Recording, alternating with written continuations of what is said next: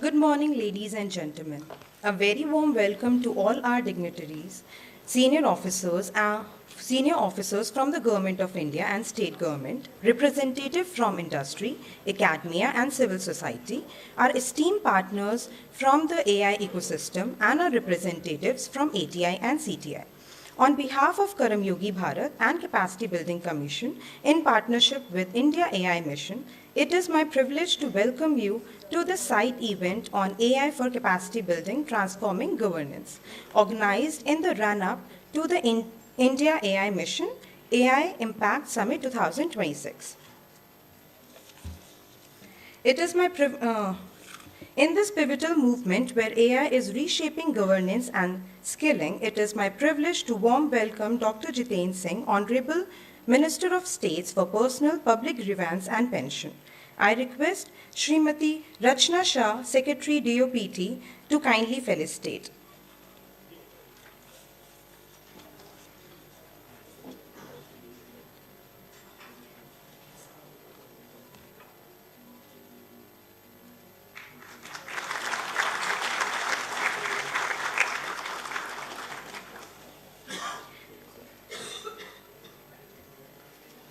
May I now request Shri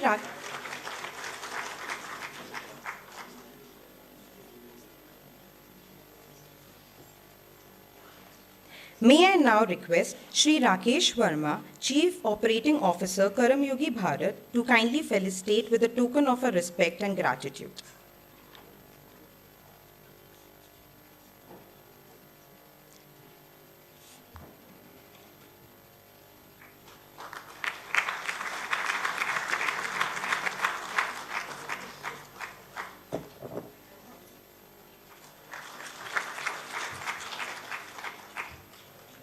Radha Chauhan.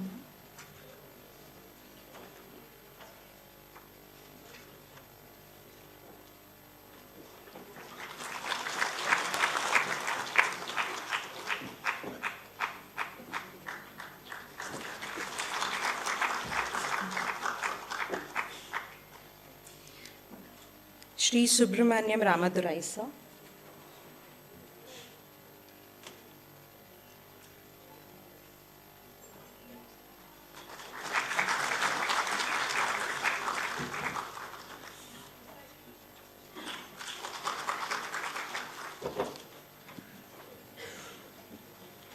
To formally set the context of the day, I invite Srimati Chavi Bharadwaj, Chief Executive Officer, Karam Yogi Bharat, to deliver the welcome address.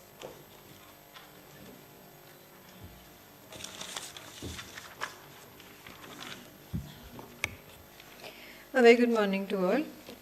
I extend a very warm welcome to Minister of State, Personal Pensions and Public Grievances, Dr. Jitendra Singh, Secretary, Department of Personnel and Training, Ms. Rachna Shah, Chairperson, Capacity Building Commission, Ms. Radha Chauhan, Chairperson, Karam Yogi Bharat, Mr. S. Ramadurai, members of the Capacity Building Commission, Dr. Alka Mittal, Member Board of Karam Yogi Bharat, Dr. N.S. Kalsi, esteemed panelists, representatives from the industry, academia, training institutions, and capacity building units in various ministries and departments of Government of India, to this workshop on AI for capacity building, a thread that weaves into the AI Impact Summit 2026.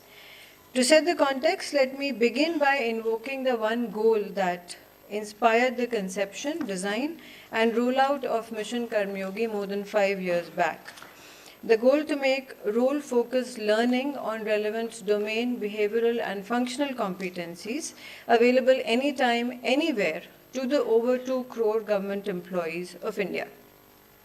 Today, with close to 1.5 crore learners driving 6.7 crore plus completions from over 4,200 courses available on the platform, IGOT has now firmly established itself as the foundational digital infrastructure in the public capacity building space.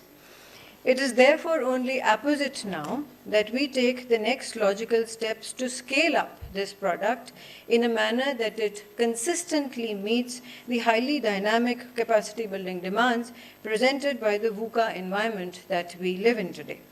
And we intend to do this with emerging technology, including AI, as our principal driver, operating within the guardrails of defined national policy, technical safeguards, and information security. We also recognize that IGOT will be the principal medium by which the over 2 crore government employees will be skilled at scale to use AI for improved productivity, improved efficiency, and improved public service delivery at their workplaces. With over 20 lakh course completions on IGOT this year coming from the 85 plus courses on AI which are available on IGOT, the appetite to acquire AI skills has clearly been flagged to us. We now intend to tap into this demand and create clear learning pathways that enable learners to continually upgrade themselves with more advanced and updated content on AI. Insofar as the use of AI for learning is concerned, the past year was very special to us as we broke new ground in building use cases for AI in the capacity building space. Of our several deployments, the AI-based capacity building plan tool deserves special mention as it helped us bring down the turnaround time for creating capacity building plans for ministries, departments, and state governments from several months to just under a week now. We have also recently released our AI-based personal tutor feature along with AI Sarthi, and all courses on IGOT now feature AI-generated transcripts and subtitles in 11 Indian languages. In March this year, we also released the Indigenous Competency Framework for AI in partnership with the India AI Mission. The framework provides a blueprint for public sector officials to integrate AI ethically, focusing on skills mapped across the AI life cycle to bring AI literacy, manage risks, and drive citizen-centric governance. Going forward, we clearly recognize that AI will increasingly be ubiquitous, penetrating into all sectors of the economy in a much smaller time frame than we can possibly predict today. Accordingly, to make public workforce future ready, we have to skill them for an AI-first future.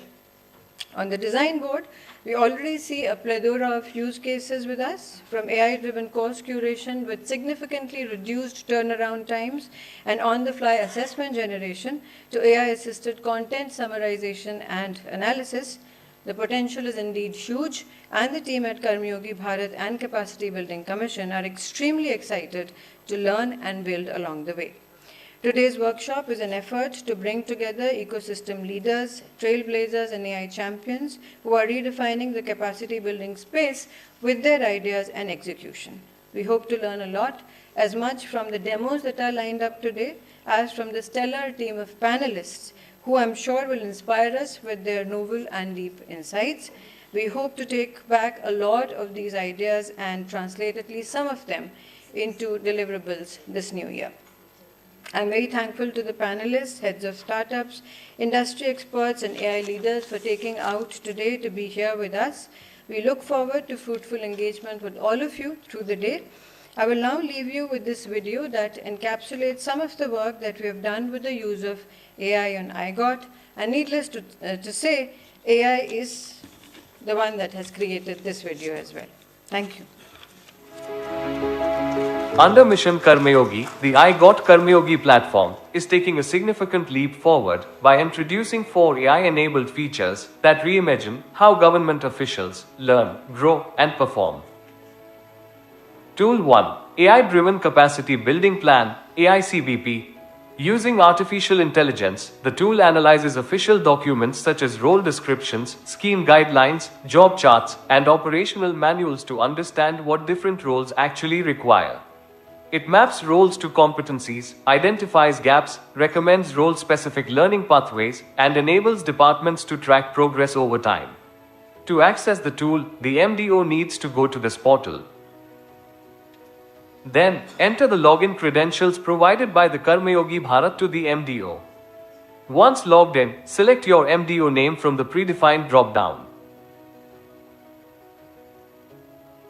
Upload all relevant documents as required, such as designation-wise work allocation, roles and responsibilities, scheme documents, and more.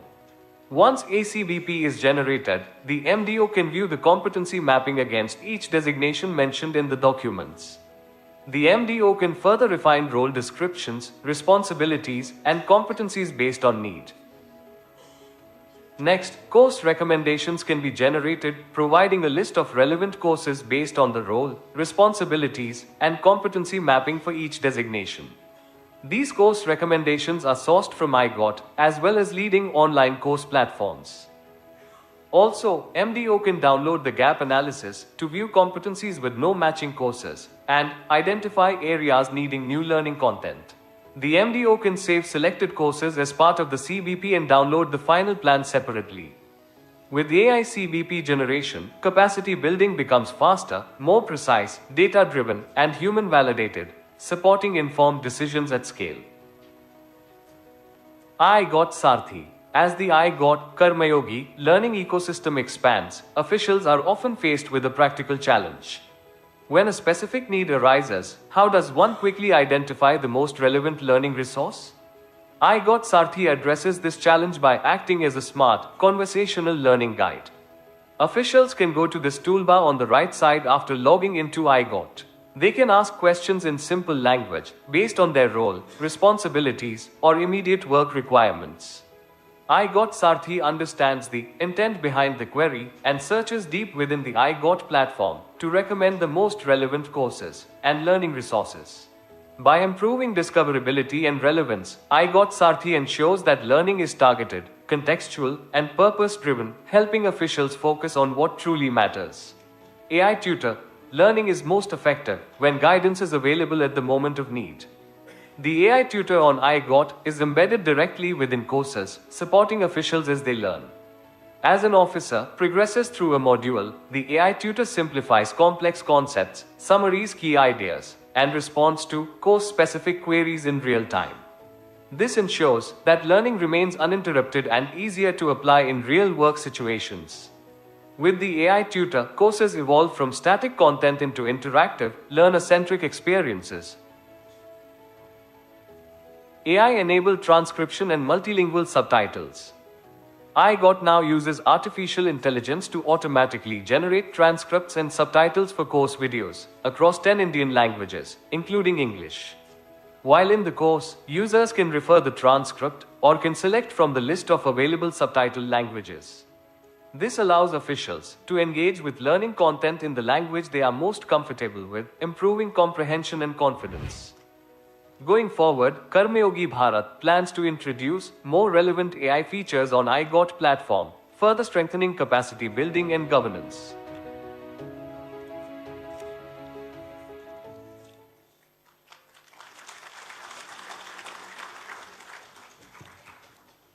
We will now hear our distinguished leaders who are shaping India's capacity building and governance reforms on the vision of AI-driven capacity building.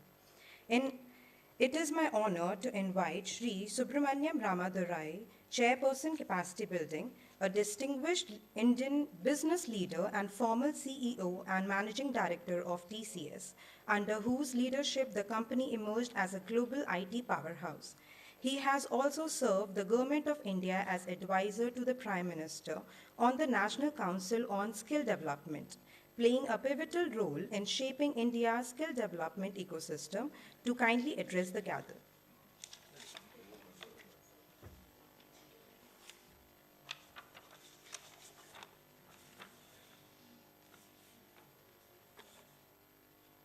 Honorable Dr. Jitendra Singh, Minister of State for Personnel, Public Grievances and Pensions, Srimati Rachna Shah, Secretary, Department of Personnel and Training, Srimati Raja Chauhan, Chairperson, Capacity Building Commission, Srimati Chavi Bharadwaj, CEO, Karmayogi Bharat, all the dignitaries, ladies and gentlemen, a very good morning and a very happy new year.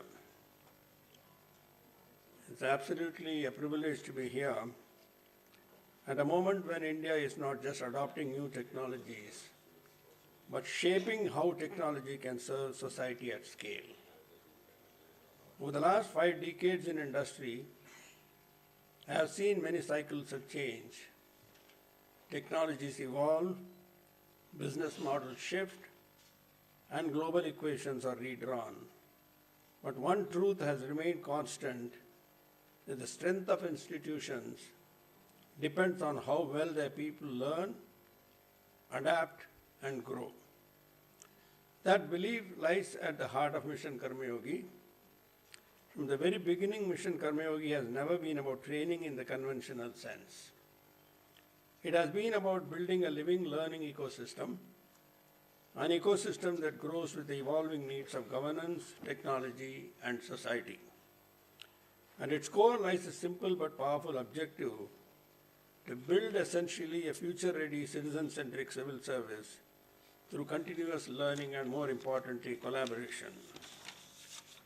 Today, through I Got Karmayogi, we are operating at a scale that is unprecedented in the public sector capacity building anywhere in the world. Over 1.4 crore officials across the center, states, and the local governments are now a part of this ecosystem. They have enrolled in more than 8 crore plus courses and completed over 6 crore learning journeys across 4,000 plus courses contributed by 250 plus ecosystem partners. As the platform scaled up, one insight became very clear: scale alone is not enough. Relevance, personalization, and timeliness are what sustain impact. A civil servant does not need just learning, they need the right learning at the right moment in the right context. As IGOT expanded across ministries, states, and local governments, 3 challenges stood out. First, relevance at the level of individual roles. Secondly, timely discovery of the right learning amidst vast content. Third, the translation of learning into real-world performance. This is where artificial intelligence becomes transformative. For the past year, as outlined by the CEO of Karmayogi Bharat, IGOT has begun integrating AI across the full capacity building life cycle. The platform now has IGOT AI Sarthi, which is an intelligent gateway that guides officials directly to the most relevant courses, modules, timestamps, and policy documents, essentially reducing friction and saving time. We have got the IGOT AI Tutor, an in-house conversational learning companion that supports comprehension and application through adaptive dialogue, helping officials not just learn, but understand and apply. The tutor breaks complex concepts into simpler components and uses real-world government scenarios to make learning relatable and practical. That is the AI-driven capacity building plan, AI CBP tool, which enables ministries and states to automatically map roles, competencies, and learning needs directly from official documents, dramatically reducing manual effort while improving consistency and transparency. As we have AI-based course recommendations, assessment generation, metadata enrichment, subtitles, and multilingual transcripts, making learning more accessible, inclusive, and effective.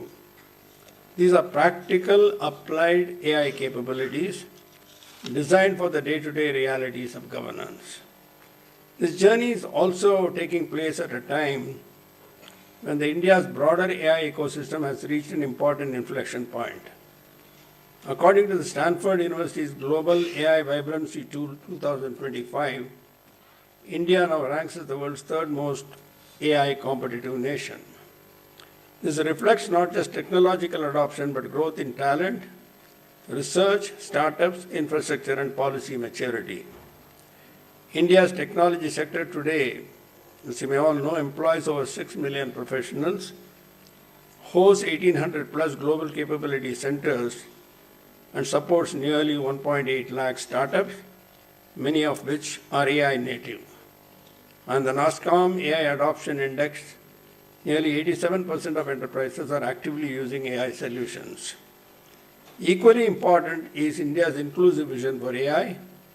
A recent report by Niti Aayog, AI for Inclusive Social Development, highlights how AI can empower nearly 490 million informal workers by expanding access to healthcare, education, skilling, and financial services. It reminds us that technology must not widen divides, but help us bridge them. These developments are unfolding against the backdrop of 5 major global shifts. What we are seeing: greater economic and geopolitical uncertainty, reconfiguration of supply chains, a renewed focus on digital sovereignty, shorter institutional life cycles, and AI being adopted at unprecedented speed. Together, these shifts make one thing clear, that capacity building can no longer be episodic or reactive, but it has to be continuous and proactive. This brings me to Mission Karmayogi 2.0. The next phase envisions AI as a horizontal layer that connects learning, performance support, and workforce planning across government. The objective is not automation for its own sake, but augmentation, ensuring that every official has access to the right guidance, insight, and support at the right time. This approach is guided by three principles. First, sovereignty and trust. AI systems must be secure, transparent, and aligned with national priorities. Second, interoperability. AI must work seamlessly with existing government systems, enabling insights without creating silos. Third, collaboration. Partnership with academia, startups, and industry are essential because AI innovation moves too fast for any one institution to act alone. Equally important is to promote deep collaboration within the government itself. Ministries and departments must come together to address citizens' problems that are inherently cross-cutting. Issues of climate, health, urbanization, skilling infrastructure, and welfare demand interministerial, interdepartmental learning, inter-domain problem solving, shared best practices and data sets, and mutual knowledge exchange.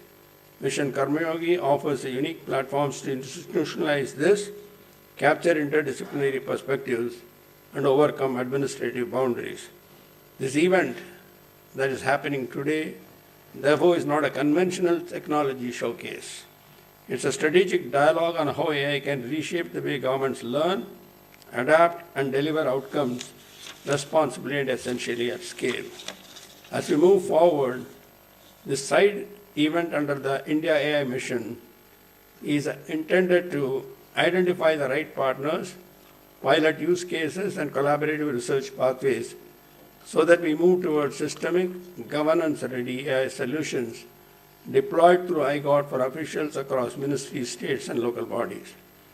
If we get this right, India will not only strengthen its own civil services ecosystem, it will also offer the world a credible, inclusive, and replicable model of AI-enabled capacity building as a digital public infrastructure. I know that the discussions later today will be rich and substantive, drawing on the collective experience of colleagues whom I deeply value, and I look forward to the insights and ideas that will emerge from the day's conversation. Thank you once again. All the very best to all of you. Jai Hind. Thank you.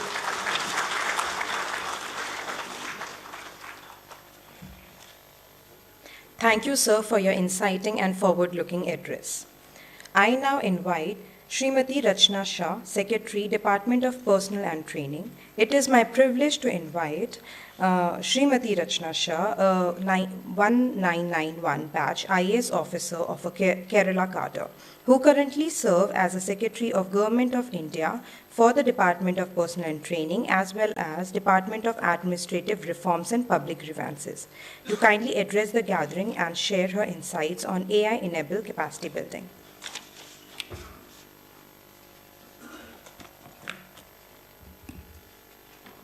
Honorable Union Minister of State for Personnel, for Public Grievance and Pensions, Dr. Jitendra Singh ji. Chairperson, Capacity Building Commission, Ms. Radha Chauhan. Chairperson, Karmayogi Bharat, Shri Ramadurai. All the dignitaries who are present here, my colleagues, friends. I'd like to begin by wishing you all a very happy new year. And I'm extremely happy and privileged to be a part of this workshop, which dwells on a very important topic. I'd like to compliment the Capacity Building Commission and Karmayogi Bharat for bringing all the stakeholders together to discuss and deliberate on this extremely important subject at a very critical moment. The central question before us today is perhaps no longer whether technology or whether AI will play a role in strengthening governance. Maybe the central point is how best we can harness the potential of technology and of AI for strengthening governance by making it more accountable, transparent, responsive, and citizen-centric. The Indian public administration landscape is quite complex and diverse. There are multiple players, right from the central government, state government, local administration, a number of bodies which are involved. The environment is also continuously changing and evolving. The policy cycles are shorter. There are implementation challenges. The expectation of the general public is always growing, rising. It is immediate. In this landscape, the quality of governance becomes absolutely critical. And in order to ensure the quality of governance, the capability and the capacity of the public servants becomes extremely important. The challenge is not only to train a large number of people, but it's also to ensure that training or capacity building happens in a timely manner, in areas which are relevant, it's of high quality, and truly enhances the capacity of the government employees. The traditional systems of capacity building have played their role, and they worked well in the past. However, in the present context, there are certain challenges with respect to limitations on scalability, limitations sometimes on relevance, on timeliness of the inputs, on also personalization. Sometimes the one-size-fits-all approach in capacity building does not work.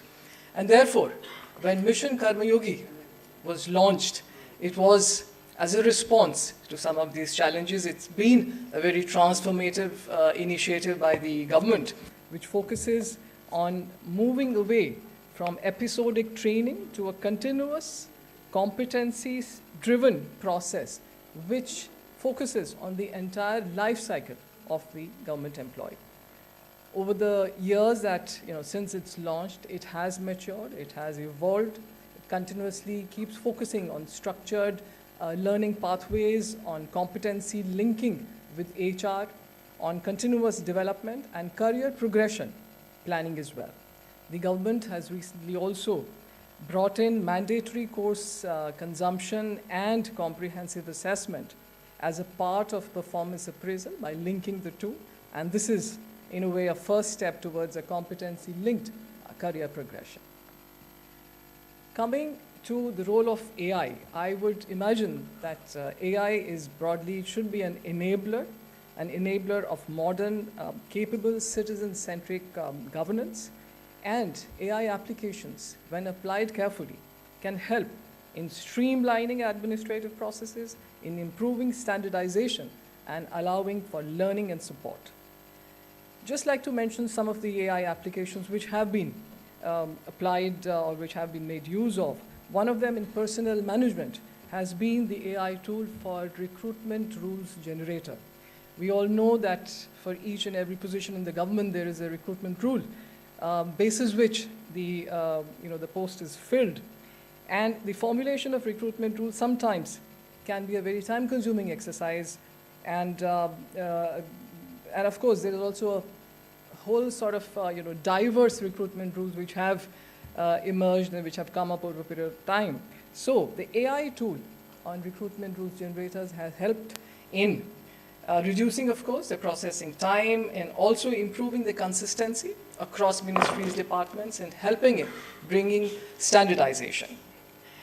The AI tools which have been formulated and which have been rolled out in the sphere of capacity building have been already mentioned by the CEO as well as in the film that we saw.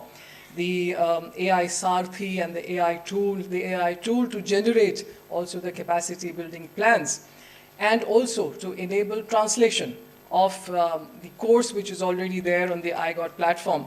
Today, roughly about 4,100 odd courses are available on the iGOT platform, and almost more than 50% are now available in 11 languages, Obviously, this has helped in increasing the accessibility of the training programs, especially in remote areas in Tier 2 and Tier 3 cities of the country.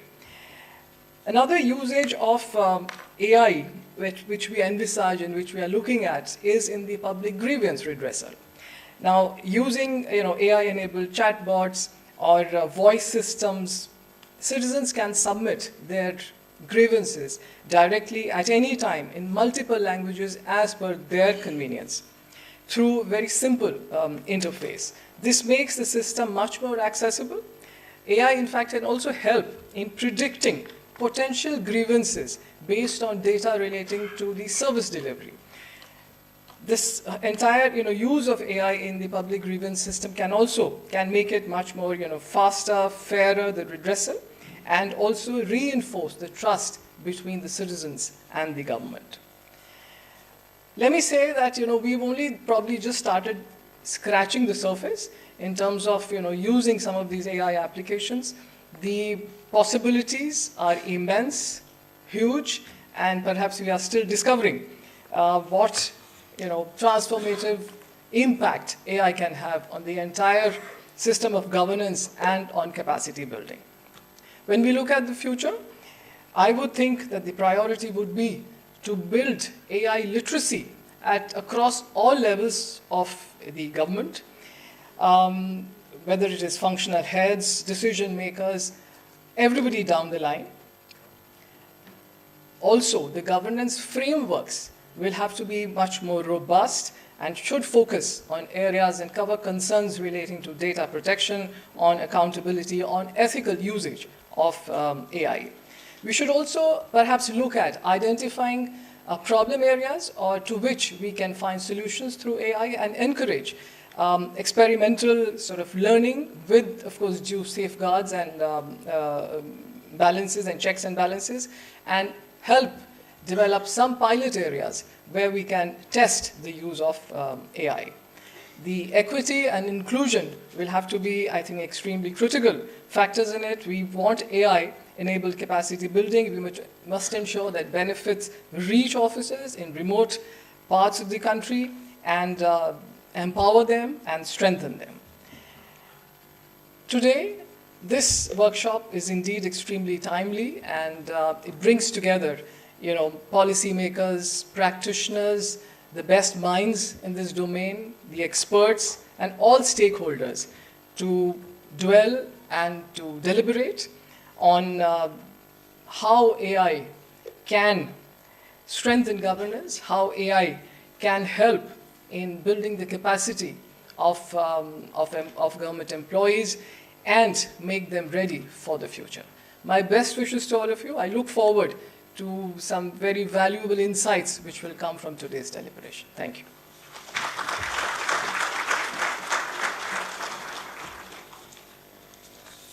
Thank you, ma'am, for your encouraging and insightful remarks.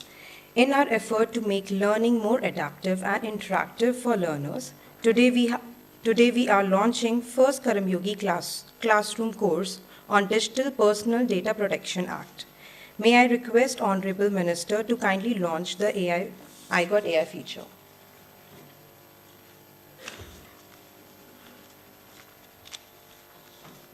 Launching Karma Yogi Bharat's latest AI feature, the Karma Yogi Classroom.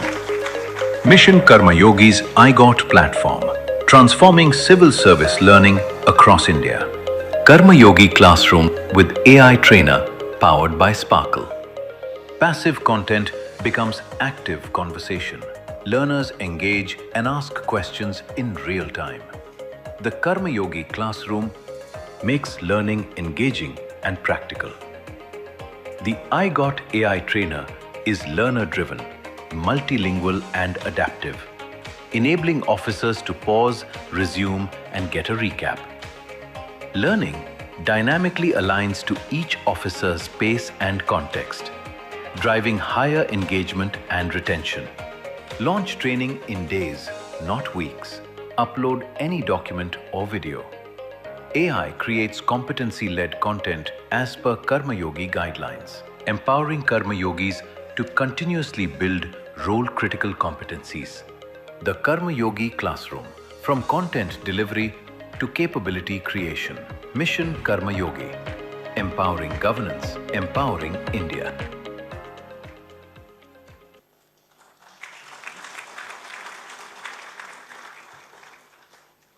May I further invite Honorable Minister of State to kindly address the gathering on AI-driven capacity building and how it can empower every public servant to transform governance and service delivery.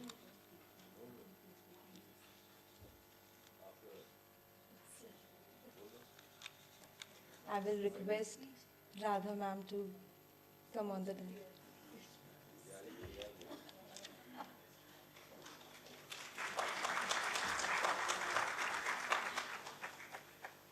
A very warm good morning to you, Honorable Minister Dr. Jiten Singh Ji, Secretary DOPT Rachna, Chairperson Karma Yogi Bharat, Mr. Ramadurai, all my colleagues and esteemed guests, and representatives of a lot of startups, academic institutions, our partners. I wasn't prepared for a speech today in the inaugural session, and thanks to Dr. Singh, he says I have to speak up because I thought, sir, इतने लोगों के बाद जब मंत्री जी का मौका आएगा बोलने के लिए, हो सकता है हम सब ने अपनी सारी बिंदुएं आपके अपने आप में ही खत्म कर दिया, तो ऐसा नहीं होना चाहिए. Although every time sir surprises me and he comes up with his own points which none of us were ever able to think before. I have worked with him as Secretary DOPT and it's been a great journey with him as a leader. The whole intent and objective behind getting all of us here together and talk about capacity building, the underpinning to all of it is the essential awareness and understanding that if we do not have the capacity that is required to handle an animal like artificial intelligence, it can go absolutely the south of everything that we are aiming to achieve. So I think it's a very, very essential part of today's deliberation. The spirit and intent is not only to understand what AI can do or what AI can't do, but how do we use the potential of AI in a manner that it advances, enhances our objective, the whole objective of governance, which is to deliver the public services to our citizens in a better, more efficient, and in a more sensitive and the spirit of Karma Yogi imbued services that needs to be delivered. Because there is always an apprehension in mind that this huge hype of everything and anything that we are doing has to be embedded with an AI layer that needs to be absolutely approached with a calibrated caution. When you hear how the whole global world, the NVIDIAs of the world, the Googles of this world, how they are approaching AI as almost a race to capture the first position with a lot of commercial intent always behind it, because obviously it is part of the whole global ecosystem. But at the same time, for government and government that's working at such a huge scale, the potential of delivering well and good is always there, comes with a risk that what if we don't understand how to use the AI? What if we do not create the capacity to understand the risks of a biased AI tool that we use for delivering services? What if we bring in the biases that are already there in our systems in a physical space? Imagine the kind of scale at which and the pace at which any biases that are now isolated, if they are brought into the AI that we create for building our capacities, the scale and the pace at which it can immensely damage what we are trying to do also needs to be really, really sensitized and made aware of by everybody who has a stake in the governance system. I think personally and also as part of the Capacity Building Commission's mandate, the whole intent and purpose of bringing all of you together is to understand the various aspects of how AI as a tool, it cannot be the center stage for any of us. It is just a tool that we need to create capacities within our whole system for it to be used the way it ought to be used, for the way it ought to be trained, and for them to be our agent rather than we becoming the AI's agent. I think that is a risk that I want to alert to myself as chairperson of the Capacity Building Commission and as a key stakeholder to the whole mission Karmayogi.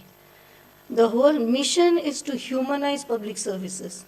So therefore, the immense amount of caution needed to balance what AI can do and what AI should not do also should be something that I think we all should keep in mind while we deliberate upon how to deliver public services better and in a more sensitized manner. Thank you so much.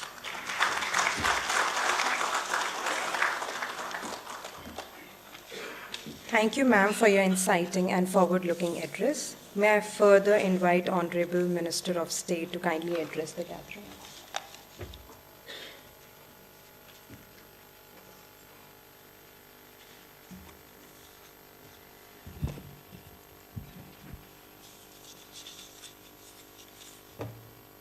Secretary DOPT, Mrs. Ratna Shah, Chairperson Capacity Building Commission, Mrs. Radha Chauhan, Mr. Ramadurai, members of the Capacity Building Commission, officers from different departments, representatives from different states, ladies and gentlemen.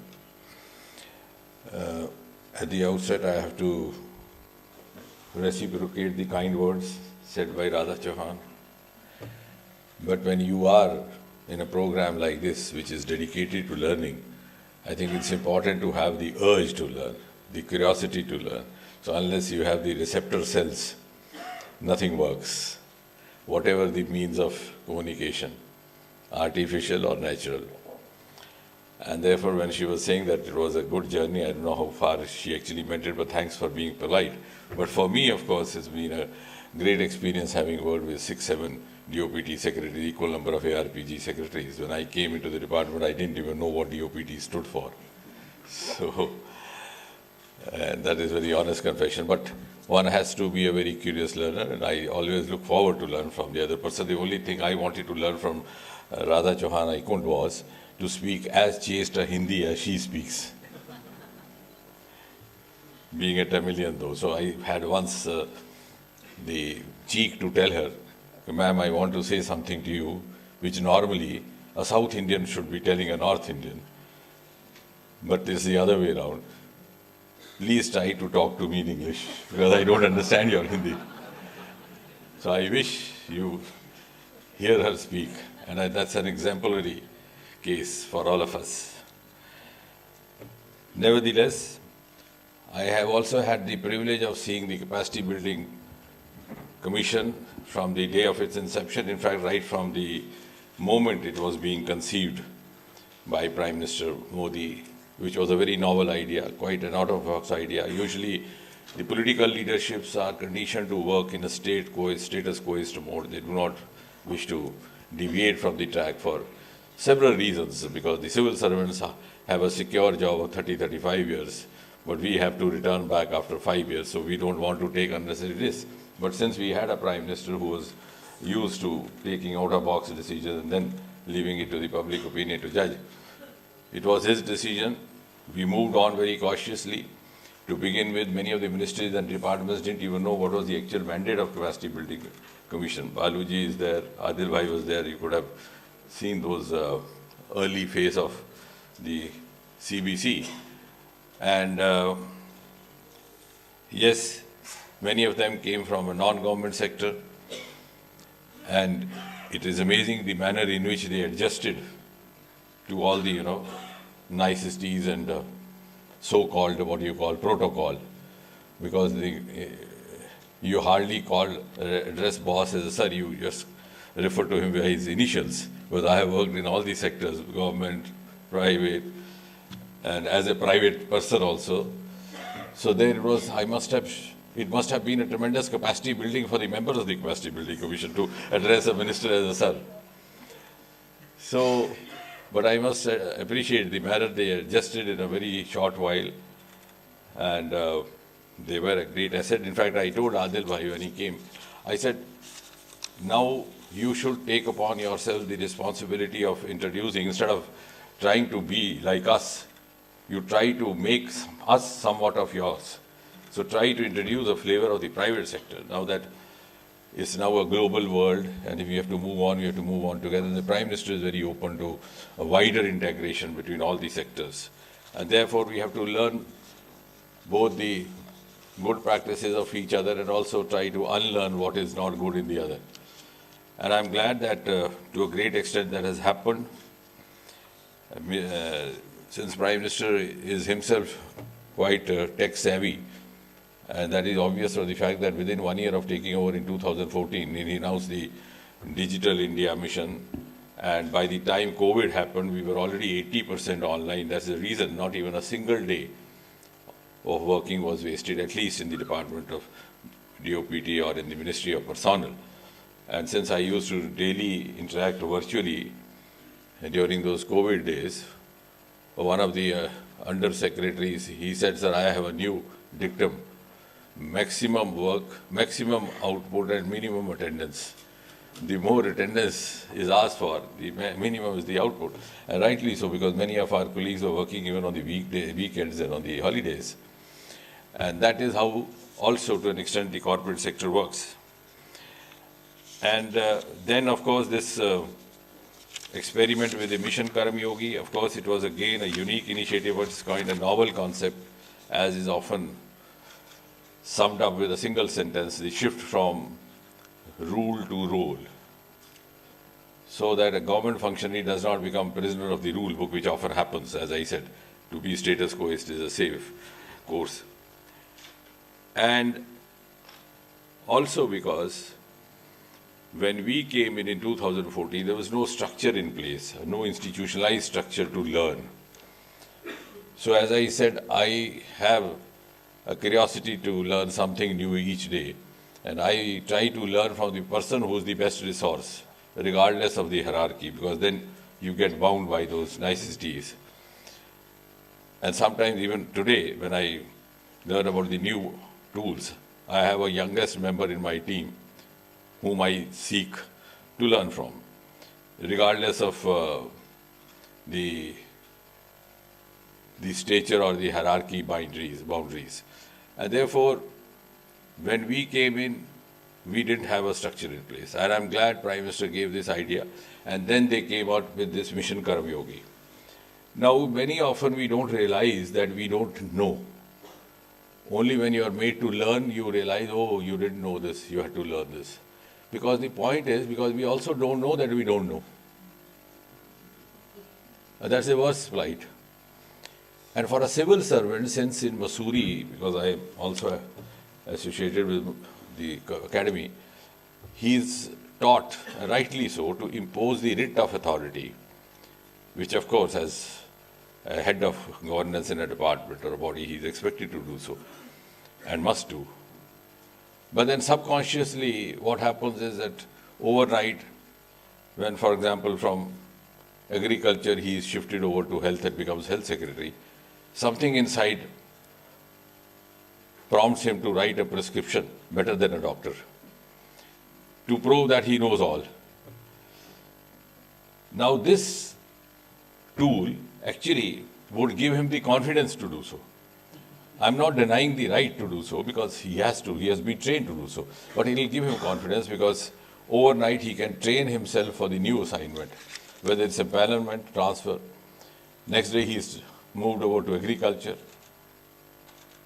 and he has to, not to pretend to be a farmer, he would know something about farming.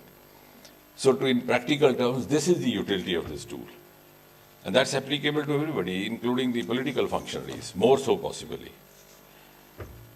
And now, learning from that experience, we moved on to the next levels. For example, Mission Karma Yogi Prarambha.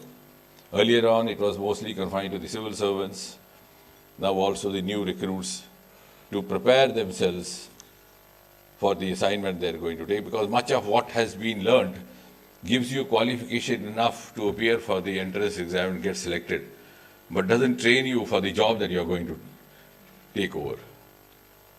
So for an entrance, it's okay, but to perform, you have to learn. And that is where the Mission Karma Yogi, a continuous process. And I'm glad that as the technology has evolved, they have also evolved. Now, of course, the Prime Minister also launched the AI mission, and the Capacity Building Commission has also aligned itself through this iGOT platform, which already has 1.5 to 2 crore people registered. And as Secretary DOPT was mentioning, the different tools of AI-driven capacity building, with the AI Sarthi, which is virtually a gateway kind of a thing, AI Tutor, which is like taking a personalized tuition, and of course the AI capacity building plan for the ministries and departments. Now, and also I think while this offers opportunity to develop a future-ready civil servants, a future-ready departments, what is also a matter of satisfaction that has been indigenously developed. So you are not referring to the alien tools you have in-house, which is very much aligned to the Make in India concept and the Atmanirbhar concept. And therefore, now Madam Radha Chauhan was very rightly mentioning about AI.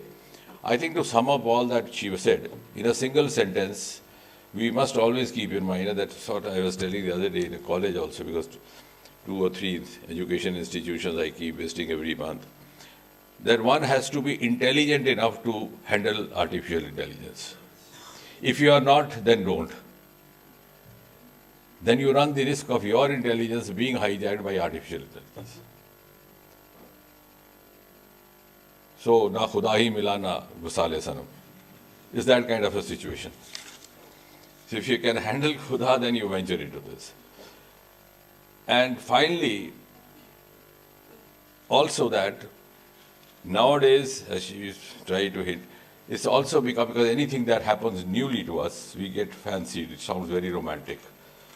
So if you are even selling grocery, and on the board you just put AI-driven maintenance of goods, you will be able to attract customers. It's become a fancy word for us in India because we are new to it. We are just getting used to it. So it will take time to evolve. But what we have important, because I am one of the earliest users of AI. In fact, I am possibly the only member of parliament who is having an AI-driven mobile clinic in my constituency, running the remotest villages. But what is important to learn is that AI is a medium, a means, not an end in itself. And before it ends, the natural intelligence or NI has to intervene to create a model which would be ideally, possibly a hybrid model.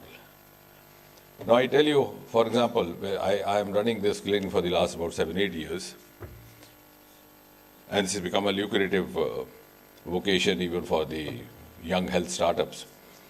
They make a good livelihood out of this. Of course, we do it out of philanthropy through CSR and other funds. We have a live doctor who's an undergraduate, a graduate doctor at MBBS, and along with him, an AI doctor sitting there. So when a villager comes, he speaks in his colloquial language. And the lady there also responds in the same language, in a better accent and a more localized accent than the villager himself. And I said, we have to make the person talk to her, essentially, because she acts as a placebo. I don't know whether you mean what is placebo in medical practice. Your disease gets cured by certain other disease. आपने फाड़ा किया, तो psychological हो गया. Because when she speaks, so he's fascinated. the doctor talking to him in a language which he can't also speak so well. So how the disease gets cured. Then he goes through a body checkup, all those, and then he's corrected to a super specialist because we have tied up with 3-4 leading hospitals of the country. And within about 40-50 minutes, the prescription is. So it's a hybrid model. And the risk of not having it, Secretary DOPT was referring to the grievance system that we have developed, the CP grams. I realized the limitation of, because we were very keen that we should have as much of disposal as possible. And we are, I must compliment the department, we have already have about 100% disposal every week, close to 95-98%. But a year back, I think it was December 23, I told Mr. Srinivas, the then ARPG secretary, who is now chief secretary, I said, disposal 100%, but none of the complainants is happy. So he looked back. So I said, no two words in English language mean the same. The disposal does not mean that his aspiration has been addressed. Because in medical parlance, among the surgeons, there's a popular adage, operation successful, patient dead. The surgeon is responsible for conducting a successful surgery. He has nothing to do with your life or death. You may die of so many other factors. Or some complication later on. And therefore, the disposal part has been done, the department is happy, but the person is not satisfied. I said there's something called happiness index which is being now discussed in the West.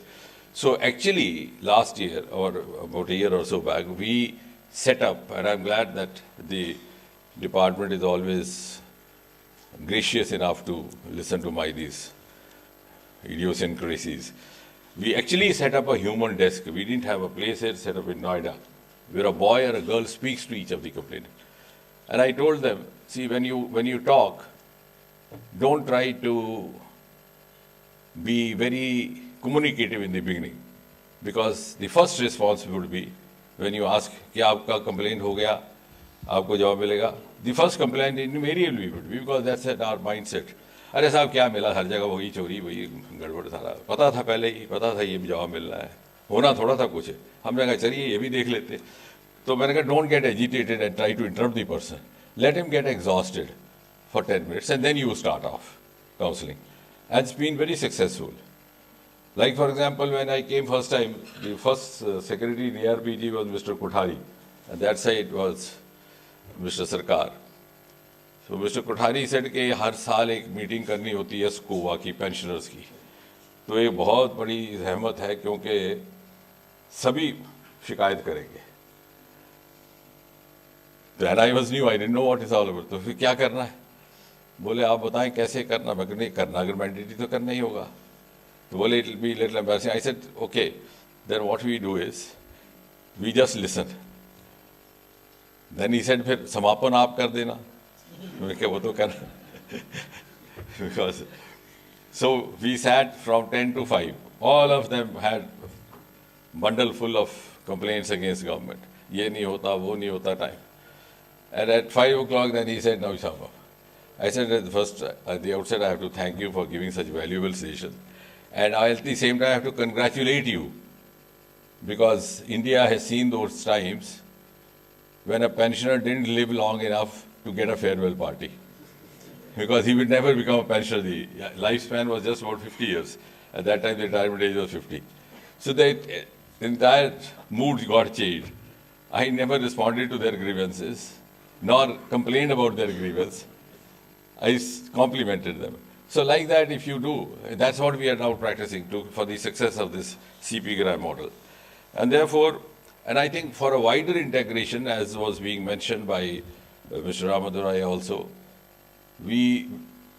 integration within the ministry itself. Within the ministry, we have, for example, the Department of ARPG, which is also carrying on the same mandate. The ARPGs carrying out the CP-GRAM, also the other success story of the digital life certificate.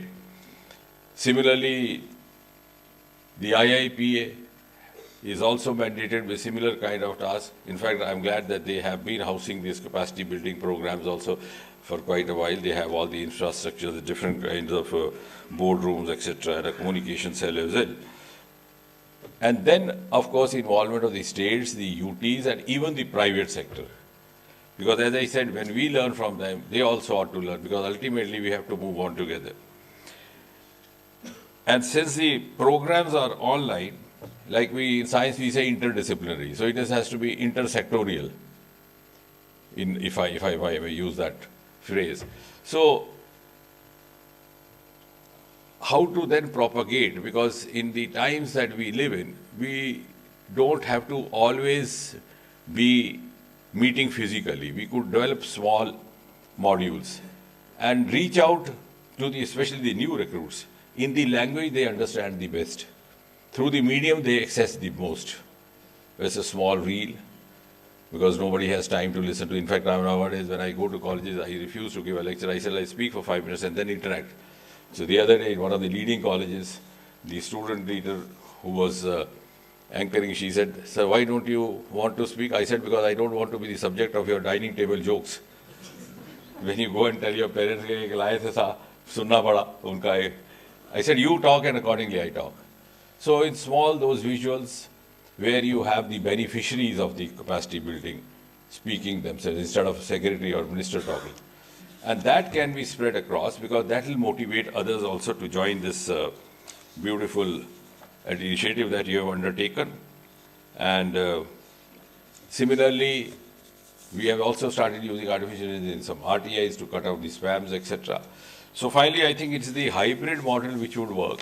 And while being online, IGOT being ILON, occasionally you could have meetings, not necessarily for learning, but for fellowship, because that would give you, an association spirit of a different nature. So if we could move on to that model, and I'm sure this also is going to change. What is happening in 3 hours today will happen in 3 minutes tomorrow. So we would also evolve, and I'm glad that the Capacity Building Commission has led this initiative. I hope to be back soon to be with you to witness another milestone by the Capacity Building Commission. Thank you.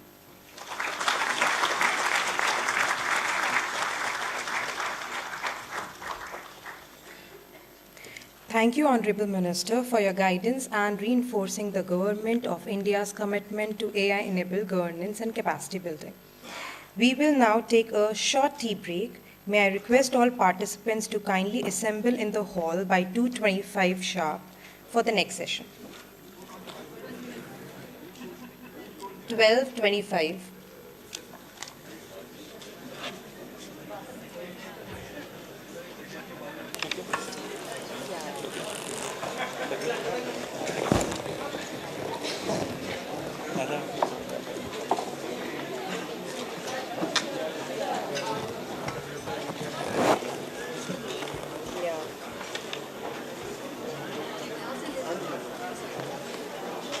Shall we come?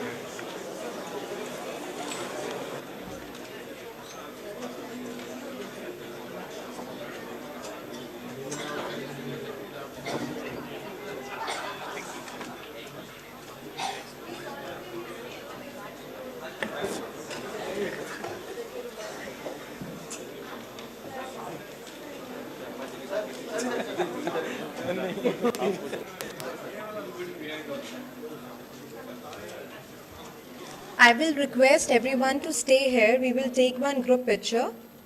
Then we can go for tea break.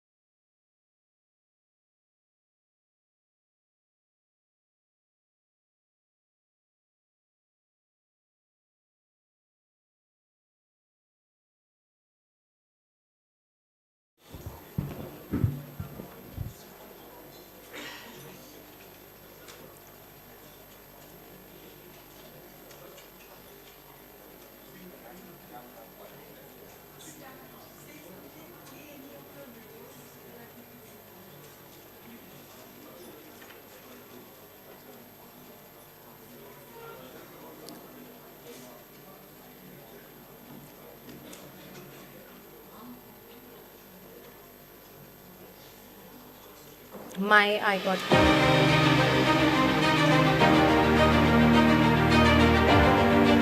अमृतकाल में राष्ट्र को विकसित बनाने के संकल्प की सिद्धि के लिए एक दूरदर्शी पहल है मिशन कर्मयोगी। एक प्रयास जिससे सरकारी कर्मचारी बन सकें स्किल्ड, स्मार्ट और कॉम्पिटेंट कर्मयोगी और effective and efficient service delivery के साथ पब्लिक सर्विस बन सके और भी ज्यादा सिटीजन फ्रेंडली। इसके लिए एक डिजिटल प्लेटफॉर्म लॉन्च किया गया है, integrated government online training iGOT Karmayogi. इस प्लेटफॉर्म के जरिए हजारों नवनियुक्त सरकारी कर्मी मोबाइल, लैपटॉप या टैबलेट के जरिए अपनी ट्रेनिंग पूरी कर रहे हैं।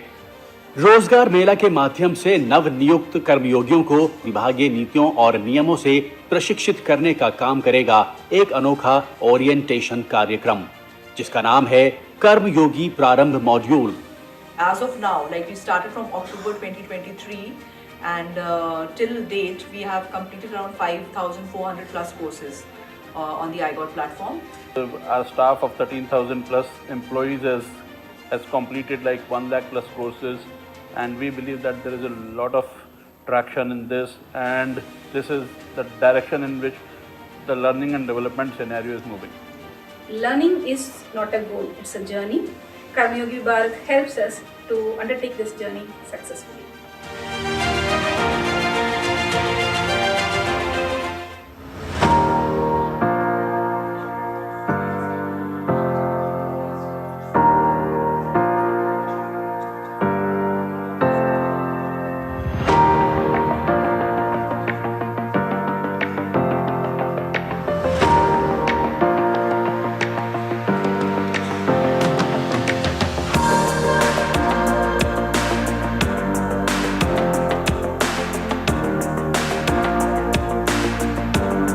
We'll start our next session in 2 minutes.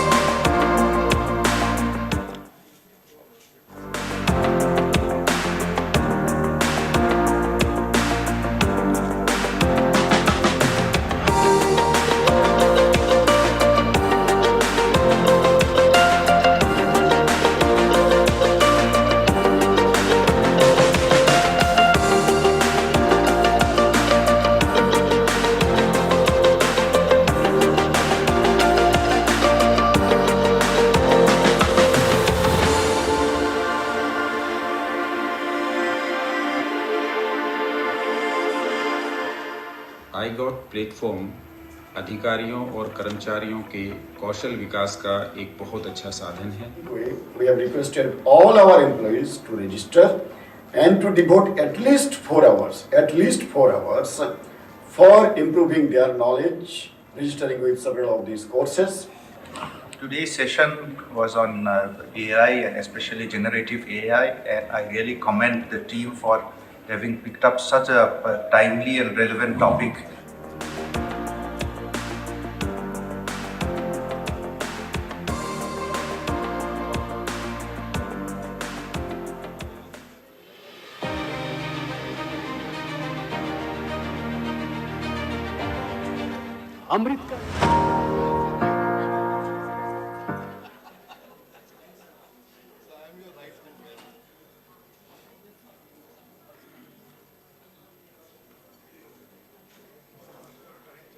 I will request everyone to kindly take a seat.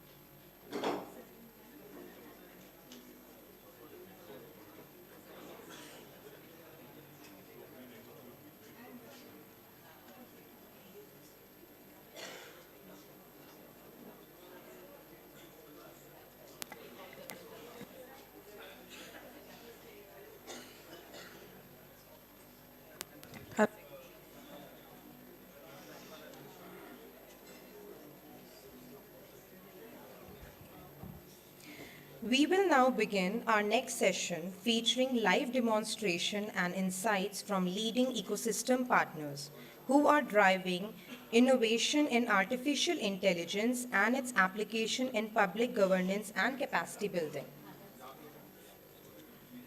To begin the session, I invite Shri Akash Chaudhary, founder and managing director, Sparkle, who brings extensive experience in leveraging technology for large-scale learning and capacity development, to make his presentation.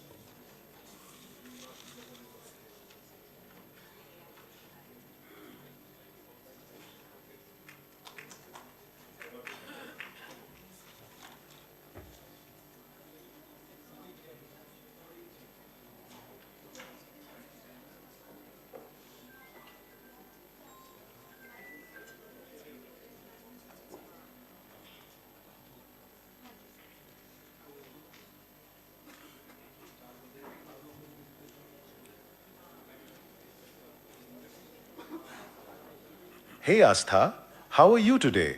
Today, we'll be covering an important topic, protection of children's personal data and data of persons with disability. Are you ready to begin the session? Yes, let's begin. Great. Let's get started with the session on protection of children's personal data and data of persons with disability.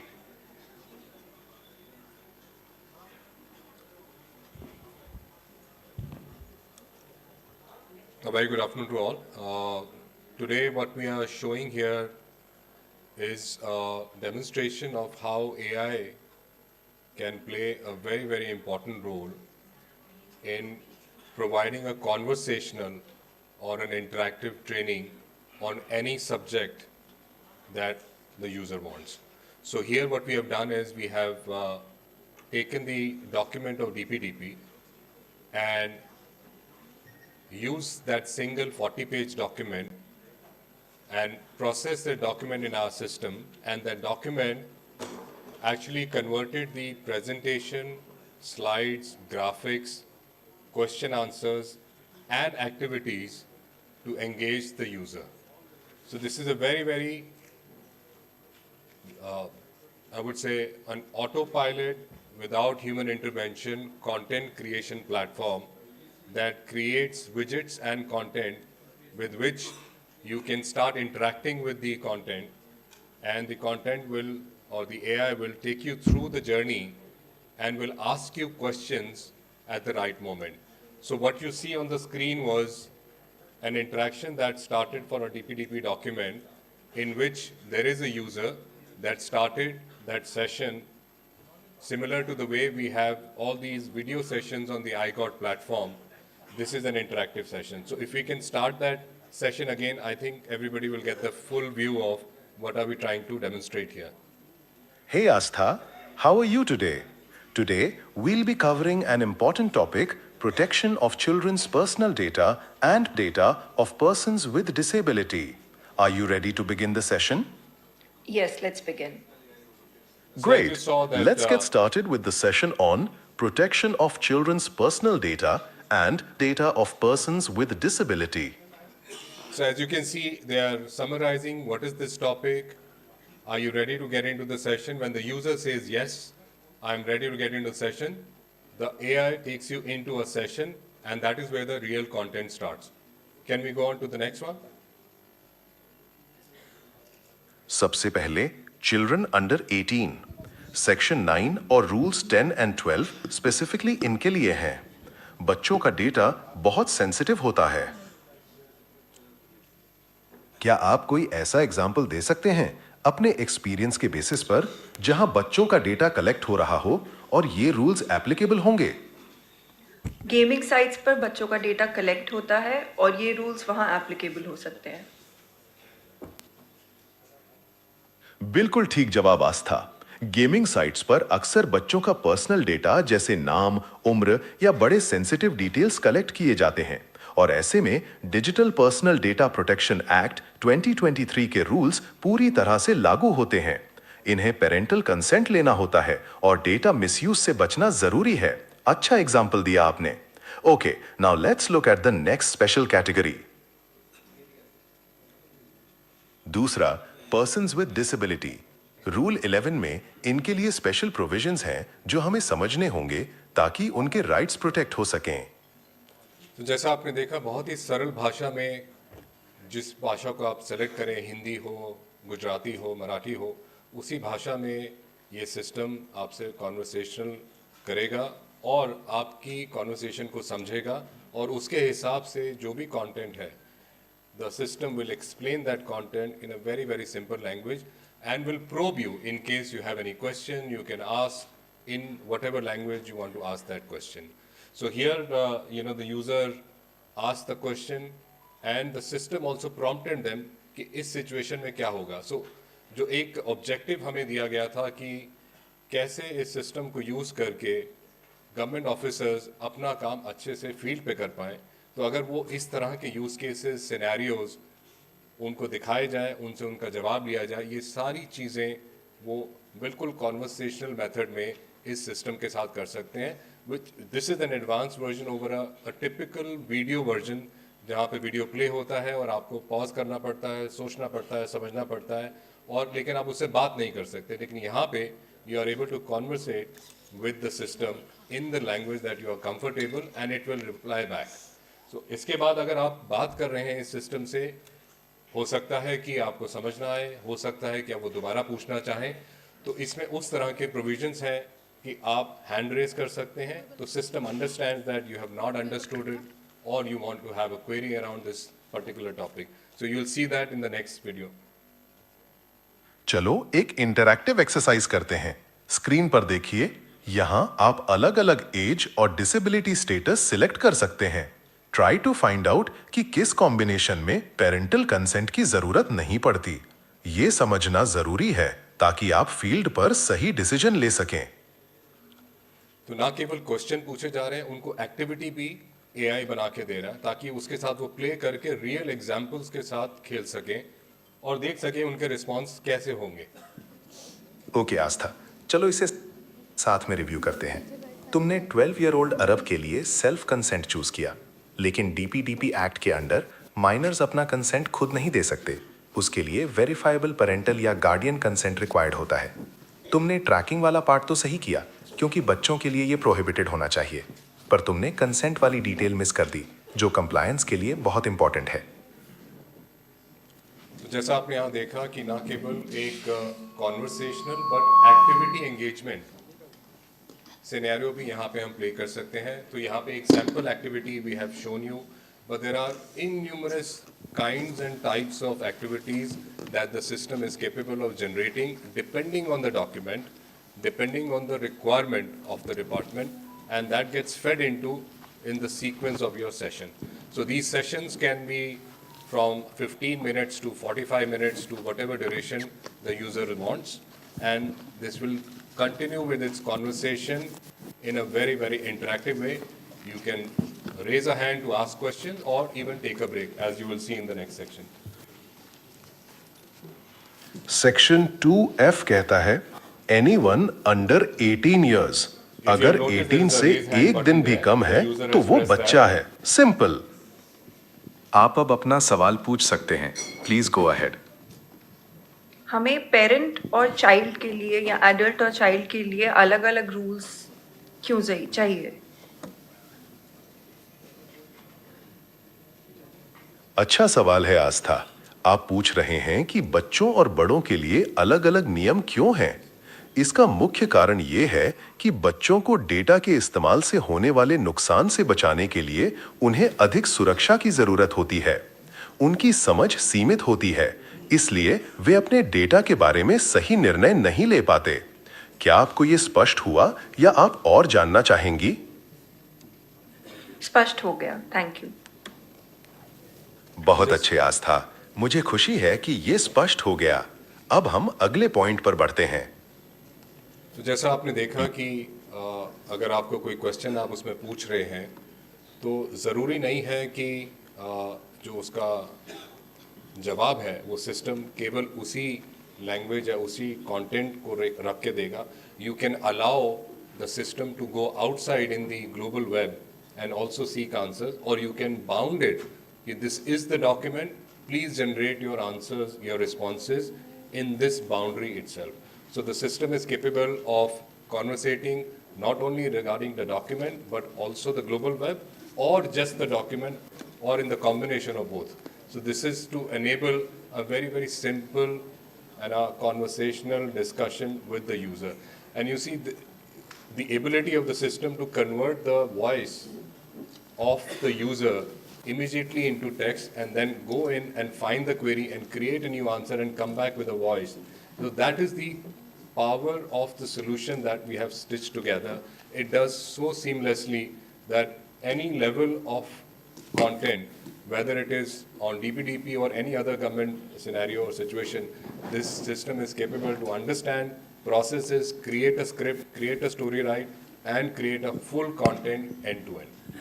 If you see next, you will also see the example of how the system is capable of not only speaking but also presenting the content in a different kind of languages. या सत्रात आपण काय शिकणार आहोत This is ते in पाहूया. Marathi. सर्वात आधी कायद्यानुसार बालक कोणाला म्हणायचं, तर ज्या व्यक्तीचं वय 18 वर्षे पूर्ण झालेलं नाही अशी कोणतीही व्यक्ती म्हणजे बालक. डेटा गोळा करताना ही वयोमर्यादा लक्षात ठेवणं खूप गरजेचं आहे. Now you will see another example in Punjabi. So what I'm trying to showcase here is that the system today is capable of addressing any need in any of the Indian languages, which has been one of the requirement at the government level, where if you have a brilliant policy or a scheme that needs to go down to the last person in the taluka, but that person understands the local language. So how do we train them in their language? So this solves for multilingual challenge that typically gets restricted at the English level. We can go on to the next. ਸਤਿ ਸ਼੍ਰੀ ਅਕਾਲ। ਅੱਜ ਦੇ ਇਸ training session ਵਿੱਚ ਤੁਹਾਡਾ ਸਵਾਗਤ ਹੈ। ਅੱਜ ਅਸੀਂ ਬਹੁਤ ਹੀ ਮਹੱਤਵਪੂਰਨ ਵਿਸ਼ੇ ਤੇ ਗੱਲ ਕਰਾਂਗੇ, ਬੱਚਿਆਂ ਅਤੇ ਅਸਮਰਥ ਵਿਅਕਤੀਆਂ ਦੇ ਡਾਟਾ ਦੀ ਸੁਰੱਖਿਆ। ਜਿਵੇਂ ਕਿ ਤੁਸੀਂ ਸਕਰੀਨ ਤੇ ਦੇਖ ਰਹੇ ਹੋ, ਇਹ ਸਾਡੀ ਪਹਿਲੀ ਸਲਾਈਡ ਹੈ। ਇਹ ਸਾਰੀ ਚਰਚਾ digital personal data protection act 2023 ਦੇ ਤਹਿਤ ਹੋਵੇਗੀ। ਬਤੌਰ ਸਰਕਾਰੀ ਕਰਮਚਾਰੀ ਇਹ ਸਮਝਣਾ ਸਾਡੇ ਲਈ ਬਹੁਤ ਜ਼ਰੂਰੀ ਹੈ ਕਿ ਨਵੇਂ ਕਾਨੂੰਨ ਮੁਤਾਬਿਕ ਅਸੀਂ ਡੇਟਾ ਨੂੰ ਕਿਵੇਂ ਹੈਂਡਲ ਕਰਨਾ ਹੈ। ਕਰਮਯੋਗੀ classroom, ਪਰਸਨਲਾਈਜ਼ਡ, ਕਨਵਰਸੇਸ਼ਨਲ, ਮਲਟੀਲਿੰਗੁਅਲ, transforming government officials, transforming India. So this is the snippet of the platform that has been created by us, Sparkle. Our capabilities are to convert any content, whether it is a PDF or a PPT or a video lecture, and translate that into a very, very conversational, interactive training program, which is very personalized to the user who is logging in as a student or as a person who wants to take this training. So thank you so much for your time and attention. And before I go off, I really want to congratulate the Karmyogi Bharat team for actually executing this fantastic mission by our Prime Minister, Mr. Modi, in a wonderful way. The morning conversations and the dialogue that we heard from all the dignitaries actually outlines the depth and the breadth of the work that is happening at the Karmyogi. Thank you so much for your attention.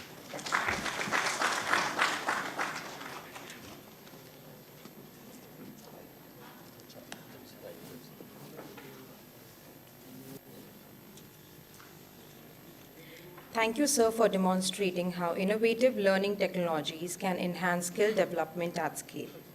Now I invite Shri Mitesh Kapra, Associate Professor, IIT Madras, and co-founder AI for Bharat, a leading contributor to India's multilingual AI and language technology ecosystem, to share his insights.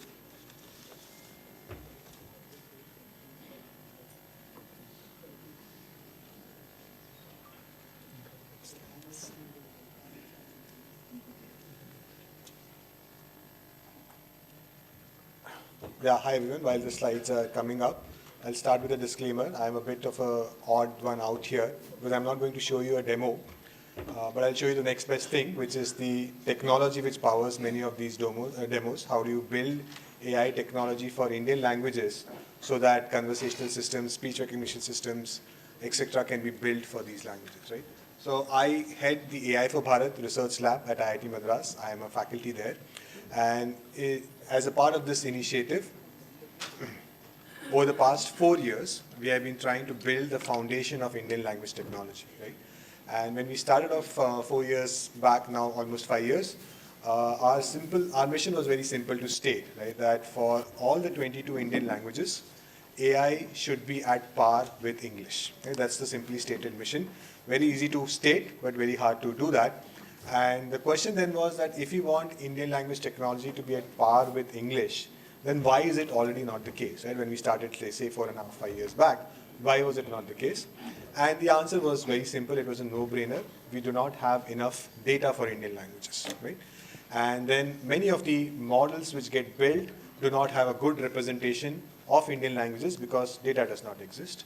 And a coupled problem was there are no good evaluation benchmarks for Indian languages. Now, if you don't have an evaluation benchmark, as a technology developer, there is no incentive for you to develop technology for those languages because no one is going to show you a mirror saying that, hey, these are the languages where you're not working well. Right? So all of these are coupled problems. You need large-scale data sets.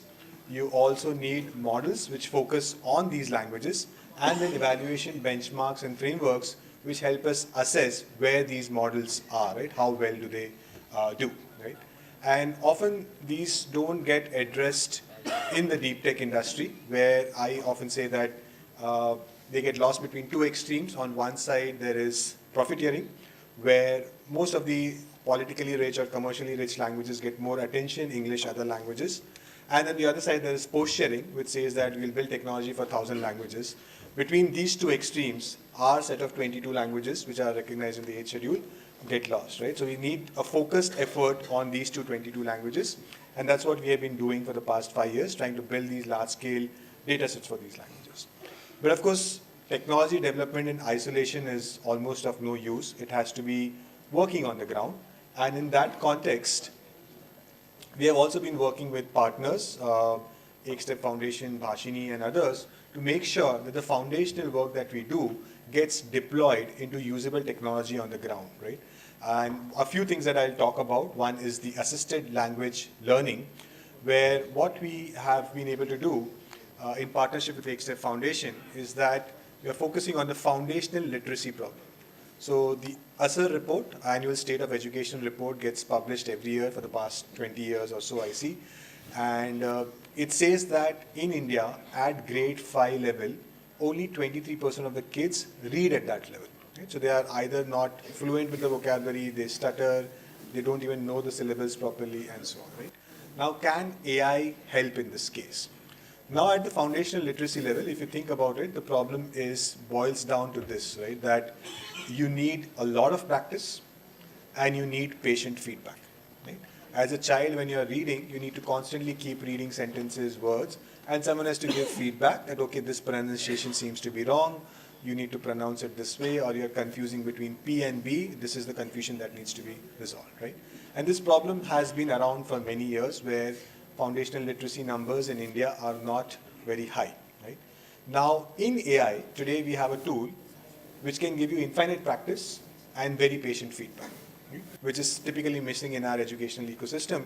So can we use AI to solve this problem, right? And that's where this solution comes in, where what we do is we show a child a sentence on the screen, and the child reads this sentence. In the background, our speech recognition models run to recognize whether the child is reading what is being shown on the screen. And if the read content matches what is being shown on the screen, that means the child is good at reading.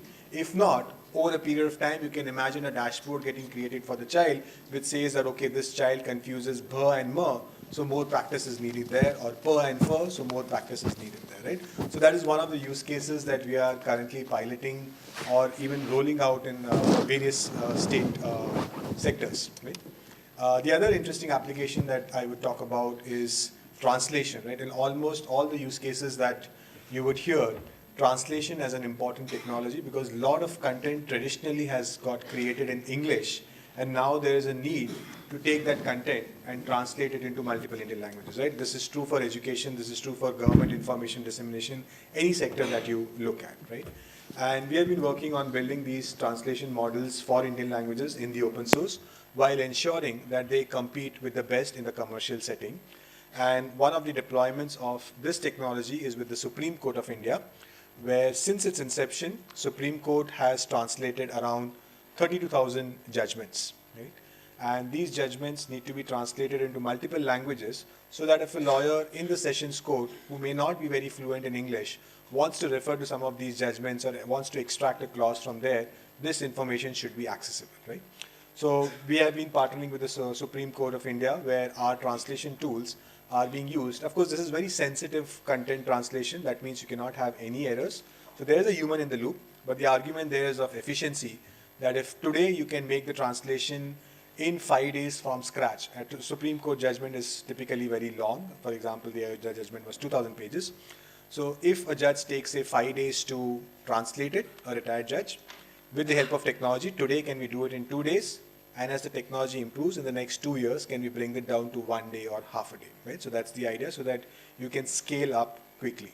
So that's another application that involves translation. We are also working on translating educational videos, which I think was also a point mentioned in the previous presentation.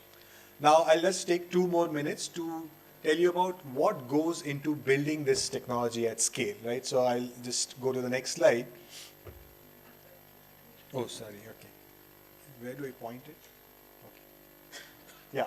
So this is our work on speech recognition, where we had one of its kind, not done anywhere in the world, exercise of collecting voice samples from across the country, right? So today everyone wants to build a chatbot, but how do you build a chatbot which caters to all the different accents that you may find even in a state like Tamil Nadu or Maharashtra, or if you look at the Hindi belt, Hindi differs quite a bit. I'm not even talking about dialects. I'm just talking about, let's stick to standard Hindi. Still the accents and all vary quite a bit, right? So we had this massive exercise done across the country, where we went to 500 of the 700 odd districts in the country. These districts cover the 22 languages that I was mentioning. And in every district, we mobilized around 150 participants and collected focused voice samples from them, right? So this is not about chalo mere saath 2 minute baat kijiye. This is very focused data collection where we ask them to talk on topics which might have downstream users, right? So we give them a scenario that you have ordered food, the person has not come. Now, can you explain your address to that person? So imagine you're calling that person and explaining your address. The intent here is that if we prompt them to do this, then things like street name, house number, Chauraha, this landmark, all of these things which may not come up in normal conversations start coming up, right? Similarly, can you imagine that you're making a UPI payment or you're asking for your bank balance and you're calling an agent to do that? What would that conversation look like, right? So we have these voice samples collected from across the country, and then we have built speech recognition models on top of that. Today, those models are being used in several deployments where people are building voice-to-voice solutions on top of that, right? So this is what goes into building technology at scale for India. So I'll stop here. Thank you.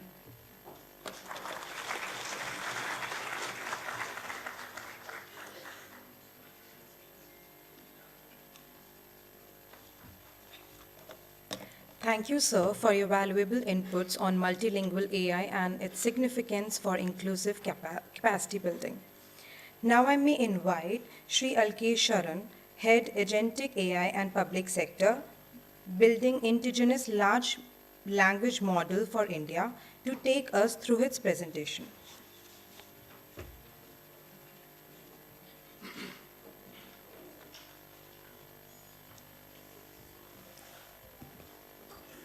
Good afternoon, distinguished guests and fellow delegates. I'll take you through at Sarvam what we have been building across the stack for various government organizations and private sector organizations. And we'll also cover a few interesting demonstrations that are relevant to this audience and relevant to Karmayogi Bharat. So very quickly, as Sarvam, we are building the full stack of generative AI. So that spans the models at the foundational layer right above the infrastructure to our various product lines, and then, ultimately what we bring to the hands of our customers, which include a fair variety of government departments, enterprises, as well as developers. So we have 3 main products highlighted here. One is Samvad.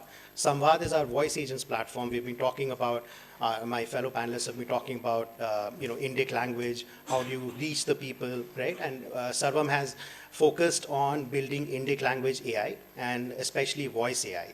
And as you, Professor Mitesh was here, we have closely collaborated with AI for Bharat for doing the same as well. Here we are able to not just contextualize an answer, but take actions. So these are voice agents because they can listen to you, they can call an API, they can book a ticket for you, they can search a knowledge base for you and contextualize and give you back the answer. Sarvam Arya is a product which is what we call a harness over the models. So it's not enough to just have a model for most use cases. You need a whole variety of components around it to make it ready for production deployment. If we consider last year, a lot of pilots, came up, but fewer than expected projects moved to production. And Arya is a solution designed to fill that gap. And how does it do that? We have a variety of things around the model, such as the ability to do evaluations, the ability to execute code, enterprise-grade security, right? The ability to, what I'll cover, author very easily using AI. So instead of writing code to configure a system, you're able to, in natural language, configure the AI system itself, which increases the productivity, which increases how quickly you can iterate, which is a critical element of making AI successful within an enterprise or within a government setup.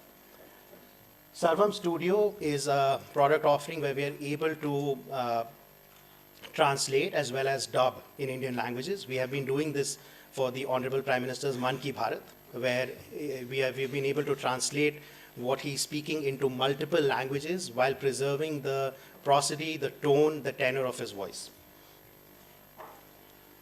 We are also, training models under the India Missions grant. So we are going to be launching that very soon. We are currently training in 3 varieties. One is a large mixture of experts model, which will be more suited for advanced reasoning, right? Where you really need to not just summarize something at the surface level, but be able to get into and really do deeper analysis, surface deeper patterns. The 30 billion parameter model will be a workhorse model, which will be cheaper to inference, lower latency, applicable for a large variety of use cases. And then, of course, we want to deploy on a variety of form factors. So we're also going to be deploying an edge model, which can, for example, run on your phones. We also currently, Meta has launched its Ray-Ban glasses in India. We are currently powering that as well, using our Indic language models.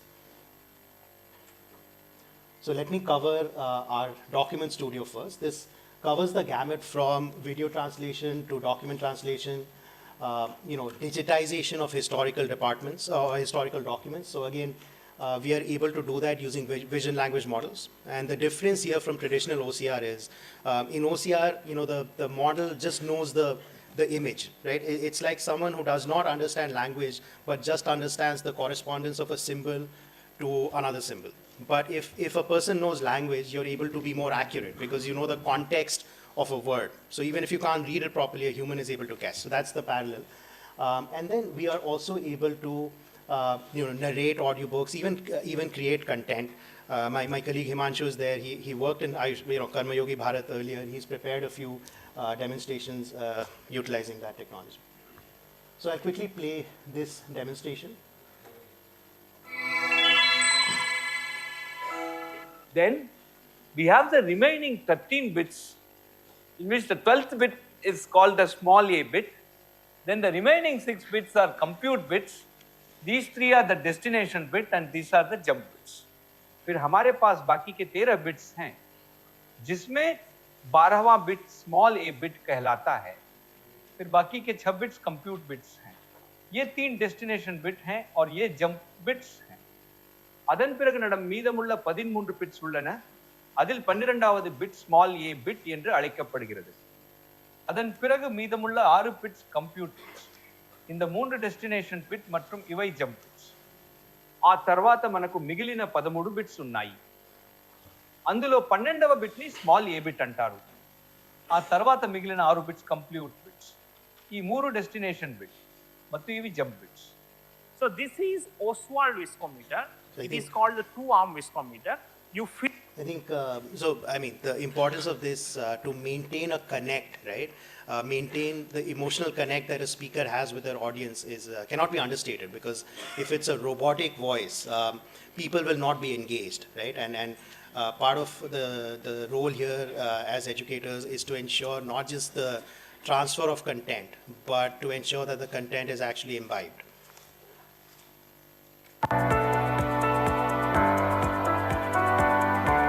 We're also able to sync, the lip movements of people as well.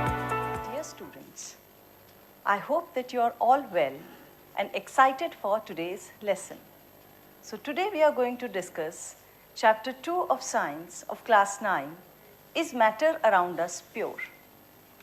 Before starting with the chapter, let us revise few things which we all विद्यार्थियों, मुझे आशा है कि आप सभी स्वस्थ हैं और आज के पाठ के लिए I'll skip this, but the idea is the lips are also synced to the new language. क्या हमारे आसपास Now, again, this is also, for example, the Honorable Prime Minister's channel in Malayalam, which officially posted it and across various languages. The same thing we have done for Man Ki Bharat as well. In fact, the first time we did the dubbing was his podcast with Lex Friedman, which had come out. We were able to translate and dub in multiple languages. And again, this ensures that in any organization, the leadership can connect with various elements of the organization. In a country like India, being able to do that in multiple languages will ensure a stronger connection with our leadership. So I think Professor Khapra covered this much better than I will be able to, but the technology behind this, as he was mentioning also, is, first is automatic speech recognition, the ability to translate essentially in a single model, be able to take audio as input and return either English text as output or the native text as output. And then, translating it to some other language, then doing text to speech on that while preserving the tonality, the emotions of the voice. In fact, we've launched recently V3 of our text to speech model, which has taken a large step forward in being able to be expressive as well. And then finally, the ability to sync and operate in the video domain is also important. പ്രിയപ്പെട്ട ദേശവാസികളെ നമസ്കാരം. മൻ കി ബാത്തിലേക്ക് നിങ്ങൾക്കേവർക്കും സ്വാഗതം, അഭിവാദ്യങ്ങൾ. നിങ്ങളെല്ലാവരും ഈ സമയം യോഗയുടെ এনার্জিയിലും അന്താരാഷ്ട്ര യോഗ আমার প্রিয় দেশবাসী নমস্কার। মন কি বাতে আপনাদের সবাইকে স্বাগত, অভিনন্দন। আপনারা সবাই এই So again, we've been doing that for the past few months in collaboration with the Honorable Prime Minister's office. This is again, now the idea is when how do we make this friendly for people to use? So across our products, the idea is to empower developers and other builders to be able to build on top of our platform. So for example, even for the language dubbing studio, if a creator wants to do it, and in India we also have a creator economy, tier 2, tier 3 cities, there are various people now creating a lot of long form content. And they need to be able to translate or dub on their own. How do you enable them to go through the entire process, to not just do the dubbing, but to verify the dubbing on the screen itself, maybe correct something? One point that I always say about AI is that it's very, very easy to create a POC. It's very difficult to create a production grade deployment. That's the nature of the technology. So because of the number of agentic coding tools available, anyone can come to you and say, here is a demo.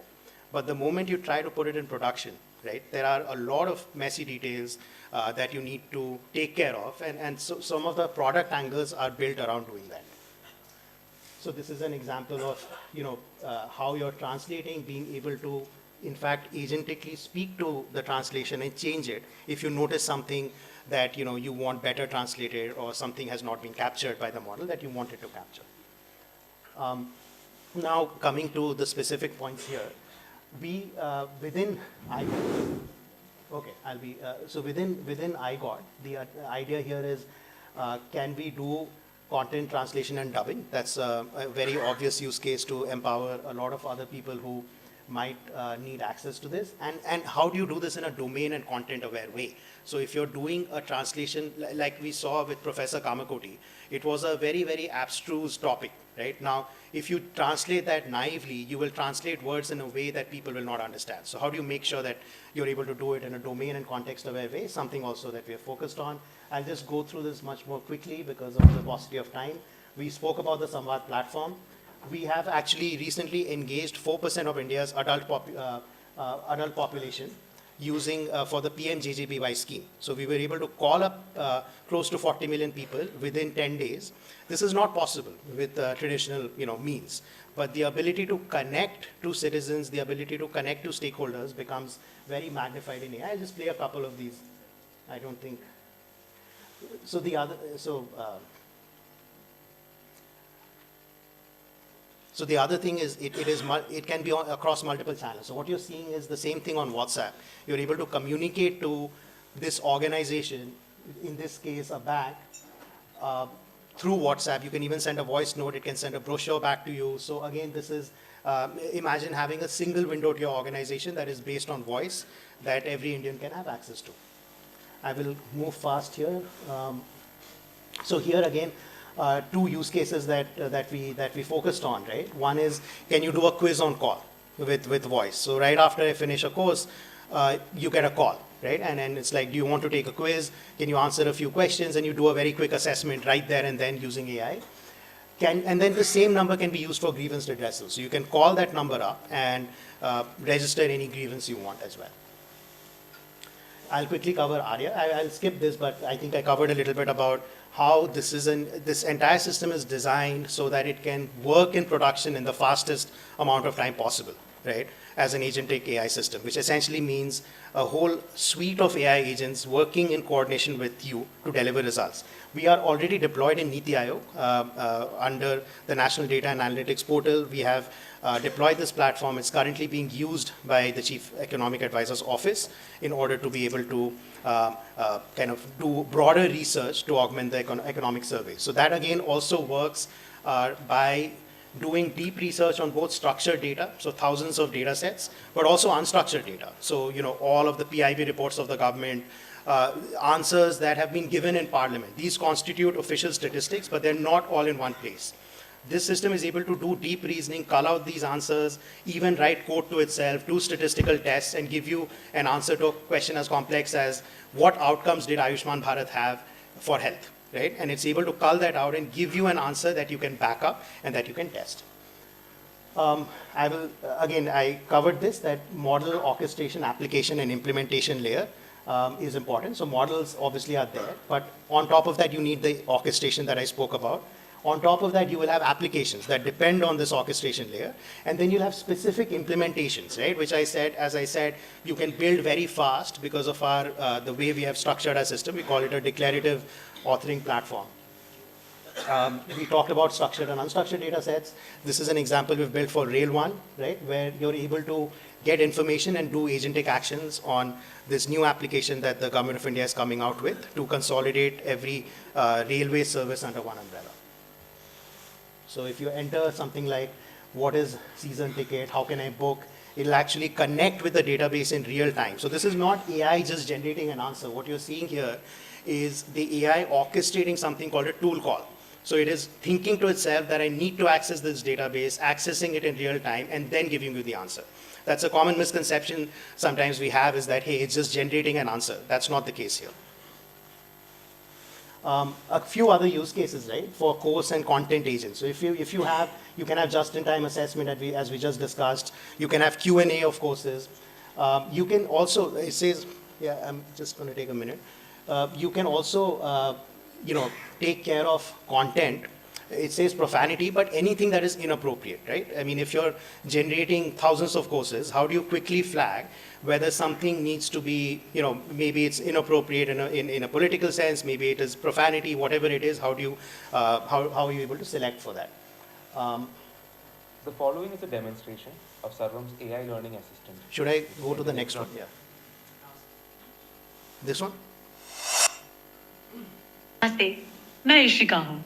अगर आपको अपनी science class या NCERT text book के किसी material में कोई doubt है, या कोई न्यू कॉन्सेप्ट सीखना है तो मैं आपके लिए यहाँ हूँ।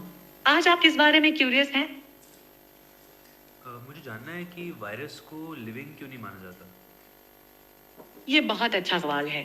वायरसेस को लिविंग नहीं माना जाता क्योंकि उनमें सेल्स नहीं होते। वो खुद अपनी एनर्जी प्रोड्यूस नहीं कर सकते। So we get the point.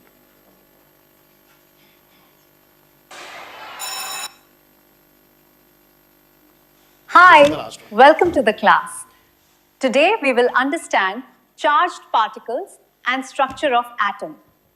Let's go to our physics lab where we will do an experiment about static electricity and charge. So I'll skip this, but the idea there was an NCRT text was picked up and converted to a video. So this video doesn't exist prior to AI being able to just take the text and create an interesting lesson that explains to a student maybe in a Socratic manner if you wanted to, or a more didactic manner. You can instruct the AI in a particular way. With that, thank you so much. I overextended a little bit, but.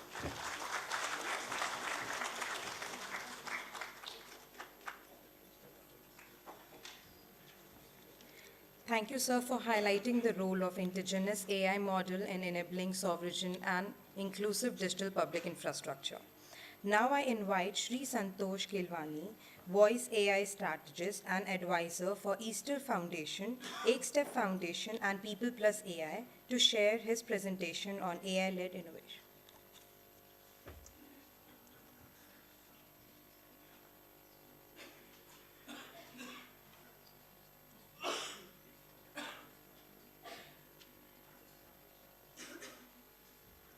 Hi. Good afternoon, everyone, and thanks for inviting us. I think just to share, Ekstep is a philanthropic foundation founded by Mr. Nandan Nilekani, Rohini Nilekani, and Shankar Marwada. And what I'm going to talk about today is how using voice AI, we can do a lot of innovative use cases and also use it for capacity building. I can go to the next slide. Do I have a clicker here? Okay. Okay. And I mean, in the earlier morning meeting also we discussed that AI has to be inclusive. AI has to be, covering the larger population base. And in the previous sessions also we saw how language and translation can transform AI. When you combine voice with languages, this is where the true inclusion can happen. Right? Imagine today most of the applications of AI use some kind of an interface like an app or a mobile or a smartphone to be able to interact. If a citizen or even a frontline worker, a karmyogi, could just talk to the AI through a regular feature phone, right? A normal Nokia 9100 phone, and experience the power of AI and also use it for their daily work. That is the power that voice can bring. India still has about 300-400 million feature phone users from the rural and the other underprivileged audiences. Also, there is about a similar number, 350 million people who are digitally illiterate, right? They may have a smartphone, they may use WhatsApp to forward, they may watch videos and YouTube, but they don't know how to interact with the apps, and they can't, fill the forms and all of that thing that we are expecting them. And only about 20% of people speak English or can understand English. So the power of a voice and the language can make the possibilities infinite. And that is what I think Nandan also said in one of the conferences, that AI has the potential to be a great leveler. Once you combine it and make it speak every Indian language, it really has the power to reach to every citizen and not just to the digitally literate people. So with, those examples of voice, what we have done in few large implementation in partnership with government, we will show that use cases as how voice as a telephony line, and telephony is very difficult or different than doing it in an app, because you are expecting someone to do a real-time conversation with a human in their language, in their dialect, and their ability to understand. So we'll just look at few use cases. And this is the one which is live with the Maharashtra. There's a toll-free number 155-313. Farmers in Maharashtra can call this and have an interaction. Let's listen to this. Can I have video? No. Can I have a video, please? It's not playing. There's someone.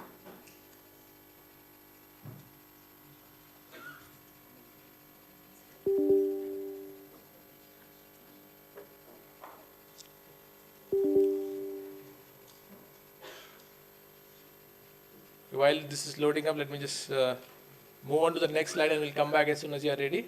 Are you ready with the video? Hello, मी वसुधा, कृषी विभाग महाराष्ट्र शासनची आपली digital शेती सहाय्यक. हा call प्रशिक्षण आणि गुणवत्ता तपासणीसाठी नोंदवला जात आहे. आपली वैयक्तिक माहिती तृतीय पक्षासोबत शेअर केली जाणार नाही. मी आपली कशी मदत करू? मी वाशिम जिल्ह्यातून बोलतोय. मला पुढील 7 दिवसासाठी वाशिम जिल्ह्यात. Sorry, there's a video also had a translation in Hindi and English so you could understand it, because otherwise it's Marathi. So only people. Yes, thank you.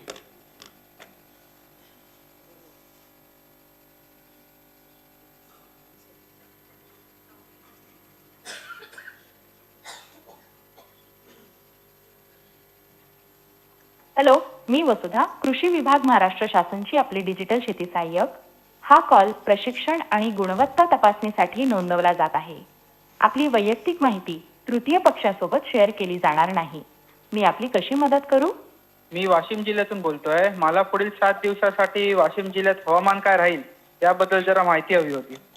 हवामान अंदाज संबंधित माहिती घेत आहे. कृपया प्रतीक्षा करा. वाशिम जिल्ह्यात पुढील 7 दिवस कोरडे हवामान राहणार आहे. पाऊस नाही. तापमान किमान 13 ते 15 अंश सेल्सिअस आणि कमाल 27 ते 29 अंश सेल्सिअस राहील. अजून काही दिवसांची सविस्तर माहिती किंवा इतर जिल्ह्याचे हवामान पाहायचे आहे का? नाही, मला मालेगाव तालुक्यातील मंडी प्राइस आजची काय आहे हे जरा सांगू शकता का? बाजारातील मंडी भावाची माहिती घेत आहे. कृपया प्रतीक्षा करा. मालेगाव मंडीत आज बाजरी सुमारे 2312 रुपये, हरभरा 5299 रुपये, मूग 7500 रुपये आणि सोयाबीन 4639 रुपये मिळत आहे. हे दर ताज्या तारखेला आहेत. तुम्हाला एखाद्या विशिष्ट पिकाचा सविस्तर दर किंवा इतर मंड्यांचे भाव हवे आहेत का? हरभराची लागवड मला करायची होती, तर मी आता करू शकतो का? व त्यासाठी कोणती खतं वापरायची, किती वापरायची याची मात्रा तुम्ही डोसेज सांगू शकता का? कृपया लाईनवर राहा. मी तुमच्या प्रश्नांची माहिती घेत आहे. हरभरा पिकाची लागवड थंड आणि कोरड्या हवामानात साधारणपणे ऑक्टोबरच्या दुसऱ्या आठवड्यापर्यंत करावी. खतामध्ये नत्र 25 किलोग्रॅम, स्फुरद 50 किलोग्रॅम आणि पालाश आवश्यक. Now you saw what the farmer is interacting on a regular phone. It's a farmer in a rural village, and this, as you know, agriculture is a very risky business, right? Lot of things can go wrong, from your seeds to weather to finding the crop, irrigation, pest, and all of that. Now today the agriculture farmers don't have, they're only dependent on extension workers to get this kind of an advice. With this, just a phone number, a regular phone number, they have all the information on their fingertips. Can you move to the next slide now? Can you exit the video and move to the next slide? No, previous one. Yeah, so this is, there's one slide. Yeah. So this is what the bot is able to do. It's both supported by chat as well as a regular phone, right? It has all the weather information, real-time market prices information, right? As of today, what is the market price? What is the weather today? All the advice related to the agriculture, the warehouse, the government schemes and everything. And this is obviously powering the Department of Maharashtra's, Agriculture Department of Maharashtra's chatbot, reaching out to 1.4 crore farmers. This has been just 3 months since this has gone live. Already 17 lakh apps have been downloaded. There are 3.5 lakh unique users of AI, both on chat and voice, and about 13 lakh queries have already been handled by the AI bots, right? And we also collect feedback from farmers and the department officials, about 95-96% positive feedback on both the bot's ability to understand what the farmer is saying, respond, as well as the accuracy and the completeness of information. And in the morning session, we were talking about, both Radha ma'am and Rachna ma'am talking about, it has to be safe also. Imagine the possibility of the conversation going wrong, and we are already seeing it. The moment some farmers try to play with it, right? They look at or listen to the female voice. Some of them started having a romantic conversation. I love you and this and that. A bot has to be able to handle that, right? Or some people are in a dire state. Say everything is lost in my crop. I want to commit suicide, right? A bot has to be super safe to be able to handle, or they want to complain about Prime Minister or the state government about policies, right? So the kind of boundaries that it has to operate within has to be very well thought, curated and safe. All of that bot has been tested. And in fact, we open a lot of challenge for people to jailbreak this bot to show if you can jailbreak this bot. And so far, we have been not seen those use cases. People have been able to jailbreak. The technology behind it, I think we have heard it from Professor Mitesh's presentation. I think Sarvam also presented it. It is largely the speech to text, text to speech. There's an entire moderation layer which makes it safe, right? And context driven. We don't want the farmers or anyone to ask about the agriculture in Uttar Pradesh when the bot is from Maharashtra, or agriculture in Egypt, or agriculture 20 years back. All of that, along with the safety, has been part of the moderation layer. LLM behind the scene is obviously being fed with 4 state, all the content comes from the 4 state universities of Maharashtra. There are 40 farmer-specific schemes. There are 307 APMCs where the prices is coming and the warehouse information. It's a very powerful bot that is able to give the information to the farmer, like we said in the morning also, sir was saying, timely information, real time, in the language that they can speak, and so that they get instant benefit. Yeah? We'll move to the next example. It's a very different one that we are doing, and we call it Blue Dot or Honest. There are about 600 million working population in India. About 120, 130 million people have a digital profile or a resume. We also heard that about 450 million, 420 million unorganized workers are there. About the similar number of people don't have any kind of a resume or a profile, right? Imagine, and imagine all of that comes online. And similarly, about 70-80% of the jobs are offered by MSMEs. And a lot of these jobs are not on Monsters or Naukri or any digital platform. Today, I mean, if you look at it, our transport or a commute locally, it is very easy for us to find a cab or an auto or a bike, and the drivers to find the riders, right? They're all digitally lit up. It shows up in map, you know where the cab is, and you can connect easily. When we were doing this research for Dharwad, we saw that the ITI welders and the institute looking to hire these mechanics or workers were just 800 meters away. They were just across the road. They did not know that there's a job exists and somebody is looking for a job, because the founder of an MSME never took a turn to know that there's an ITI on the other side. He was always, every day used to commit in one way. So we'll quickly show a demo of what a bot. Can you play, again, I think maybe I should wear. Can you play the video? So basically a bot does a very simple job in a voice of, yes, please. No, this is the previous one. We'll just play this one, and I think we are. असेल तर द्यावी, तसेच सेंद्रिय खत 5 ton प्रति Hector शेतात मिसळावे. तुम्हाला बियाण्याची जाती किंवा कीड रोग नियंत्रणाबद्दलही मार्गदर्शन हवे आहे का? मी तूर लागवड केली होती व माझ्या तुरीला पोड बोरर नावात. Do you have a video? We don't have it, is it?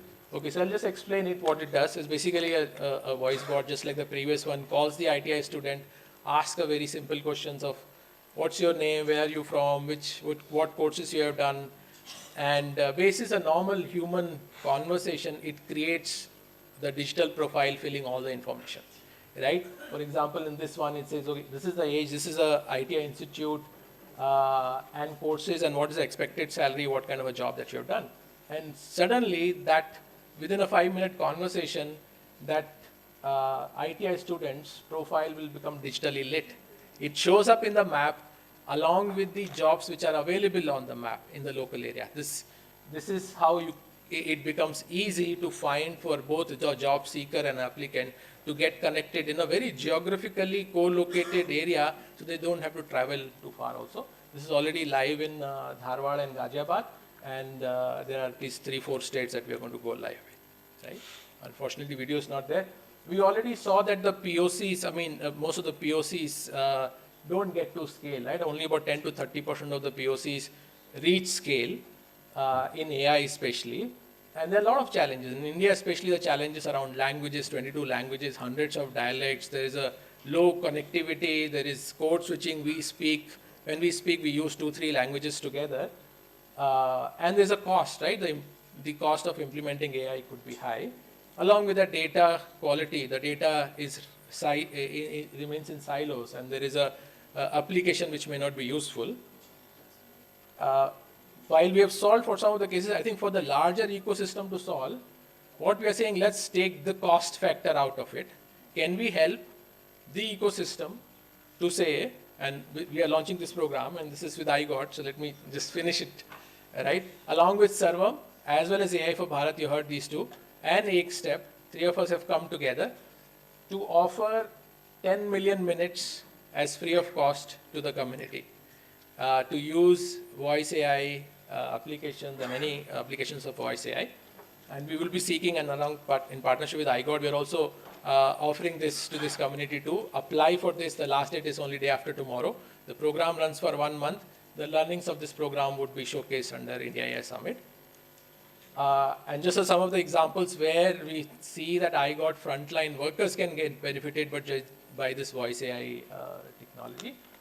Especially think of like a post office, right? Guys on the road, you may not be able to do codes, I mean, on the app there, right? Or the Asha worker or a Anganwadi worker. Imagine they can just dial a number and get a clarification on certain aspects, right? Or inbound call can come to them and they get clarification on specific aspects of what kind of nutrients, immunization, vaccination. If they are not clear, they can just make a quick call and get that updated or knowledgeable on that. So this is just some imagination of some of the use cases for frontline workers of iGot Karmyogi that can be used as a part of the program. You could just write to us at voice@ekstep.org if you want to kind of know more or participate in the 10 million program. Thank you.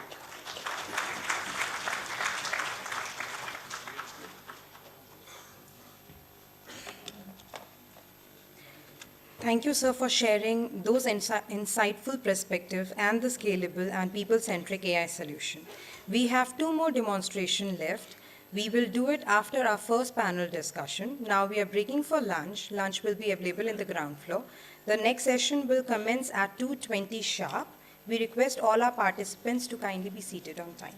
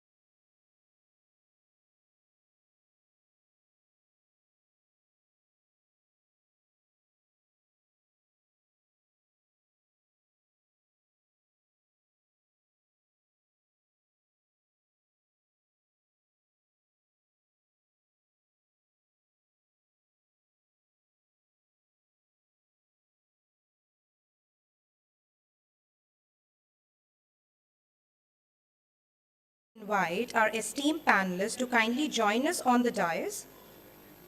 Shri Abhishek Singh, CEO, India AI Mission.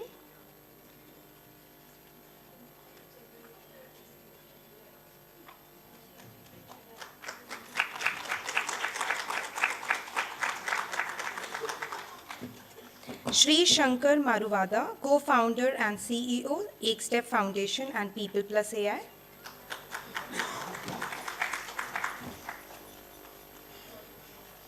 May I now invite Shri Pankaj Bansal, board member, Karam Yogi Bharat, to kindly join us on the dais and take the charge of moderating the panel discussion.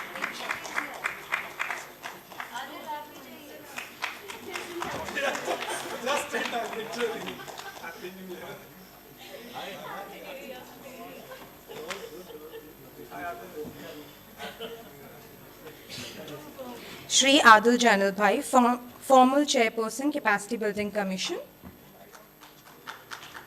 Srimati Devjani Ghosh, distinguished fellow, Niti Aayog and board member, Karam Yogi Bharat.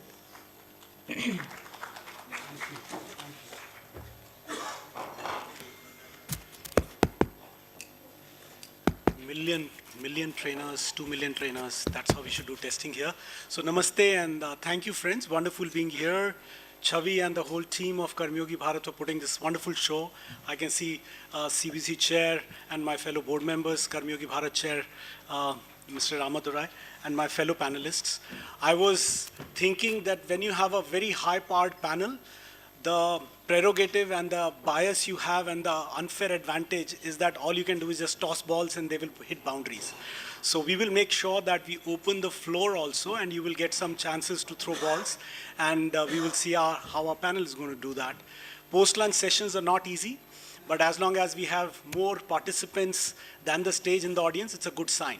And we have that, so we are in the right direction. Thank you once again for all the panel members being here. This topic of AI remains fairly something that is universal, known to everyone, yet there are too many problems. You know, we keep saying that the problems that we are trying to solve, we cannot solve them by using the same mind which created it. And I think that's the story we are trying to unravel. And the idea was that can we look at AI from different lenses and see how we do it?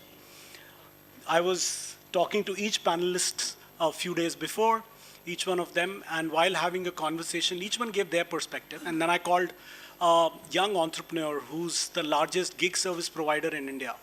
And I asked him that I have this panel, tell me something that you think we don't know. So he said, you may know, Pankaj, but you may not know the scale and the venue of what I'm going to share. I said, what is that? He said, we are a gig company. I said, yeah. So I said, what you can do in AI? He said, we are training humanoids. I said, tell me more about it. He said, there is a $5,000 humanoid being sold in US. So we have taken 100 homes in Delhi.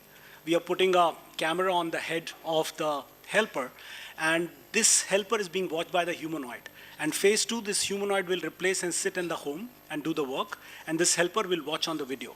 And phase 3 is we will not need the helper, this humanoid will do everything. I said, but who will pay $5,000? He said, this is not an India-based case, this will be used in US. So I said, what is India for you? He said, what you witnessed as a BPO wave in India once, probably when we lose the so-called jobs in India, this training probably is the next frontier, which will hopefully will give new jobs, but not for a long term. Now, it's a small example. I can go on and share 10 such examples, but that won't be fair.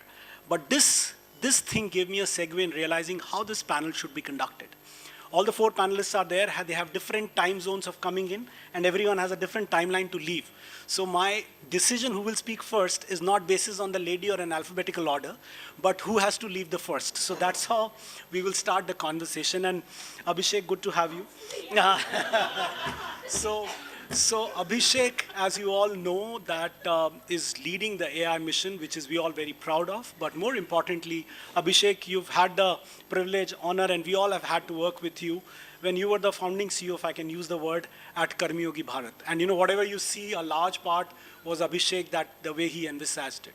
So Abhishek, tell us when you see AI mission, of course, we all are keen to know about AI mission.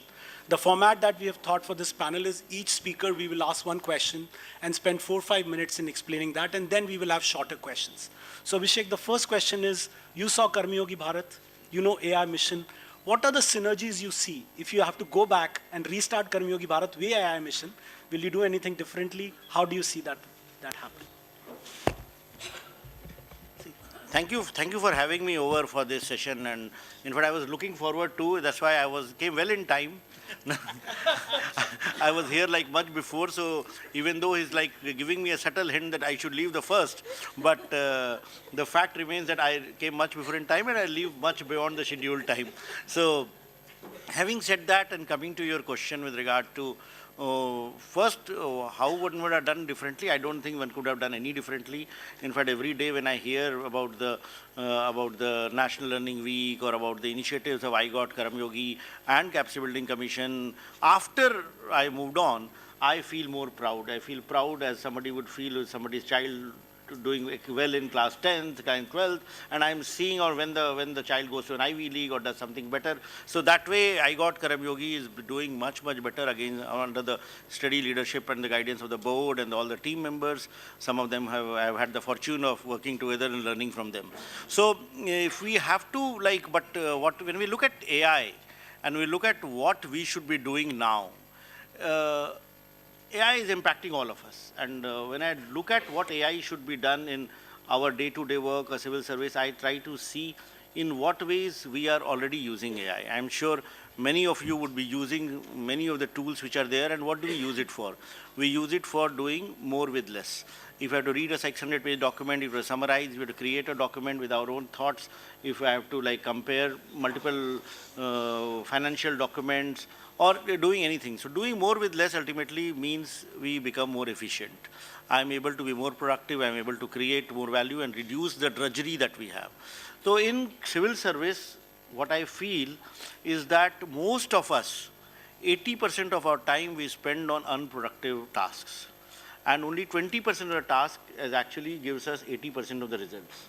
If using AI, if we can simplify, automate, or make things simpler, then my time spent on unproductive tasks will go down, and I will be able to do much more. I will be able to do higher order thinking rather than correcting drafts or correcting language or spellings. In fact, somebody told me that I am remembered in IGOT for correcting spellings in PPTs. Ashish was telling me. So I said that kind of work should not be required to be done with AI around. That should be automated, that should be done much more simply, and what we should be doing as civil servants, as senior civil servants, are spending more time in higher order thinking, in trying to conceptualize projects, in trying to improve delivery, in trying to make things more efficient, more effective, more transparent. And that is where AI will come in. And that is where AI can apply. So we have to think of agentic AI. We talk about agentic AI in the corporations and enterprises. Can we think of building agents within the government? Can we think of automating the process of, say, filing returns or scrutinizing returns or kind of analyzing data that comes in, ensuring that information is shared seamlessly across? If there is a scholarship claim or there is a pension claim, can I process it faster? Can I do OCR reading to ensure that the time taken with our large workforce in reading documents and transferring the same data from one to the other documents, that is simplified, that is done. And to do so, what we'll need is a lot of capacity building. One, we'll have to understand the power of this technology. One, we have to understand the use cases of this technology. One, we'll have to understand how do you procure these services? How do you build teams which can implement such agentic AI solutions? How do you also be aware of the risks which are there? Because again, AI is not something which is gospel. In fact, there are mistakes that happen. There are testing that will be required. So one will have to understand all of it. And then one will have to deploy in our day-to-day work. So what I see in IGOT Karmayogi today, like when I look at the list of courses, quite a good bouquet of courses related to AI. How we can constantly improve it, how we can build more case studies of applications of AI within the government, how we can bring in best practices into the whole offerings that we have, and that will ensure that ultimately every level of civil servant acquires skills. So building in competency levels related to AI, related to data science, related to data analytics is something that would be very, very useful. A lot of work is already going on, but I am sure we can do always much more. So a quick follow-up question before I come to Debjani. So Abhishek, tell me, you talked about agentic. Every department, MDO who's sitting here have their own agents. it's becoming quite an issue that there are so many agents all across the government of India. If you have to think wearing a hat of Karmayogi Bharat, what do you think we can do or you can do as an AI mission to consolidate or get a unified? See, what we are talking about in AI mission is that we are trying to build up an agentic platform so that not every department needs to build the common infrastructure or common layer that is required for building use cases and applications by using the Indian foundation models. So like a UPI for AI, like that layer was built for UPI, and then different entities, whether it was a Paytm or a Bheem or an Amazon or Google, they will be able to build applications on top of that layer. So that UPI for AI is the agentic platform that we in India AI Mission are trying to build and provide the back-end compute that is required for those services, the APIs that are required for enabling voice-enabled services. So any department who wants to build an agentic AI can use the same framework to offer their services. This will make the agents interoperable, that will make the agents talk to each other also. Because half the inconvenience that citizens have is because they are required by different departments to fetch information that some other department has and deliver it to this service. For example, if I have to get a child admitted in a school, I will need a birth certificate. Birth certificate is issued by the municipal corporation or by the health department or by whichever entity in different states. And I become the courier by pulling this information or downloading that information and uploading to another platform. If these agents for urban services, agents for school education or health, they start talking to each other with the consent of the citizen, we will have a platform which will be seamless, which will be interoperable, which will work for the benefit of citizens. So that's something that we need to build on. This is very well appreciated. Thank you for sharing this, Abhishek. We're going to come back to you if time permits, depending on your leaving time. But coming to Debjani. Debjani, yeah, I started with the jobs concept, right? Everyone feels that jobs are going to be at stake, but you know, it's only private sector jobs, it's only the frontline jobs. It's not about government, it's never going to impact government. That's the common notion that people have. Would love to hear what you're doing at the Frontier Tech. You are the architect of it as Niti Aayog. What is your belief? Tell us, speak to us about this job displacement theory. Would love to hear from you. Thank you very much. Thank you, Pankaj. But before I do that, I want to take a minute where Abhishek left off to sort of, I think everyone talks about agents today, right? Everything, and we sort of romanticize the concept of an agent. So let me demystify that a little bit, right? How many people in this room is really using an agent today? Okay. Comet, I'm guessing that's the most common one, or whatever. I'm actually, one of my fun part-time projects when I do have time at home is to build an agent, right? So I'm actually in the process of building an agent, and I want to build a personal assistant who knows everything about me, right? Everything about me, and then will be able to help me from my tax filing to my diet to my exercise plans to whatever you can think of. And the fun part of it is that I've been working on it now for 3-4 months, and it's progressing well. It's very difficult. Agents are still very early stage, right? Give them, tell them that go do this, they're not going to be able to do it. Tell them step by step what you want them to do, they might be able to do it. So you really, it's still that early stage where you have to, and where you get the highest performance is, as Abhishek said, when it's domain. So if I am training what I've now realized is, if I train it only on health, it'll be very, very effective. But if I ask it to do health, tax, and whatever else, it's going to be completely confused and messed up. So it's very important to understand that while agentic AI is definitely the near-term future, but it's still very early days. And also, I think what we will see, and I think this is where India always benefits. You know, a lot of people have been questioning, are we late on building foundation models? I don't know, Abhishek, I think you and I agree on this. I think it's great that we are building now because we have learned what not to do. And the kind of foundation models that we are building now is again sectoral, focused on solving specific problems, which is what's going to really help us. So it's going to be the similar approach to agentic AI. Coming to jobs, what do you think is the biggest, when you think about AI, what is the biggest thing that you're worried about, trend that you're worried about? Anyone in the room, what is it that worries you the most? Why? What in AI, as AI evolves, think of intelligence, right? Think of the evolution of intelligence. As intelligence continues to evolve, what worries you?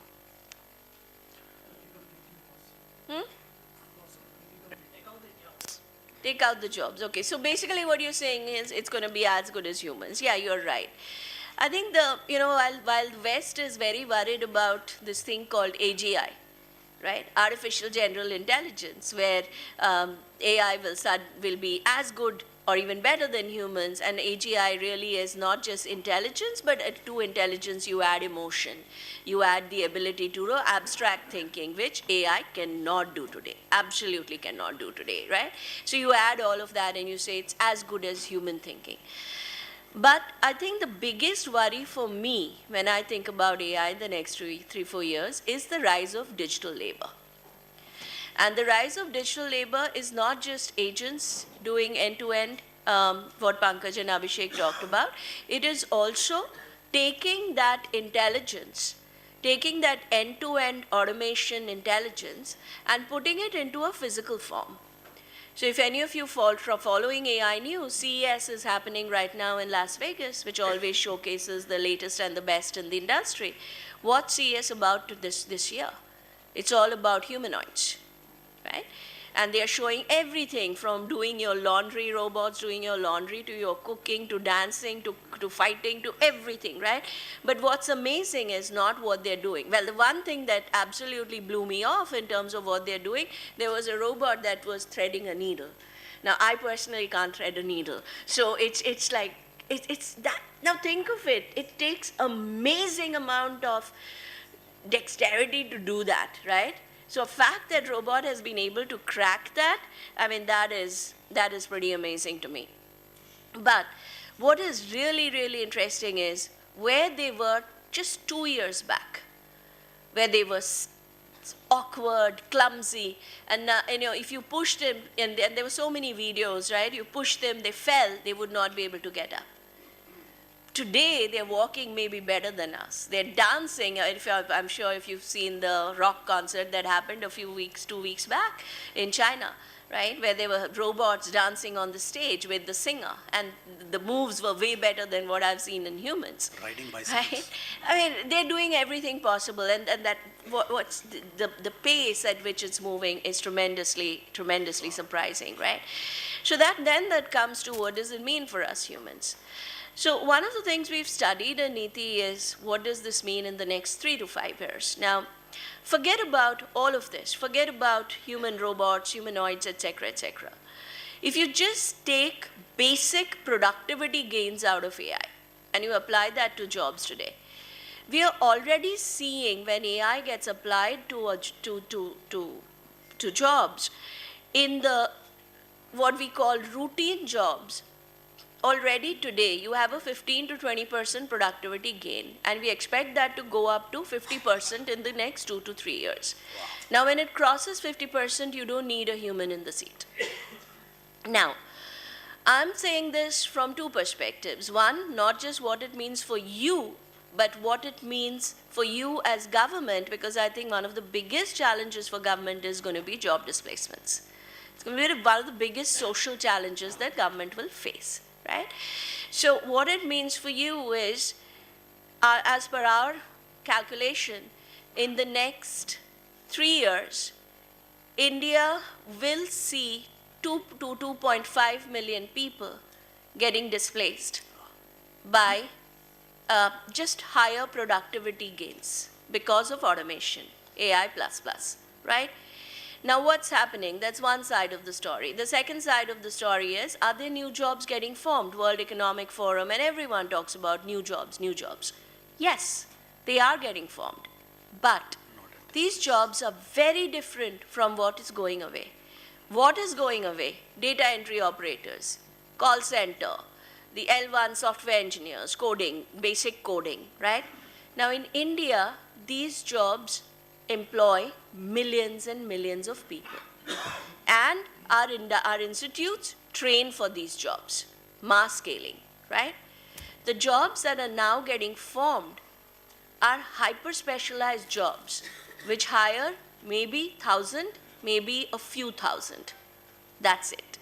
But when you add them up, the opportunity is huge. When you add up all these jobs, the opportunity is huge, and we believe if we can start skilling for these jobs, we can actually end up with 4 million plus jobs.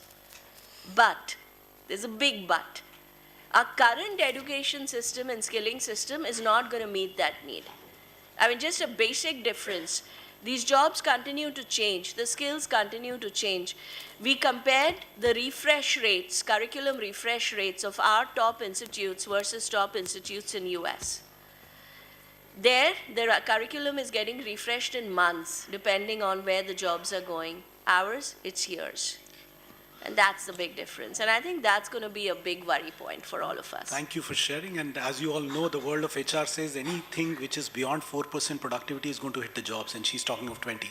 So it is what it is. But I'm going to come back to you, Debjani. But if I come to you, in Hindi, there is a phrase called Shuru se Shuru karte hain. So Adil, I remember the days when Karma Yogi Bharat was being conceptualized. And there were times being spent on writing the blueprints. So give us a view.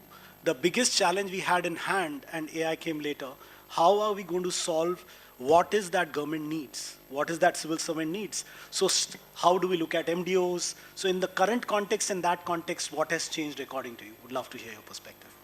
Great, thank you. And it's great to be back here and see many of our friends in KB, CBC, and in this entire ecosystem.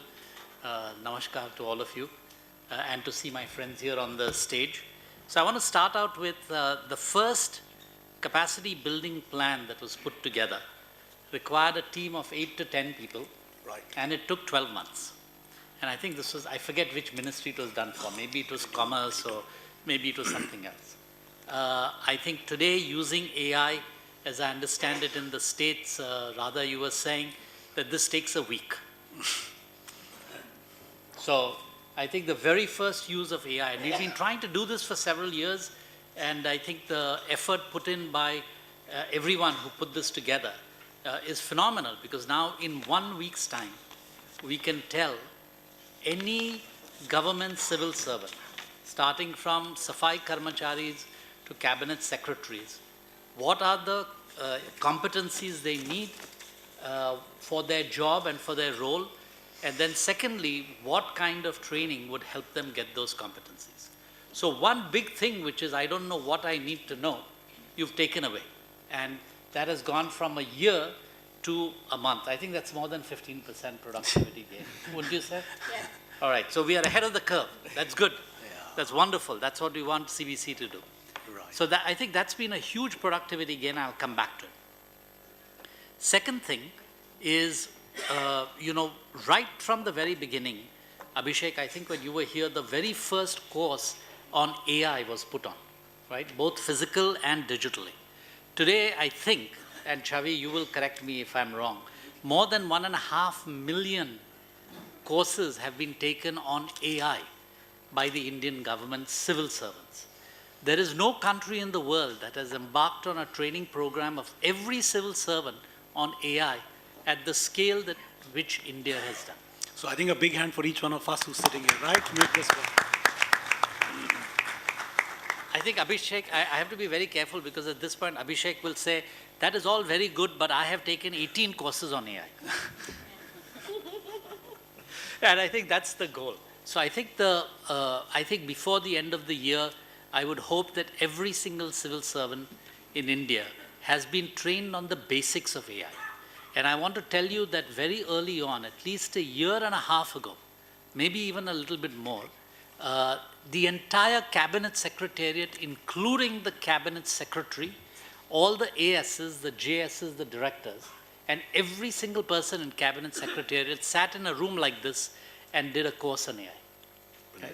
So I think with that kind of push from the top, I think not only are we adapting to AI, it doesn't matter if we didn't bring our own LLM models, but applying it and using it, which is as important, if not more important. I think we are taking the lead in India, and I would hope that we will continue to do that for every single civil servant. Part of the reason to do that is it is impossible top-down to figure out what are the uses of AI. Nobody can figure it out. And if you tried to do that, we would touch 1% of the use. But every single individual who's doing their jobs, can think about how to use it and apply it. So if we train them on it, they will apply it. And if we can make it easy for them to build agents and use agents, then it is very easy for them to come up with use cases rather than centrally trying to figure out what are the use cases. And I think by training a 1.5 million civil servants in this, that is what we are achieving. And I can tell you at every forum that I speak at, I ask other countries, how many people have, first of all, if you talk to very senior people and you say, how many of you are using AI, very few of them say yes, right? Whereas in India, that is not the case. I think the senior-most secretaries and the senior-most civil servants are using it all the way down to at every level of that. So I think that's the second thing that I'd like to talk about in AI. The third thing that I'd like to talk about on AI is the government of India has incredible knowledge. It's just that it is spread out across everything. So if you wanted to know what is the best way to deal with dry, rocky soil for growing these kinds of crops, somebody has thought about it a lot, except that that knowledge is hidden away somewhere in somebody's brain, or even worse, it is documented in paper. And somebody published this book 5 years ago or 10 years ago, and therefore it is not of use to anyone. And I think on Karmyogi Bharat and other places, collecting the collective knowledge of the Indian government and making it available to each and every person. Forget about the knowledge of the world, just what we have learned in India, in our districts, in our jobs, and making that available improves productivity phenomenally. I don't have to learn everything, I can get it right away. And I think that is happening already, and I think that will be a huge boost to productivity going forward. And in terms of delivery, it'll be a huge boost on delivery. I'll end with one thing, which is, I think right now there are 4,200 courses, if I'm not mistaken, which is fantastic. 3 years ago, Abhishek, when you started, there were 200 courses or something like that. Today there's 4,200. It's fantastic. What a great job KB has done. But actually, I think that is scratching the surface in the following sense. I would hope that over time we don't have courses. I should be able to ask a question, I would like to know about the following.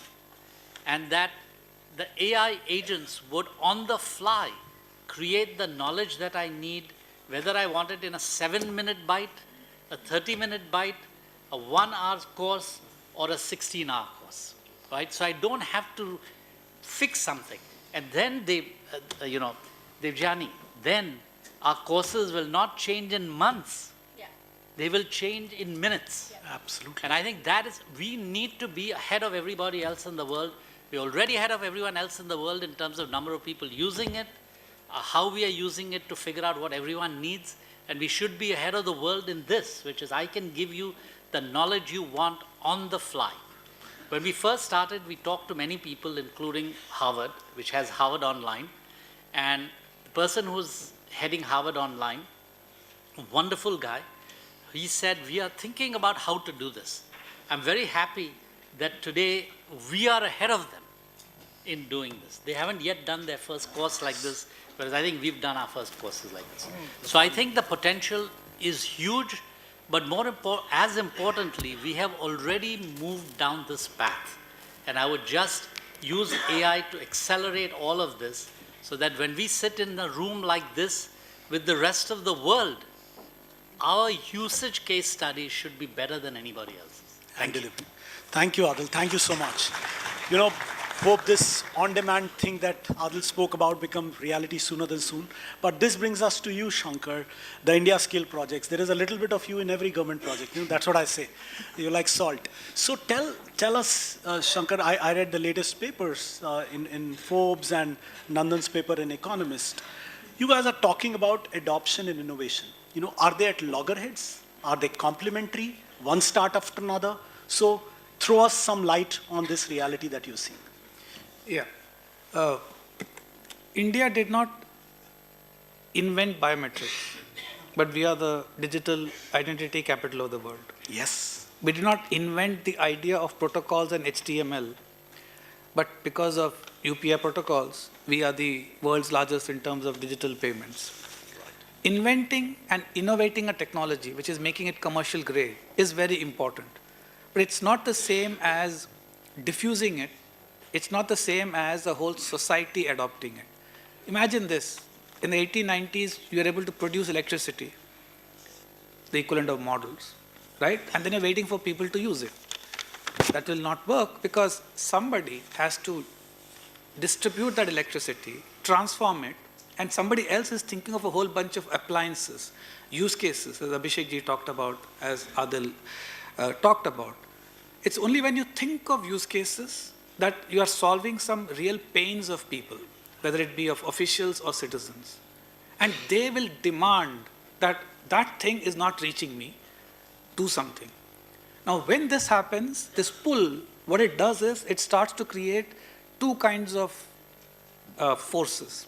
One, institutions start to make adjustments. Second, you think of a whole bunch of complementary innovations that are needed for the main innovation to work. Can you think of one or two innovations of UPI that had to be done for UPI to work? Anybody? Two innovations that were happened in India. QR code and the Paytm audio box. Small, simple, but without that, you will not get the scale and the inclusion. So as we are thinking about adoption, beyond the foundational layer of AI, what India AI mission is doing, the language models, compute, all of these are foundation needed for the core innovation, the main innovation. But along with that, are our institutions ready to absorb AI? In the electricity days, electricity reached the factories, but from there they used to use steam turbines to power all machines. Until someone asked, why do I need to do that? I can have electricity reach each and every machine point. It took 20 years for the factories to be repurposed to absorb the power of electricity. And then Henry Ford came and did assembly line. So the point is, whether it is government institutions, we need a lot of institutional innovations of two types. One, new institutions like Karmayogi Bharat, right? It's a new institution that takes a simple idea and focuses on diffusing it to everybody. UIDI, NPCI. So you need new institutions that have only one job to spread this innovation to everybody. Second, existing institutions should be able to adjust. Why is it relevant in AI? AI is the first technology in the world which understands humans and which can coordinate among humans. Traditionally, with every technology, it's humans who had to understand the technology and figure out how to use it in their workflow. AI is the first technology that can do the reverse. My colleague Santosh showed you the Maharashtra Vistar demo earlier. What is happening? A farmer is using a feature phone to say, I want to plant cotton. Should I do it tomorrow? And if I were to sell it, what price will I get? AI is coordinating across multiple databases, doing what a good officer would do. Call up, आपका weather report क्या है, cotton price क्या है, मंडी में ये inventory warehouse में कैसा है, soil condition कैसा है, and then put it all together. AI can actually do this coordination and do it in a matter of seconds. It's the first technology invented that can coordinate humans. Our workflows cannot be the same as before. So if we are to change, there's a lot of this learning that is needed. How do we change safely? How do we change so that we are delivering services and goods in a trusted manner, at scale? In a small scale pilot experiment, none of this matters. But when you're talking of delivering services to 1.5 billion people, when you're talking of making it easier for our businesses, we have to be thinking of a whole bunch of complementary innovations. Everything, whether it's UPI, UID, DigiLocker, DigiYatra, right? We did not invent any of the technology in DigiYatra. But still, when people from outside come here, they're just amazed as to how we put it all together. That's an example of how you put innovations together. You don't have to, these are micro adjustments. And the innovational adjustment by DGCA, by airports, by the data systems, to be able to share knowledge with each other. That, I think, is what India has done very well. And that is why we are acknowledged as the digital leaders in providing services around the world. And in AI, the opportunity we have, Pankaj, is since AI understands humans, we can understand them in their native language, in the way they're comfortable talking, speaking. Voice, indic, dialect. As long as you understand what I want, my intent, I'll leave it to you to figure it out. Right? That, to me, is a real exciting opportunity. And KB is at the vanguard of this. Nice. As the largest AI, as the largest capacity building project in the world, I think the responsibility on KB is to be leading the flag on application of AI in all services. Thank you. No, thank you so much. This is wonderful, Shankar. And I think if you want a master answer on diffusion, be it the diffusion, be it the next step, so wonderfully played. I'm going to come back to you. But the question to you, Abhishek, the question is that we have one issue. If you remember when we wrote initially, how do we collect the citizen feedback? Now every department is there. Everyone is there. What is the impact that Karmyogi Bharat can see on ground? Right? It is why when we are training people, not for the sake of training, but we want to improve citizen services in India. Now using or leveraging the AI mission, what do you think KB can do? Yeah, a lot, because see, what happens is that, in fact, we used to talk about it earlier also when we were there. Okay, like every course has a immediate, after you complete a course, you get your certificate, and then there is an option to give the rating of the course and give a feedback of the course. Right. And what happens is that, given that the volume has gone up so much, when every day I look at the daily mailer, which I'm still subscribed to, which gives the data with regard to how many course completions per day, it ranges. Like every day I see a 5-digit numbers. During National Learning Week, it goes to much, much more, thanks to Adil and his efforts. So when you're getting almost 100,000 to 150,000 course completions per day, and even if 20 to 30% people give a feedback about that course, the volume of data that is coming is very high. Correct. It is humanly impossible to look into that data and analyze and give a constructive feedback to the course creator or to whosoever is designing fresh courses. So what AI can do very easily is to get all this feedback and then analyze it and then create a AI generated rating for the courses. One rating is you're doing the mathematically, everybody is giving 4 or 5 and doing.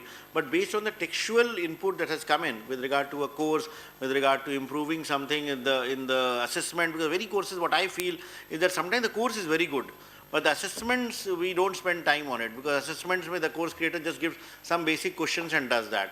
And sometimes there are some questions in the assessments which are sometimes wrongly marked. Yeah. And feedback is given, but humanly if we start doing the best of the efforts of the team that is there, we might not be able to do the correction. If we start collecting the feedback, analyzing it, using it to further course correct, trying to improve, trying to update the courses, it will be very, very valuable.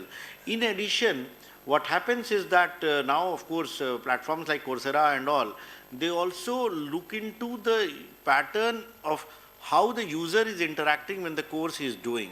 Are they going back on certain modules, or are they looking at some examples for more longer time than it is there? What is the time taken? Like suppose a course of 1 hour is taking 6 hours to complete because you do at different intervals. There might be some modules, 10-minute modules, which are so engaging that you do at one go. Some modules might be so theoretical or very like delivered in a form which is not very engaging, in which you might sign off.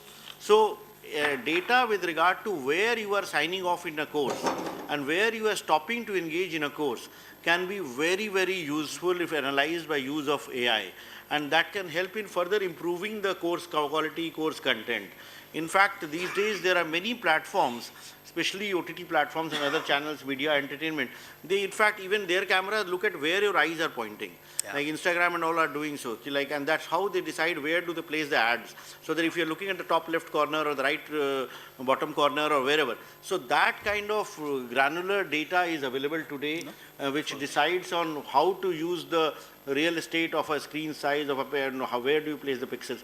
So of course those are very high-end applications, but basic data which is coming from IGOT consumption, that can be used a lot if that is shared with the course creators. Sometimes we are not able to even tell the course creator ki bhai kya feedback aaya.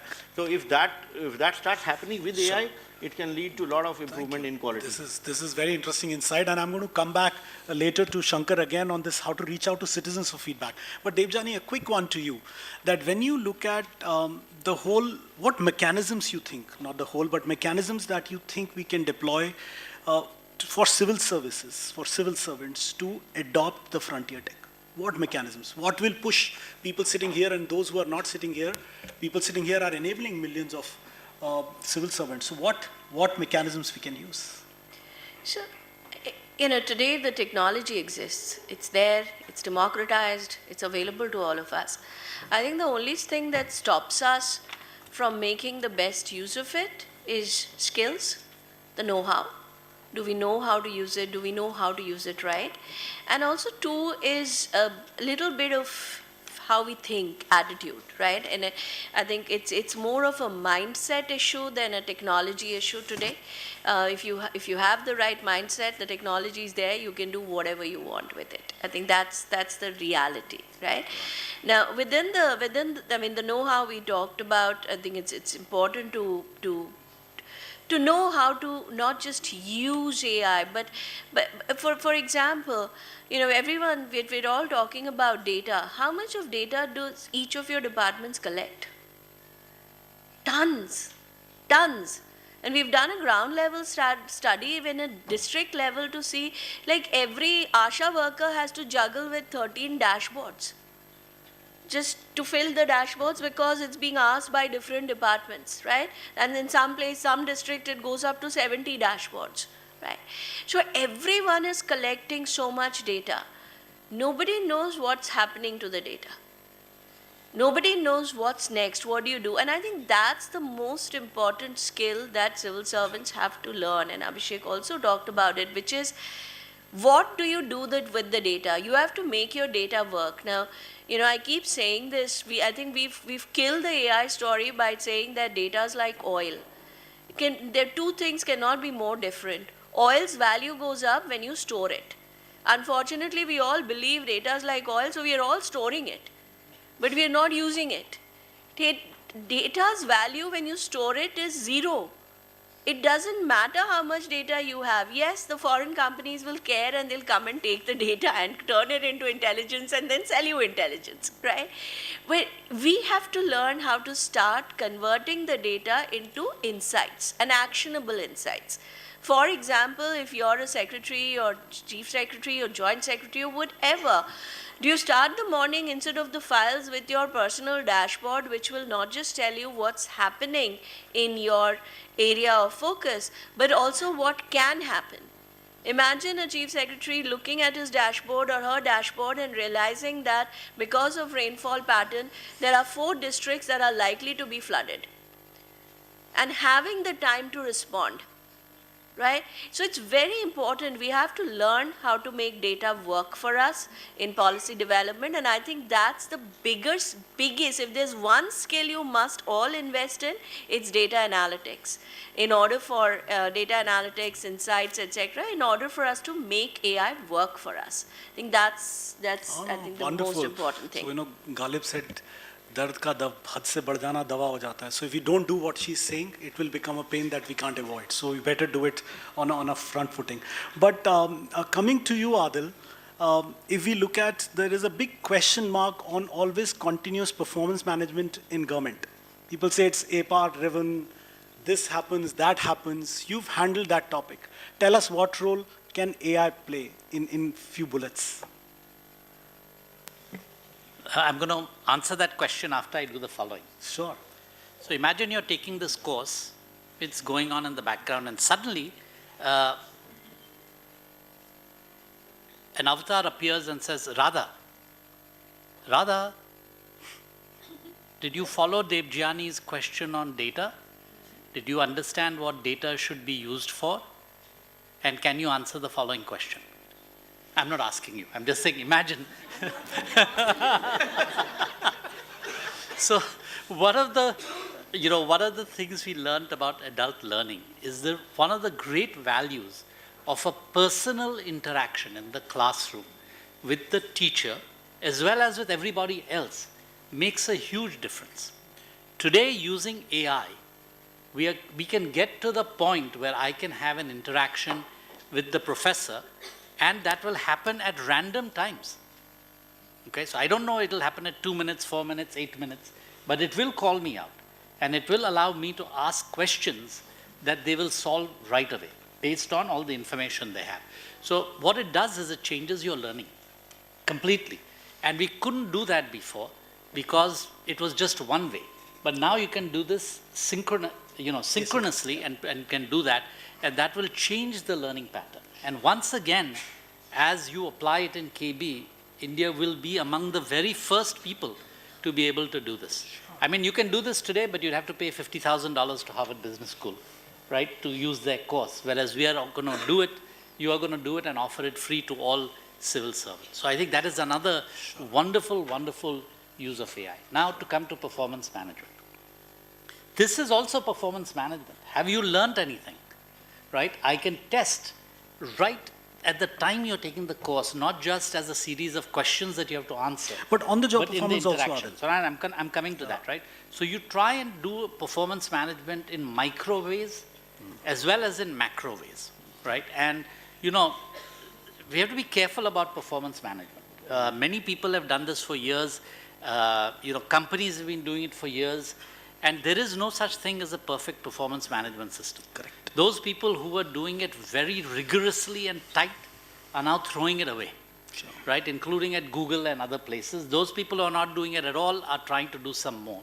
So we have to keep modifying it and doing it. And my guess is that rather than come up with this phenomenal performance management system that measures everything, we are a lot better off to start a couple of things, and that will start changing people's mindsets. And, for example, we thought a lot about this as to how do you change people's behaviors. Right.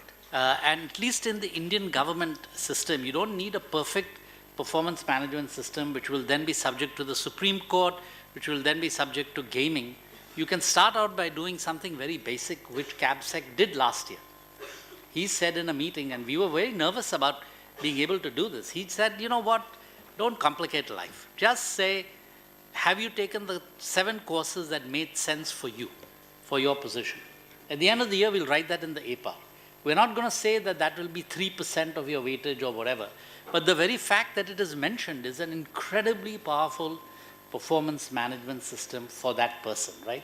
So I think we have to be very creative and very simple in how we link outcomes at the citizen level as well as for individual civil servants so that it starts making a difference and build it over time. I'm not a great fan of, I've now considered a 47 variable, 13 levels rating 0 to 13 on all of these, and that covers everything. Yeah. And therefore it will be the perfect system. It will not start, it will be a complete failure, but we can take steps and start moving, and I think some of the steps have been taken. Thank you. This is very helpful. Friends, I'm going to come to you to ask question, but very crisp, short question. So please keep your question ready. And I come to you, Shankar.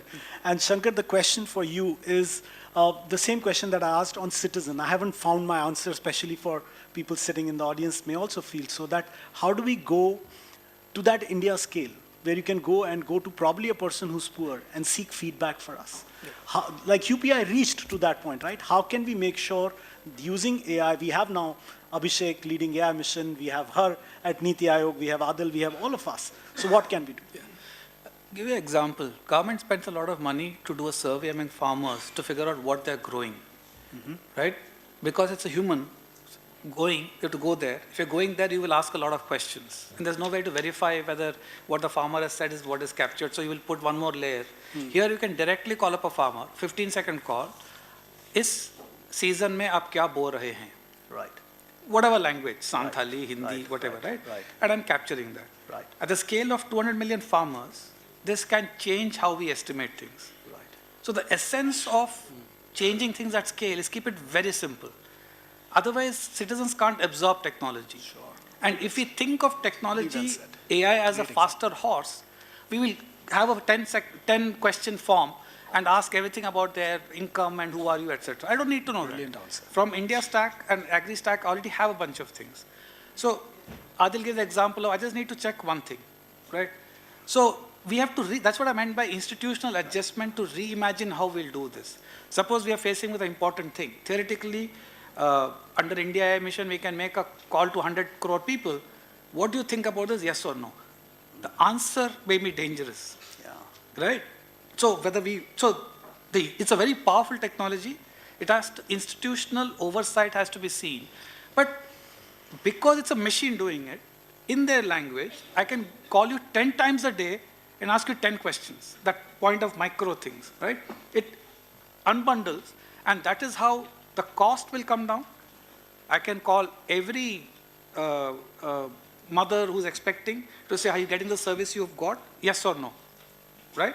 Do you have any complaints? Yes or no? Do you know your closest hospital? Yes or no? And that builds up the habit of citizen-government engagement, which is different. This is just incredible. Thank you, Shankar, for sharing. I hope all the ministries, departments are listening to this. This is fantastic if we start building it up. And of course, KB team is here. So thank you for saying that. I'm going to come to audience to ask, raise your hand if you have a question. This is an opportunity. We have about 7 minutes. Chavi, is that okay? Yes?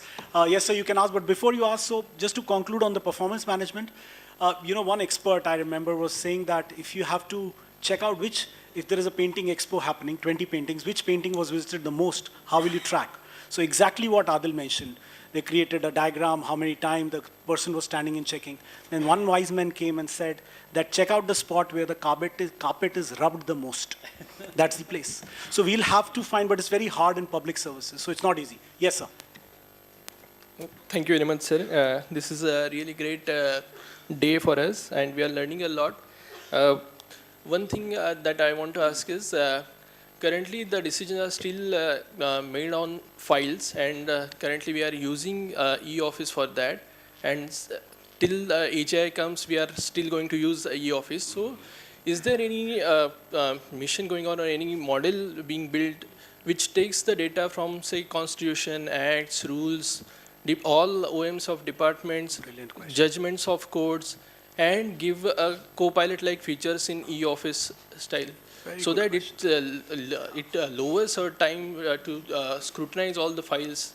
It will take a lot of questions. So Abhishek, I think I will need to leave after this sure. meeting, but just so e-office, we are building several such features. Like some features which are already live is like, for example, you can do file notings in all languages. You can dictate a file noting in Hindi, because Rajbhasha committees, very often they pull you up if your sufficient number of file notings are not in Hindi, and so you don't have to type also, you can do that. In addition, we are building out a summarization tool which kind of summarizes the file and also kind of the context, and then connects it to the GFR and the other rules which are there, and gives you a draft file note that you can use based on the matter under consideration. And this is currently being tested on the NIC office instance. But therein what we also realize is that very often when you take a decision on a file, we very often look at the context of the notings on that file only. Whereas what we realize, the similar matter or the same matter might have been dealt in some other file in the past. And unfortunately, people like us who join postings for a brief periods only might not even know that my predecessor or somebody has taken some other decision on some other file, and I will take a call based on what is presented to me. So what we are doing is that for example, NIC, all my files, all my legacy files, we are ingesting into a model which is hosted locally on the Meghraj NIC infrastructure, so that no data is flowing outside my ecosystem. And then any matter which is coming up will produce a noting not only based on the content which is there on that file, but on all the files which might have dealt on a similar subject, so that a more objective decision is taken and which is not subject to anybody's whims and fancies. So that's what we are trying to build, which will again be very, very useful when it is developed, deployed and made available to everyone. In addition, what we are also trying to do is to link it up to the PFMS system, link it up to the entire ecosystem so that it becomes a workspace for the government. And integrating the email and the e-office, because what happens again is that we have an email system and e-office system. And very often we download emails, we scan emails, we upload on e-office and then process it here. And the same document remains in the email system separately. So what we are trying to do is the emails should be pulled in and directly be included as a correspondence in the e-office, and then you work on it. So several e-office AI integration is currently ongoing, and I'm sure we will be able to offer it to other departments as once it has been matured and stabilized within the NIC ecosystem. Thank you. Thank you so much, Abhishek. That was wonderful, and thank you for joining us. I know you have to rush, so fully understand. All the best. Thank you. We have time for, yes, a big hand for Abhishek. Thank you so much. We have time for one more question, if you have it. Otherwise, I always have a question. Yes, sir. You both can ask. Yes, ma'am. Go ahead. Go ahead, ma'am. Ladies first here. From the citizen engagement perspective, do you think there could be a common nodal platform wherein, if you want to engage with the local government and want to raise any issues, right now the problem is of volume also, as to who will interpret, where will it go. But if there's some common platform wherein, it goes to the right departments and things are sorted, and it could be a two-way communication and something of this sort could be a great. Anything being thought over? Any idea? Devjani and Shankar, then over to you. If I'm not wrong, I think MyGov is supposed to be that platform which is to driving citizen engagement, be the face for government for citizen engagement. Is that something else you're talking about? No, so what I was saying is MyGov is definitely one such platform, but wherein even it's not being used at the local level by a lot of citizens. Like, it's not that, how do we do that? So it's the same thing that Shankar answered, but Shankar, go ahead. What you said is right. The big problem with any fundamental new technology is we use old paradigms. We think faster horses. Why should a citizen go to a platform? Yeah. The platform should go to the citizen. Yeah. You are maybe relatively young. There was a time when we had to go to a bank to withdraw cash. If somebody has asked, can there be a centralized platform where I can go and withdraw cash?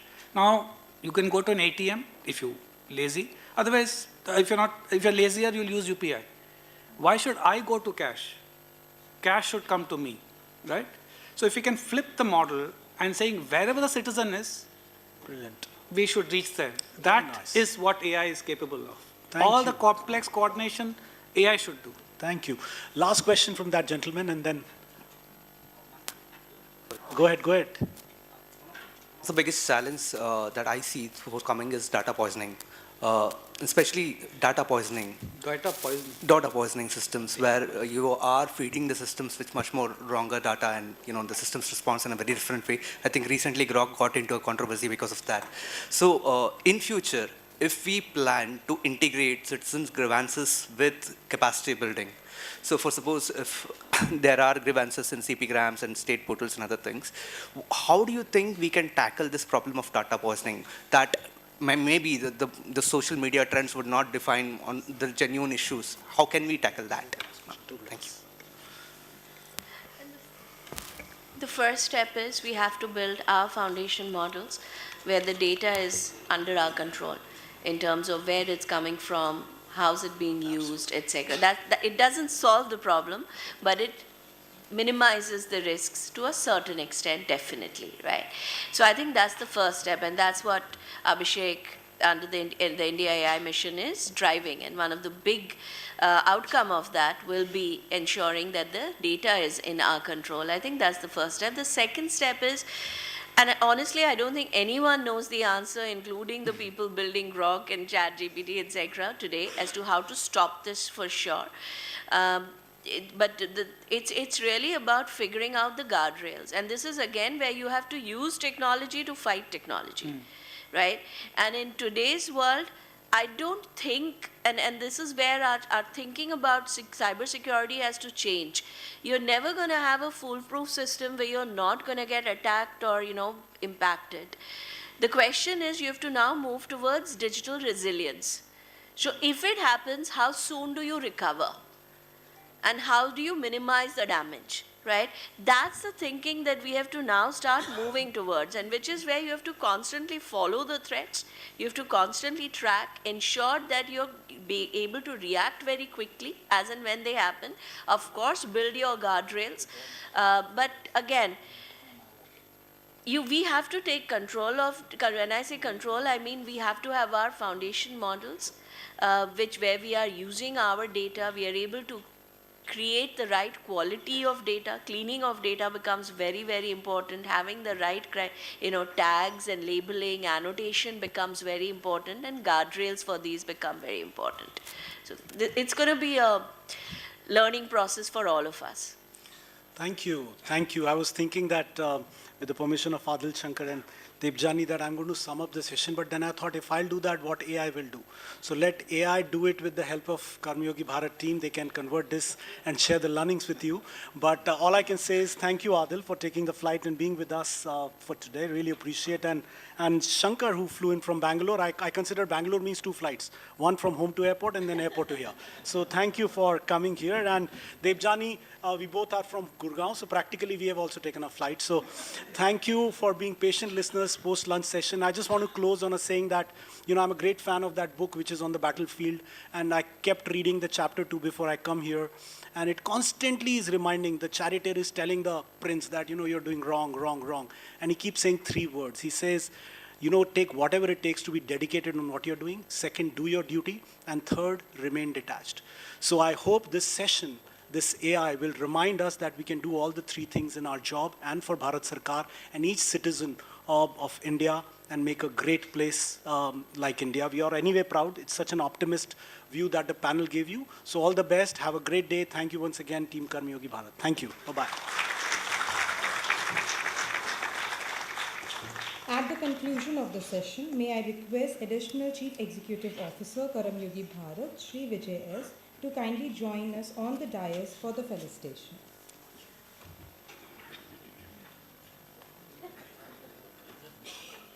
Shri Adil Janabhai, sir.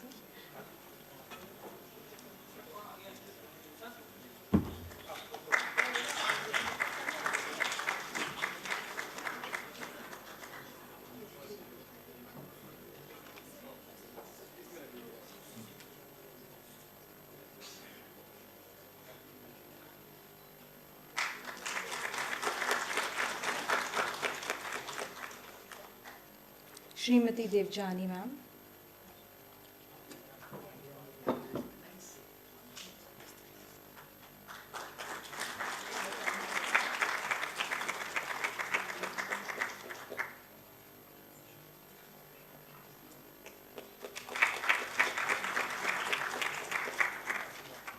Shri Shankar Marwada.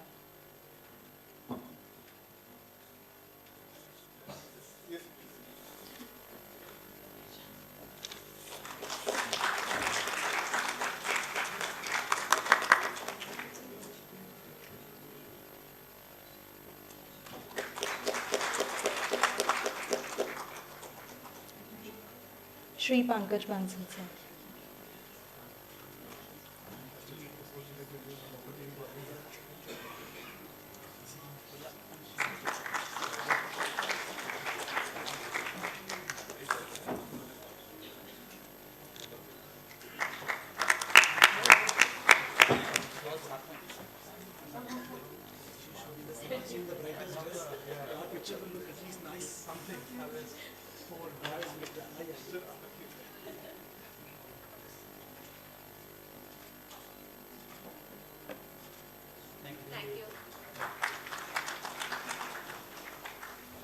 Now we continue with a live demonstration by inviting Shri Ankush Sabharwal, founder, CEO, Core over AI and Bharat GPT,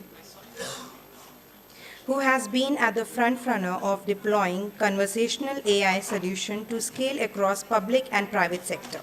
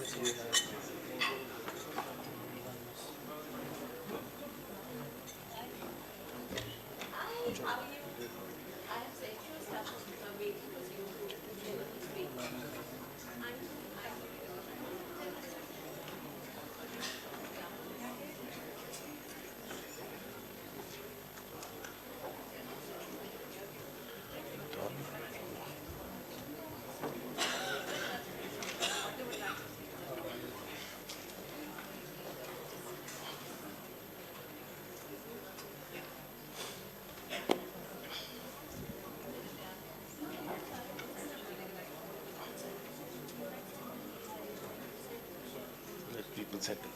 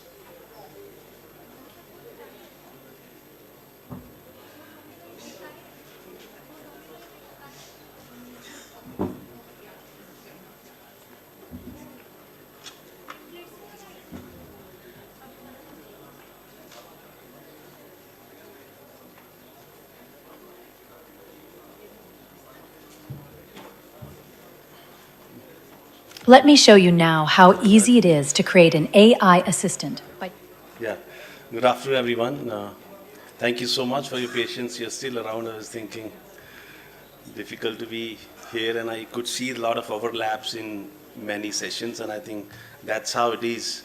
Everyone is trying to find the use cases, and I really heard it right, and I think one of the panelists said it's easy probably to do the demos, but at scale it's difficult, and it really difficult was. As you know, we started this journey 2016 doing AI, conversational AI and agentic AI.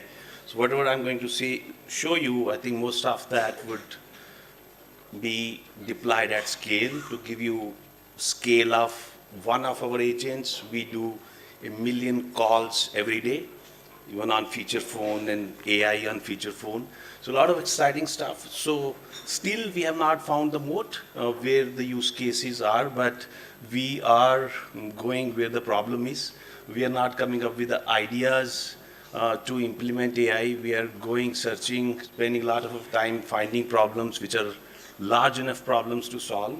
And hats off to you, the civil servants and the government officers. You see problems day in, day out, and the way you solve the problem, we aspire to think the way you think.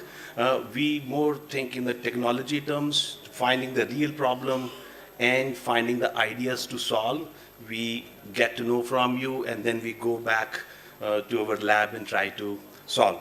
I'll not spend much time. We'll show you demos, but just give you a little more impact of our platform. We have benefited more than 50,000 enterprises, developers to use AI, create AI. Most of the demos which you have seen today, you yourself can create the applications which you have seen. So you yourself would be able to create using the platforms like us. We have got more than 1 billion users who have used applications created by us in India and other parts of the world. So AI works. I think we should be very, very clear with this. I think one thing if you can take home from me is it works. We just have to find the right use case and solve the real world problem. So I'll straight away go through few demos. The first demo which we are going to show you is it's very, very easy to, I have seen very impressive AI Sarthi. Yes, so you can create your own version of Sarthi, whatever documents you have. So you can use that and create the AI assistant. That's the low-hanging fruit of the today's AI, but a lot more complex use cases I'll show. So we'll see this 1-minute demo.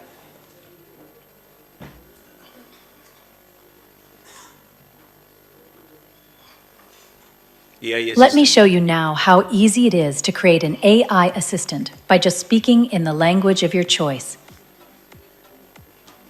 Hello, I want to create an AI assistant, and its name should be Hello Dude.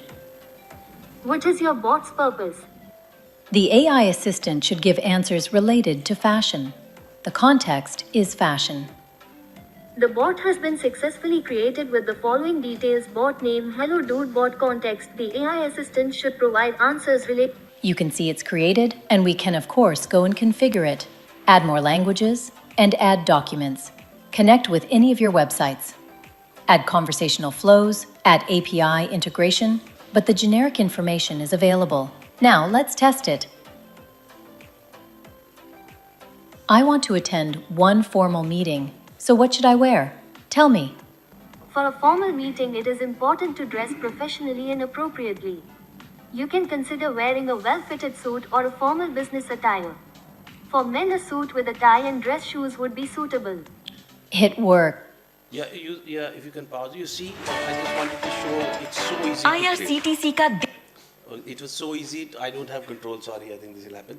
But it was so easy to create. So it was not just the VFX demo, it was really the demo which I think one of us has created. You can also create, maybe after this session, platform.corovo.ai. This second demo, which we launched in 2018, it's already live on IRCTC and Indian Railways. It's not just question answer machine. So you can actually book the train ticket, cancel, you pay during the conversation by voice, and even if you cancel, you get the refund in just within a minute. So we'll see that demo, the second one.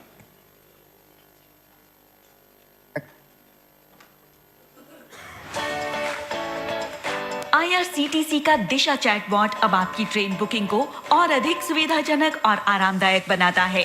पहली बार password के बिना book करें और सिर्फ एक OTP का उपयोग करें। irctc.co.in या IRCTC ऐप पर लॉग ऑन करें। चैट आइकन पर क्लिक करें। आपके टिकट सिर्फ एक चैट की दूरी पर हैं। माइक पर क्लिक करें और बोल के अपना टिकट बुक करें।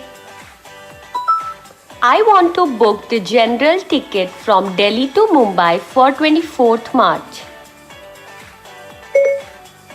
Thank you. Please select the train of your choice.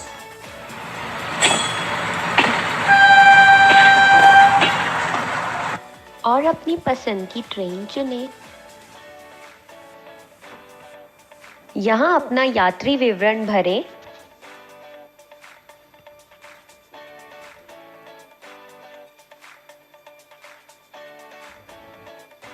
यहाँ OTP डाल के बुक टिकट पर क्लिक करें। ये रहा ई-टिकट। क्लिक करके आप ERS डाउनलोड करें, टिकट देखें और प्रिंट और शेयर करें। हम न केवल टिकट बुकिंग और PNR स्थिति की जांच करते हैं, बल्कि उपलब्धता की जांच, बोर्डिंग स्टेशन बदलना, टिकट रद्द करना, धन वापसी की स्थिति की जांच, ई-टिकट देखना, ERS डाउनलोड और यहाँ तक कि आप दिशा से कोई भी प्रश्न पूछ सकते हैं। Yeah, so the next one, which one is that? One more Sha. demo. Yeah. Hi everyone, let me show you the demo of QMitra Conversational and Contextual Virtual Assistant created for National Accreditation Board for Hospitals and Healthcare Providers. What is accreditation? Accreditation is a self-assessment and external peer review process used. Let us try to ask another question. How can I apply for that? To apply for NAV accreditation. So if you ask question by text, we get text So this answer. is a conversation. If you ask by voice, we get voice answer. And it's again not just the question answer, it's actually hand-holding the health service providers like hospitals. I came to know it take more than a year to get the certification, but it's kind of easy facilitation for the healthcare providers to apply and get certifications faster. And contextual response. So also we have guided flows on accreditation, certification and empanelment. Let us explore certification now. Let us go with entry-level hospitals. Then documents required. So we are provided with two options now, the previous menu and the main menu. Conversational AI platform. Thank you.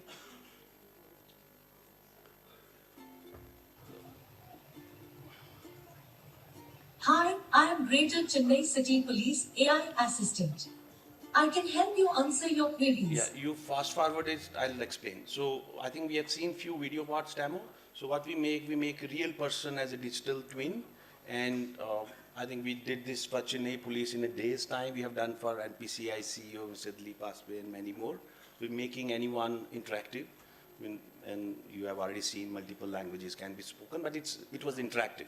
So this is very interesting because you guys as leaders and you have a lot of data, instead of going to the dashboard and getting lost with so many charts, we made it conversational charts. I think all the banks in India are using it.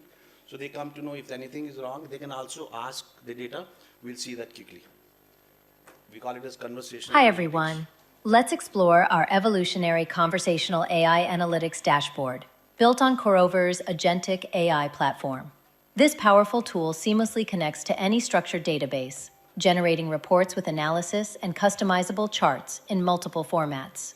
You can integrate it with various databases, including HRMS, finance, operations, sales, ERP, CRM, and more. Let me demonstrate its capabilities using an e-commerce database example. So let's move forward to our first query. Which products are the top sellers by quantity? The top selling products by quantity are as It's real-time data. This is the response to our first query. That is the top selling products by quantity. It has given us the following information and the charts. We have got the bar chart, pie chart, donut. Plus, we can download these charts. Can you fast forward to another demo? Maybe 1 more minute. Now moving forward related to it.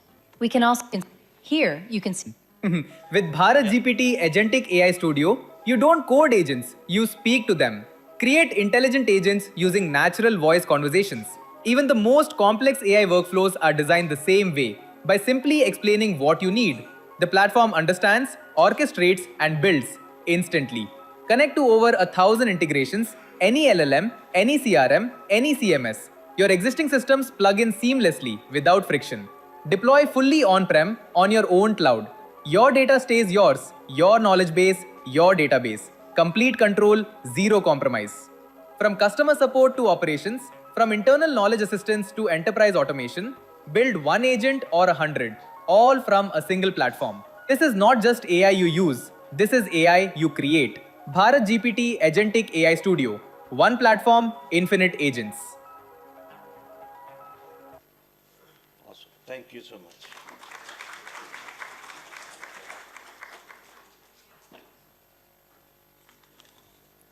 Thank you, sir, for that engaging presentation on the conversational AI and its application in governance and citizen service.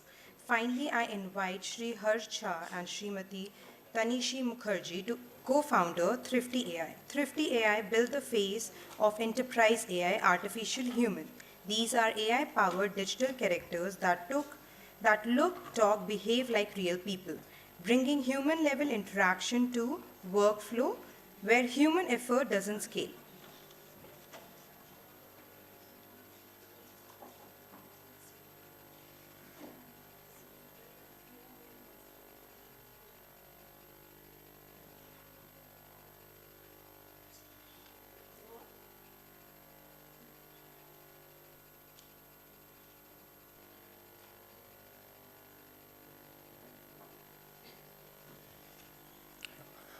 Hi, good afternoon everyone. I'm Harsh Jha, founder and CEO of Thrifty AI. At Thrifty AI, we are creating something called artificial humans. Not chatbots, not voice agents, but our goal was to study how humans interact naturally. And as humans, we don't just converse with words, we have face, expression, context, relationship. So our study was around this and how to make AI more human-centric and make it more approachable. So yeah, we are creating something called artificial humans, which are these AI-powered characters that look, talk, and behave like us. They can see, they can understand us. But you might think, why AI needs to look like a human? So for that, I have something. Yeah. So just look at this image. At a first glance, without even understanding the logo, understanding the explanation, without anything instantly, you can guess what brands we are talking about. That's the power of face. With this, the face creates the trust, it creates the memory, and it makes us the feeling of security when we rewatch these things again and again. And that's why brands invest a lot in creating these AI mascots. And this is again backed with a lot of human tendency or how we humans are as. So there was a study which told that when we humans interact with each other, almost only 10% of our conversation is made of words that we say. Rest 90% is non-verbal communication, like my face expression, my body language, my tone of voice, and that's how actually we connect and communicate with each other. And that's what I found out was that AI is missing this right now, and that's the next phase where AI is going to go. From being just textual and voice based, which is conversational right now, but being a proper experiential AI, where you're not just reading answers or something, but you can actually interact with it, you can actually see it, you can actually feel it, like how you interact with other people. And so there are multiple use cases where these AI humans could be utilized, starting from being a concierge, even concierge, or being used as a trainers to train and interact with people. But one of the most main use case which I want to talk about is which we have developed with the team of Mission Karam Yogi and capacity building over here. We named it Nityani. Nityani means, so the word, it's a combination of two words. Nitya means ever going, and Ani means being available or as a guide. This means an AI that is available for you to guide you whenever you need. And this becomes very critical for missions like Karam Yogi, where you just don't need a system, but you need something that drives the people, guide them, and helps them to be someone way better than what they are already. So yeah, with Nityani, first thing to start off is she can work as an AI concierge, where you can go talk with her, ask about what is Mission Karam Yogi, what all things we have achieved over here, what is I got Twitter, and she will answer you in any language that you want. The second fast is we have actually scaled it up and given Nityani a physical form, which you are seeing right now. With this, Nityani can actually go across, come near you, interact with you, take you to places, and show you how things we are doing. So I'll just take forward to Tanishi. She will show us a live demo interacting with Nityani and how experiential AI is compared to a conversational AI.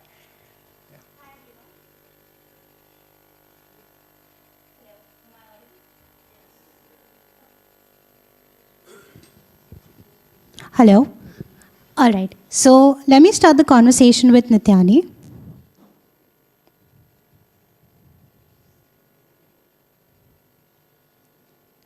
Just a second, sorry.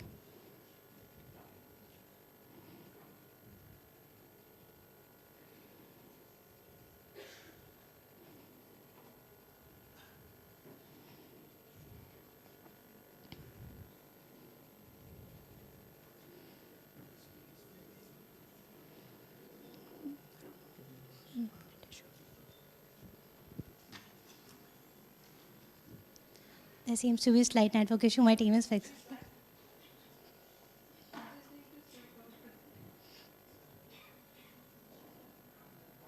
it. It's just she has been waiting since morning, so she's a bit tired.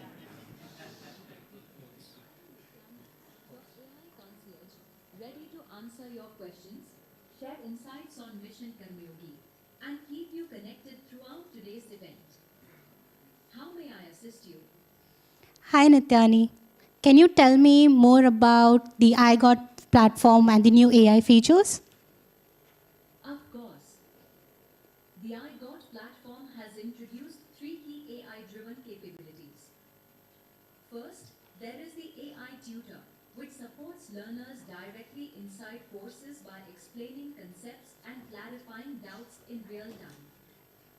Then there is AI Sarthi, which helps users quickly discover the most relevant content on the iGot platform. And finally, there is the iGot AI CDP tool, which helps ministries and states automatically create capacity building plans from official documents. Oh, that's great. So can you tell me how does Mission Karm Yogi support this at a scale? That scale really shows up in how the platform is being used on a daily basis.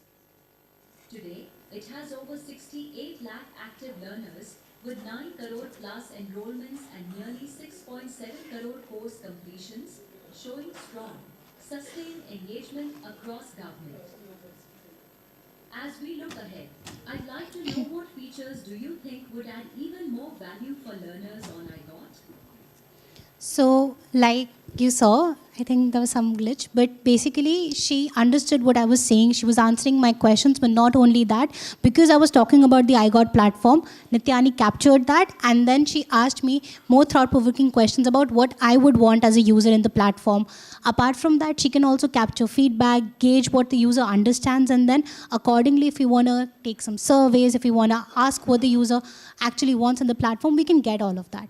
So ultimately, we want the aim over here is that it aligns, the interactive approach aligns with all the key objectives of the Karma Yogi mission, which is continuous, reflective, and learner-centric learning.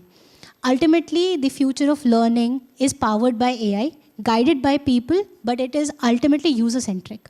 So thank you all.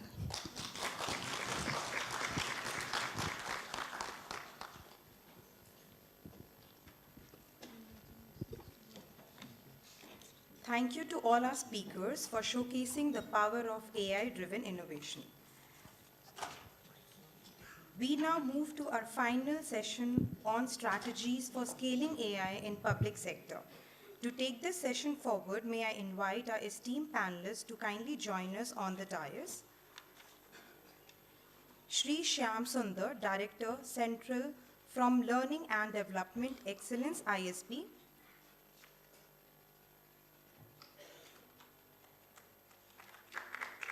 Shrimati Sapna Shrikant, Chief General Manager, Capacity Building, HPCL. Shri Nishan Mehta, Head, Corporate Learning and Development, Corporate HR, L&T. Shrimati Shipra Bhalla Chaudhary, Senior Director, Government Affairs, SAP India.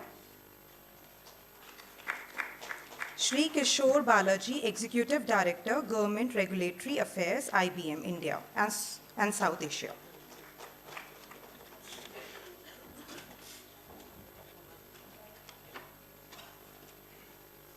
May I now invite the moderator, Dr. Vashima Shubha, Advisor Policy, DPI and Partnership Capacity Building Commission, to kindly join us on the dais and take charge of moderating the panel discussion.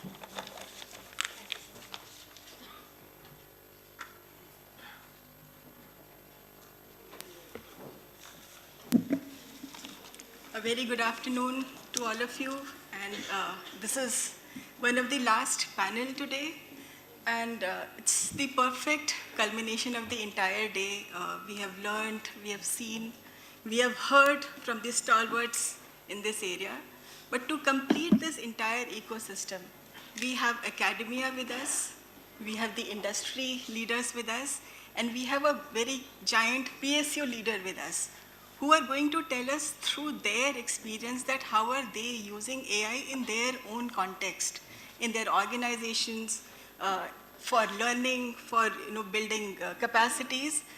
We will individually learn from each of them that what are they doing, and more important is that in the context of our huge Karma Yogi mission, how does it fit in for all of us?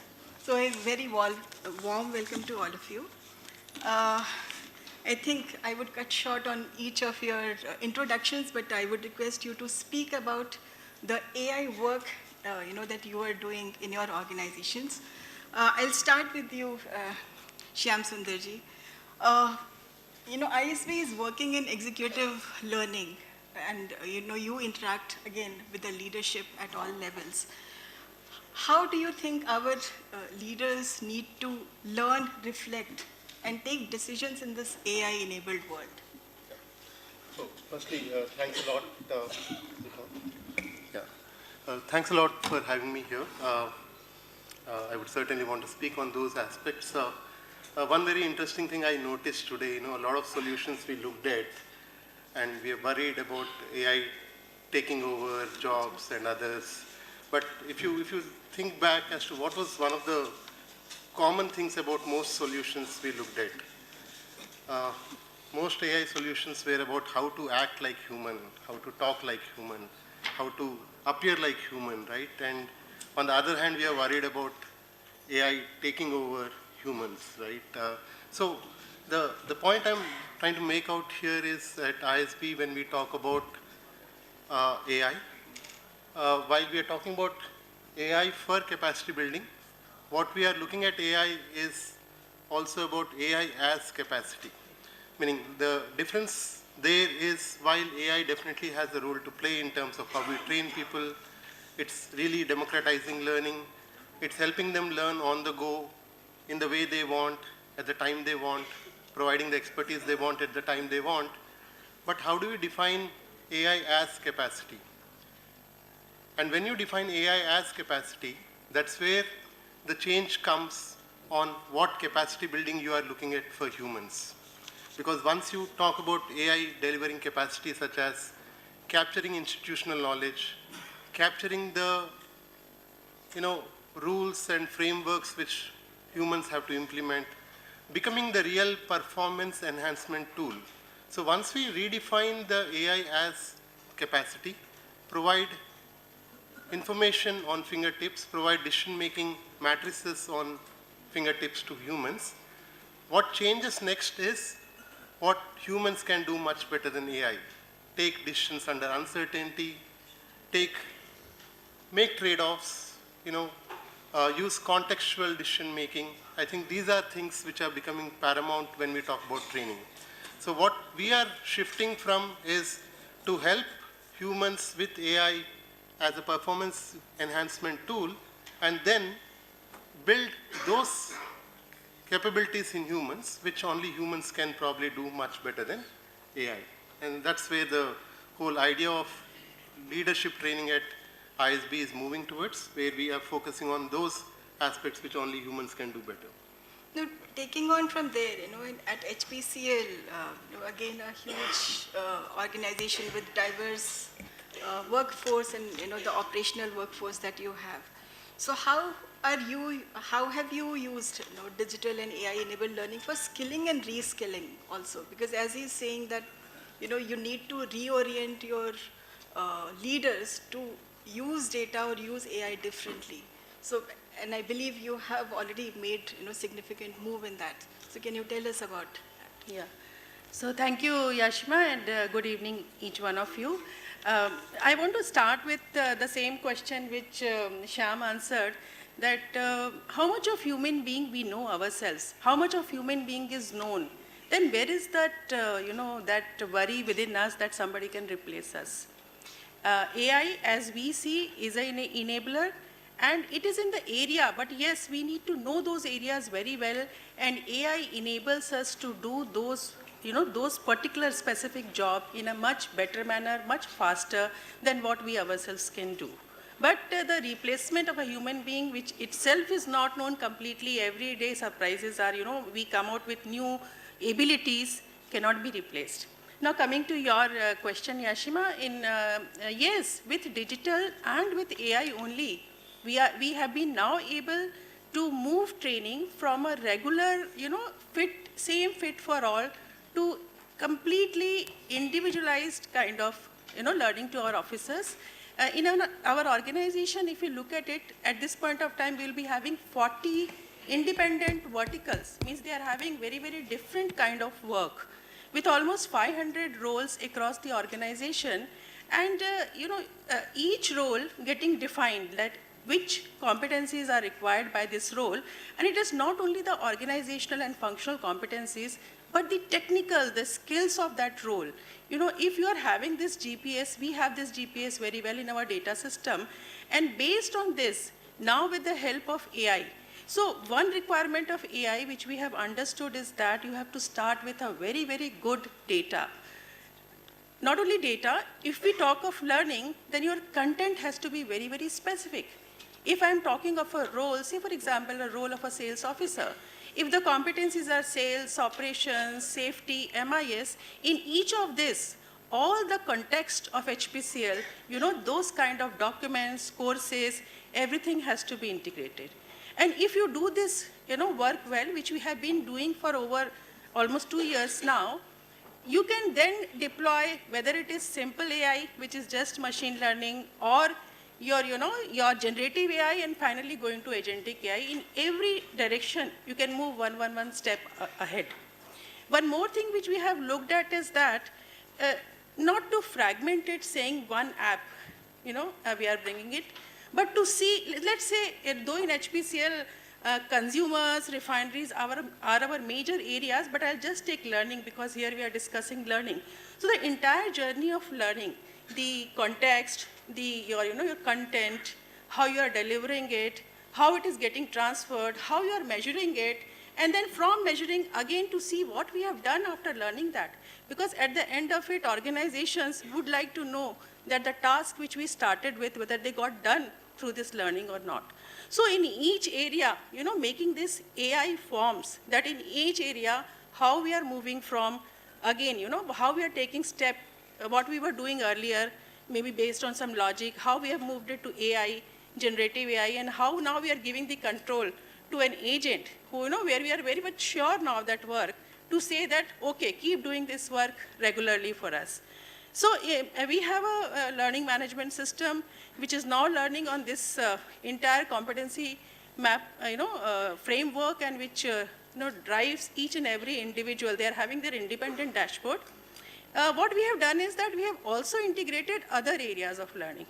It means that you are learning asynchronous, you are learning online, you are learning through webinars, but whatever you are learning in the class, or even you do a lot of learning on the job, there are many live training happening, say for example, firefighting. So everything is integrated. So in that dashboard, the employees can see all, and that tracking is measured, that every competency is how they are progressing. There are tests happening through a platform which is proctored.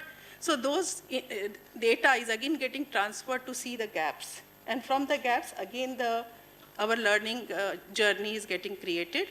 We also want to work on to capture the performance part. Competencies, then your task, and if your competency is good in this area, then whether you have done well in the task. So this is our entire learning ecosystem which we are working on, and in every part we are trying to deploy. We have learned a lot from Karmyogi mission. In fact, I think one of the principles is rule to role. That is what we have done. And we are at a very, very initial stage, I will say. It is continuously evolving, and we will be moving ahead. Thank you. 2 minutes is a very short time.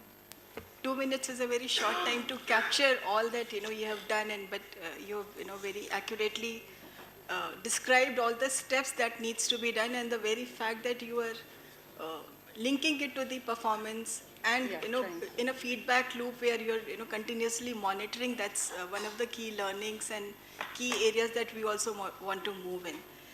Same for L&T, Mr. Nishad. Again, you are a large organization, diverse workforce. So what has your, as L&D chief, how have you implemented AI? Thank you, Dr. Washiba, and thank you the organizers for giving the opportunity and calling me here. Really appreciate and appreciate the commendable work being done across all the civil servants, Karma Yogis. At L&T, let me first talk about what we do for India. We are known as the builders of the nation. We aspire to become builders of nations. And we build infra projects, we do high-tech manufacturing, and we are into services, into financial services and IT services. When we talk about the talent profile for this organization, they are largely engineers, professionals, and those who are qualified to deliver what we are supposed to do for the nation.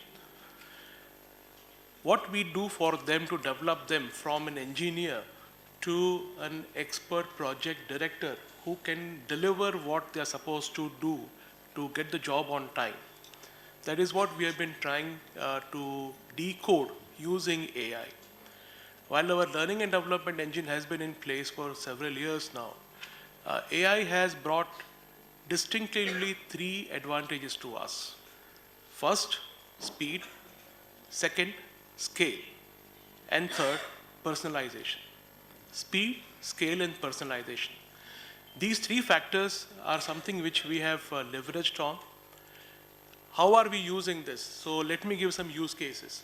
We already have heard about the initial use cases of doing course curation. So instead of curating a course within 1 month, we are able to curate within about 6 to 8 hours. We have the roles of individuals, which helps us to identify which courses are relevant to them, helping them to personalize. And offering these courses to everyone at a scale through a platform. For example, the main online platform what we use, there is an in-house platform known as ATL. It was developed in the time when ATM machines were becoming famous in India, and we coined the term anytime learning, and that's ATL. So this platform has grown into a corporate university, which we call it as ATL Varsity. And this Varsity uses various AI tools. Some of them I already narrated to you. Let me give another example. As part of our regular work, one of the major capability development we have on our hand is how do you manage the stakeholders. Stakeholders who are both inside as well as outside. And while doing so, while having these meetings, sometimes our people need to practice and try out how will they negotiate the conversation, whether it is a negotiation deal or it's a difficult conversation to have, or it's a request or an appeal which we want to get through with. And that is where we have an AI-based coach agent, which help our employees, especially the senior employees, to try out with this AI agent of how they will have the conversation. The agent would first talk to them, assuming the role of that stakeholder, have about 15 minutes of a trial conversation and give a feedback of how did the conversation go, what was the goal to be achieved at the end of the conversation, and where did they do well, and what could have they done better. This is helping our senior leaders a lot in practicing how will they ensure that we get what we want from that conversation. So that's another use case. We are trying on a pilot now, which I hope will be out very soon, and that is on the treating AI as a performance enabler. We know the job descriptions of our each and every employee. We use that to carve out the KRAs of every employee. And basis the KRAs, we also connect that with our training catalog, the learning catalog, which gives them what are the possible courses they can take up, and connect that with the previous year's performance appraisal and identify which are the areas they should focus on in the current year to develop themselves. That's another use of AI which we are trying to pilot now. So these are some of the use cases I thought could be relevant to the audience who is here present here. AI has a huge potential. At the same time, like many speakers have said before, it also has its own pitfalls. The major being data confidentiality and hallucination. That's an area which we are very consciously aware of, and we are trying to address how to navigate this challenge. I hope the technology will improve in the coming days where we don't have to worry about it and the technologies will provide a solution. So that's it from me on this point. Thank you so much. So coming to you, Shipra, at SAP you have actually partnered with BITS Pilani, and you're this program for work integrated learning program sounds very interesting, especially for our Karma Yogi mission stakeholders, where you can't take out time for learning, and you have to learn as you work. So can you tell us about your experience, and how does it work out for people, and what has its impact been? Good evening. Thank you for the opportunity to come and speak here. Let me first clarify, SAP has definitely partnered with BITS Pilani for the WILP program, but that program is specifically built for its employees.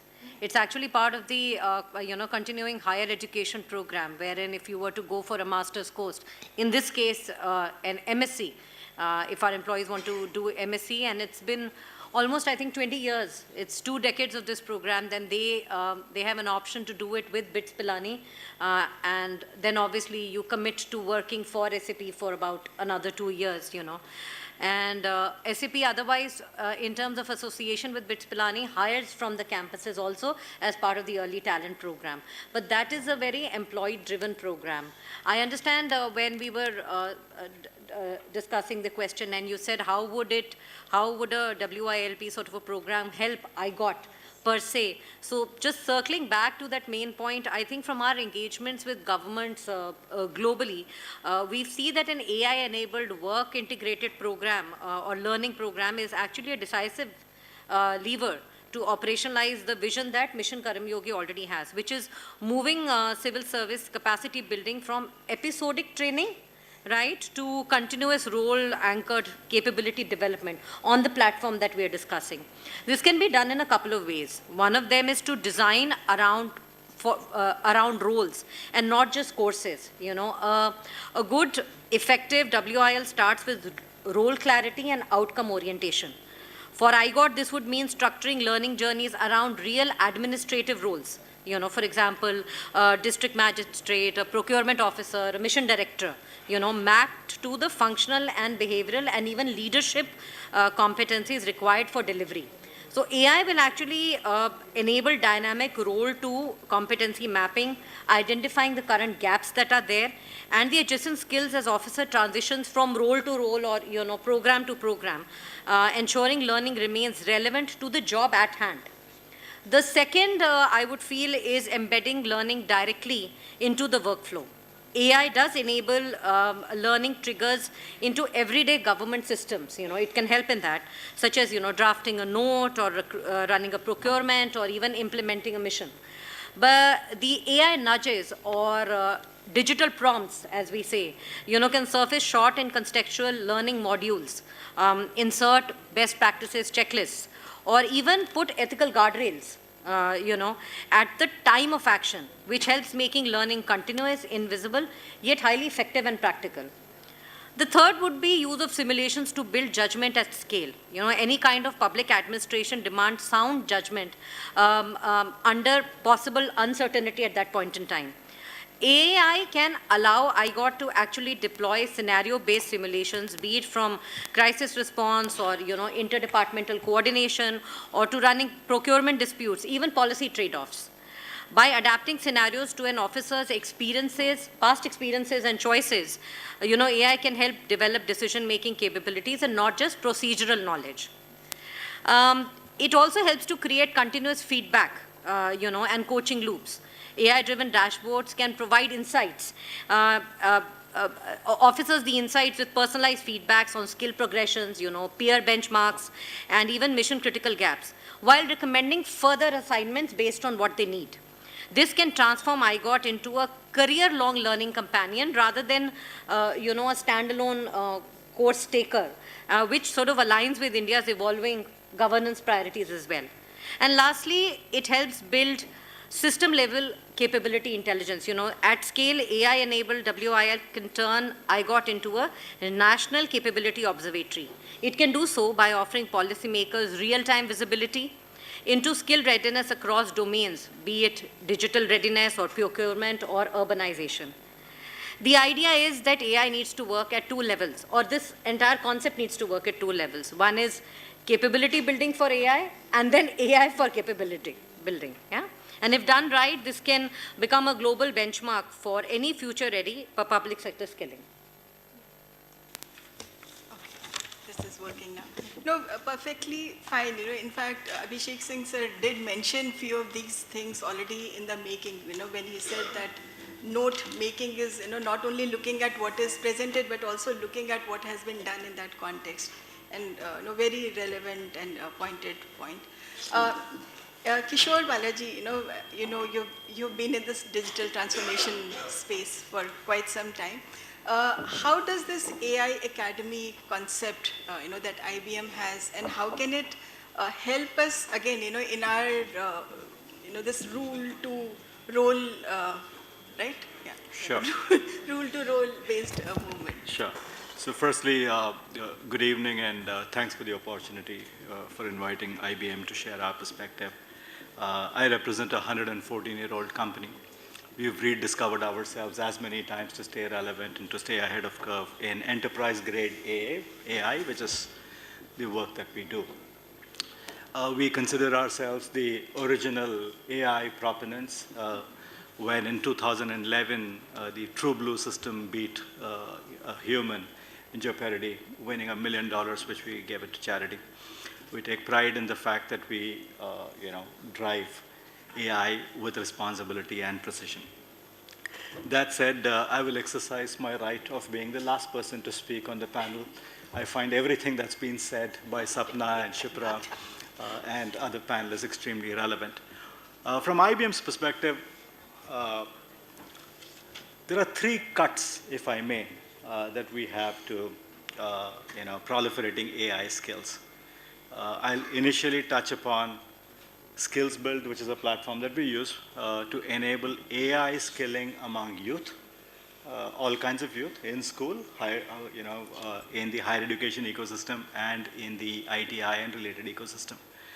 You may all have recently seen the announcement that we have undertaken to skill 5 million people on AI skills and emerging technology skills by 2030 in India. In past, we have skilled about 1.5 million people already. That is with institutional support and tie-up, and Skills Build is a platform which has more than about 1,000 titles on various technology subjects. I'll leave that aside for now. It's just for information, not very relevant to this audience. At IBM, when it comes to any kind of AI deployment, we talk about this concept of day zero customer. Like, we are the first customer, we deploy something for us, ourselves, and then we proliferate it. And it is in our interest and interest of the AI ecosystem that people in enterprise and large organizations, including public sector, be very informed of AI, the intricacies of AI, and participate in the AI economy. So within of IBM, we have the competency-based, framework-based, mapping of AI curriculum, right from giving leaders ability to, drive vision and strategy on AI, a broad-based core competency of AI literacy across all the roles, and then looking at a very domain-specific AI skilling, right? Everything like Sapna spoke, but the differentiation that we are creating is we also have the AI is only as good as the data, and we don't want people to go spend numerous time on discovering tools and so on and so forth. So we have a platform that enables for people to look at real life challenges and solve for them, so that there are no siloed solution making within of organizations. Now we also drive this by a reasonably large, well-orchestrated global challenge called What's the Next Challenge, where we encourage our employees to go and solve for issues that are specific in their domain. Now, having done this and mastered this internally, we drive this externally. We have a proposition for our enterprise-grade customers and public sectors called the IBM AI Academy. Works well in organizations which have the competency framework mapped out, and this is not a linear education module.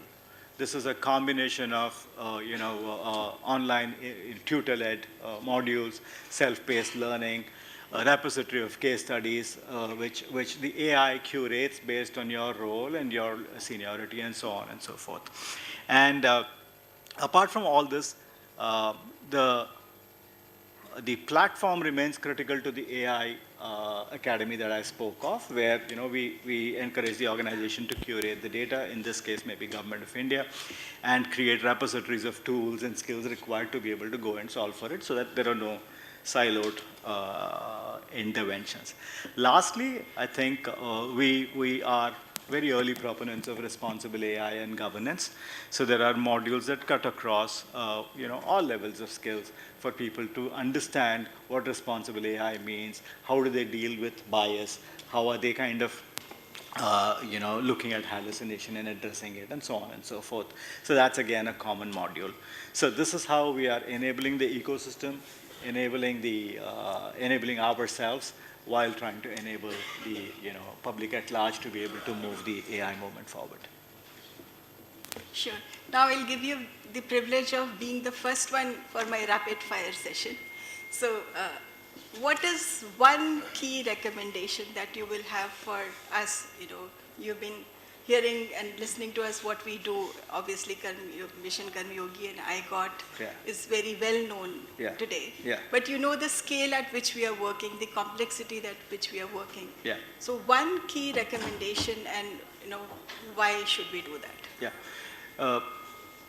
Firstly, I mean, commendable job. I sat through the previous session. I mean, I'd like to really congratulate Karma Yogi to create an enterprise-grade skilling solution for such a vast populace is extremely daunting, and Karma Yogi has really done it well in a very, very short span of time. So congratulations to you all. I think the IBM AI Academy and everything that my colleagues and partners here have to offer in terms of models are extremely relevant for Karma Yogi to look at, learn, leverage, collaborate, call it whatever. So I'm happy to kind of extend that support from IBM to come back and kind of attend to that. So I lead government affairs for IBM. I want to risk this by saying it in this platform. And I've been working with several government institutions, etc., over my 32-year career. I think not well-defined pilots, again, I'm phrasing it very carefully, not well-defined outcome-based pilots have made India to be a graveyard of pilots. Several well-intended pilots start due to several reasons, people, process, technology, call it whatever, we don't see it through. Today, by virtue of having a platform like that of yours, we have a golden opportunity, a once-in-a-lifetime opportunity to solve for it. So if you dial back a couple of minutes back, I spoke of the platform approach where, there are data, there are use case libraries, there are sandbox environments that are created. You nudge the needle from AI skilling to AI adoption. So if there is one thing that I think, synergistically we can come together to do, again, it's not for Karma Yogi alone to solve, it's for all of us to kind of dirty our hands and solve. I think that will be my recommendation if we can nudge it. By doing so, what we'll prevent is, for let's say one query management, there are different bots, and then everybody's doing it themselves, right?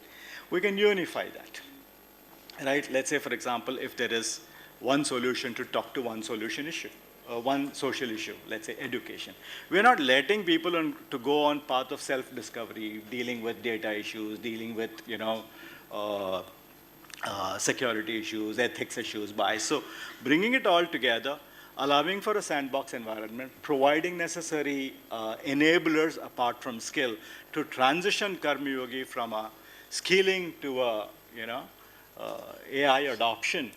That paradigm shift and that infrastructure are things that I think we should look at. No, definitely. In fact, it also resonates with what Shankar Maruvada also said about, moving from to an AI adoption mindset. Thank you very much. Maybe we'll pick on your brain after this also. Shipra, again, rapid fire, one recommendation and why? See, my main point would be to achieve a whole of government integrated framework for data quality before ensuring the success of AI. Otherwise it would be a case of putting the cart before the horse, correct? And in our case, for the organization that I represent, SAP, we bring deep expertise in building secure, scalable digital backbones for companies and even governments across the world. SAP's approach to AI emphasizes transparency, explainability, and even human oversight, We can actually help governments move from data collection to actual actionable insights. But my wish for Karma Yogi is to see that it's an AI-led capacity building initiatives in Mission Karma Yogi are built on foundation of trusted, high-quality, well-governed data, where I have a small acronym for it. I stands for interactive and personalized. GE stands for guided in the AI-assisted management of complexities that we are facing. O stands for outcome orientation. And T stands for the transformative power that AI actually is helping us get. So that's the rapid fire. This is the AI I got. Very interesting. I hope someone has noted that down. Nishadji, one recommendation, again, looking at how the the widespread, the scope that Mission Karmayogi is aiming, the whole of transformation. What will be one recommendation for us? To be very frank, I was hoping that AI would help me answer this question because already the forum, the organization is already doing a tremendous job of capability enhancement. Nevertheless, for L&T, what matters is performance and delivering and staying on the commitment. So I'll use that lens to answer this question. And I would invite a perspective of while we are already talking about building on the AI capabilities, using that to deliver the performance and do a leadership development to grow our officers much faster and meet their aspirations. This could possibly be one of the dimensions you may want to think of. Okay, for sure. Ma'am. Yeah, so I'll just build on all this, and not one but two recommendations, because everything is outcome. We have to show some outcome, not show, but have to have some outcome. If it is not possible to have everything, then it can be done by integration. I mean, if this platform starts getting integrated with many other things, which which can finally allow this platform to bring in something where it is then impacting or rather showing outcomes in the performances. And the second thing is assessment machine, strengthening of the assessment machine in the platform, because that gives where people are. And in that assessment, the first assessment should be on digital maturity. I mean, how all the people, because to understand that, first of all, you need to know the AI and digital. So a benchmarking should be there. These are two recommendations. But I must applaud the stage at which this platform has come in. I have seen the journey. It's, I think it can scale much higher heights. Thank you. You will bring a very different perspective, Shyam, because all are practitioners and you have the researcher lens, you have the outside in look for us, and you can guide us, and love to hear your one recommendation. No, I think we've spoken a lot about what all AI can bring in, and I think I resonate completely with everything we said. But I'll continue with my same lens of thinking. Scale is only on this side of the table. Scale is not on the other side of the table. For a learner, he just wants to learn, or she just wants to learn what will help her perform better in her role. So while we talk about scale, from our perspective, I think from a learner, it's no question of scale at all. And therefore, how do you define, I think my definition still remains capacity building as training, how to train better, or how to help them perform better. I think there is a slight distinction between them.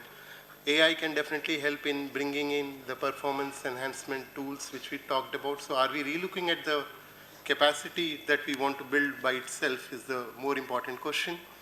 Do we realize what AI can bring in, and therefore find out what more needs to be done by the human?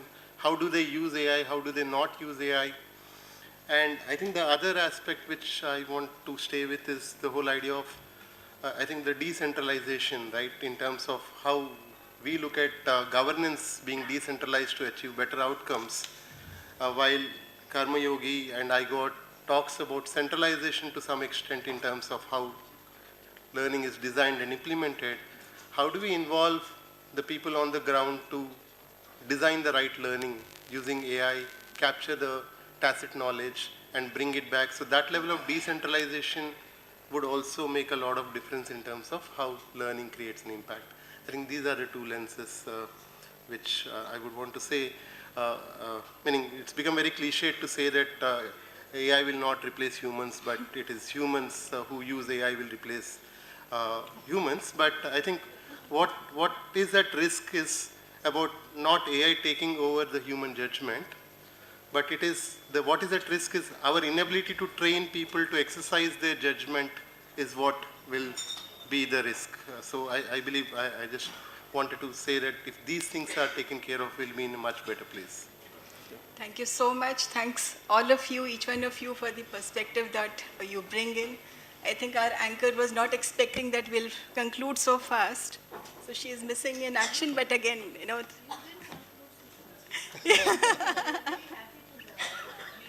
yeah.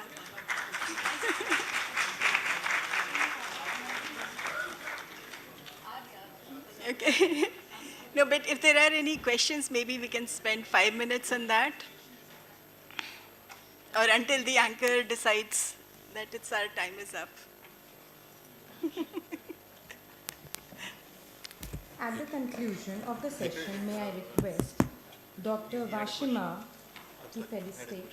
Yeah, he has a question. Yeah, it's a question or input, like in a massive organization like L&T or HPCL, what is the adaptability part which is the critical component? One is training, but how the individual person adopts and how he takes it to the other departments or the juniors down the line.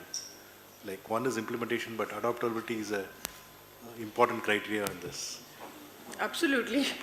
I mean, that is all our aim is, and how much they are adopting the digital and the AI is crucial to us. And that is why I'll again go back to the digital maturity, which we are testing every year, that how much of it is really increasing. I must say it's a very, very challenging task. And especially the generation-wise, if we have seen, and today actually my top layer is getting reverse mentored. That they are getting mentored by alpha and maybe younger ones for this area. It's crucial. So we keep a track. Adoption is there, but and we don't want to push it just to increase our AI adoption, but we really want to see what it is giving to us, because we know how many AI pilots do not, they are only remain at pilot. So that's what we are doing. Thank you. I don't think I have a very different story to convey from Sapna. The reverse mentoring phenomena is true at our place also. What we have done is we have tried to use this as a structured approach to propagate AI and digital put together. And we have created academies, Digital Transformation Academy, Gen AI Academy, and we are encouraging bottom-up development of initiatives and ideas, which people who are decision makers, they have access to what work is happening at that level and use those ideas to convert them into business cases. And through this approach, they are learning how AI is helping them to do things better. And our adoption rate is fairly good. If I talk about learning any AI related course, when I look at my dashboard, it's always among the top 5 courses. So it's picking up very well. At the conclusion of the session, may I request Dr. Vashima Shubha to felicitate Shri Shyam Sundar.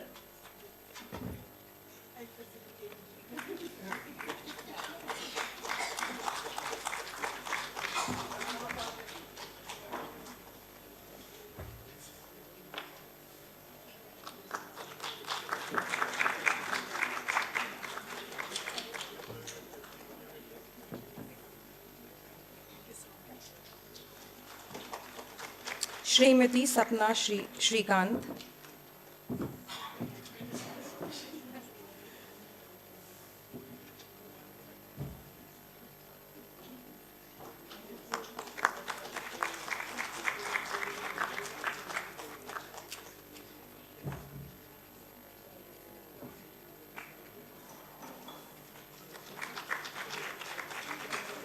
Shri Nishat Mehta.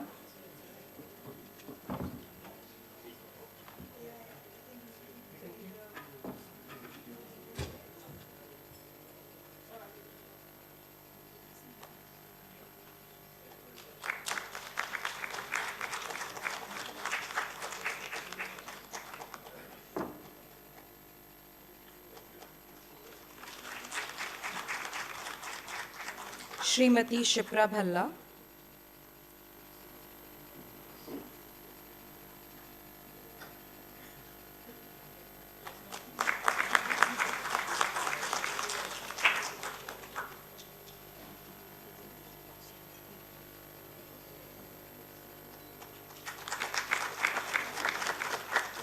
Shri Kishore Balaji.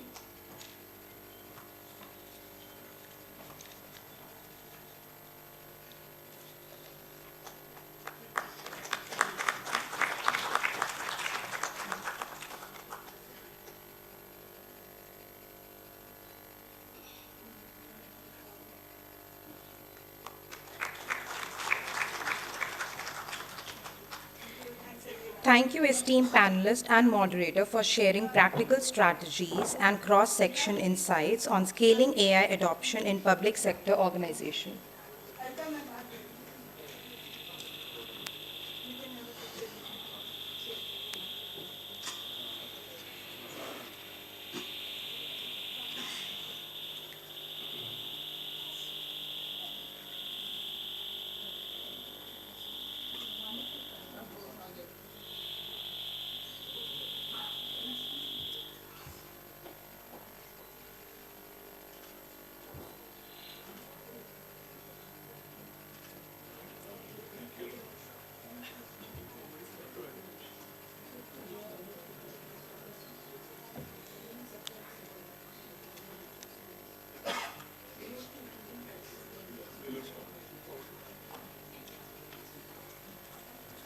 As we approach the conclusion of today's program, it is my privilege to invite Srimati Radha Chauhan, Chairperson Capacity Building Commission, to share the guidance and way forward for AI-enabled capacity building under Mission Karmyogi 2.0.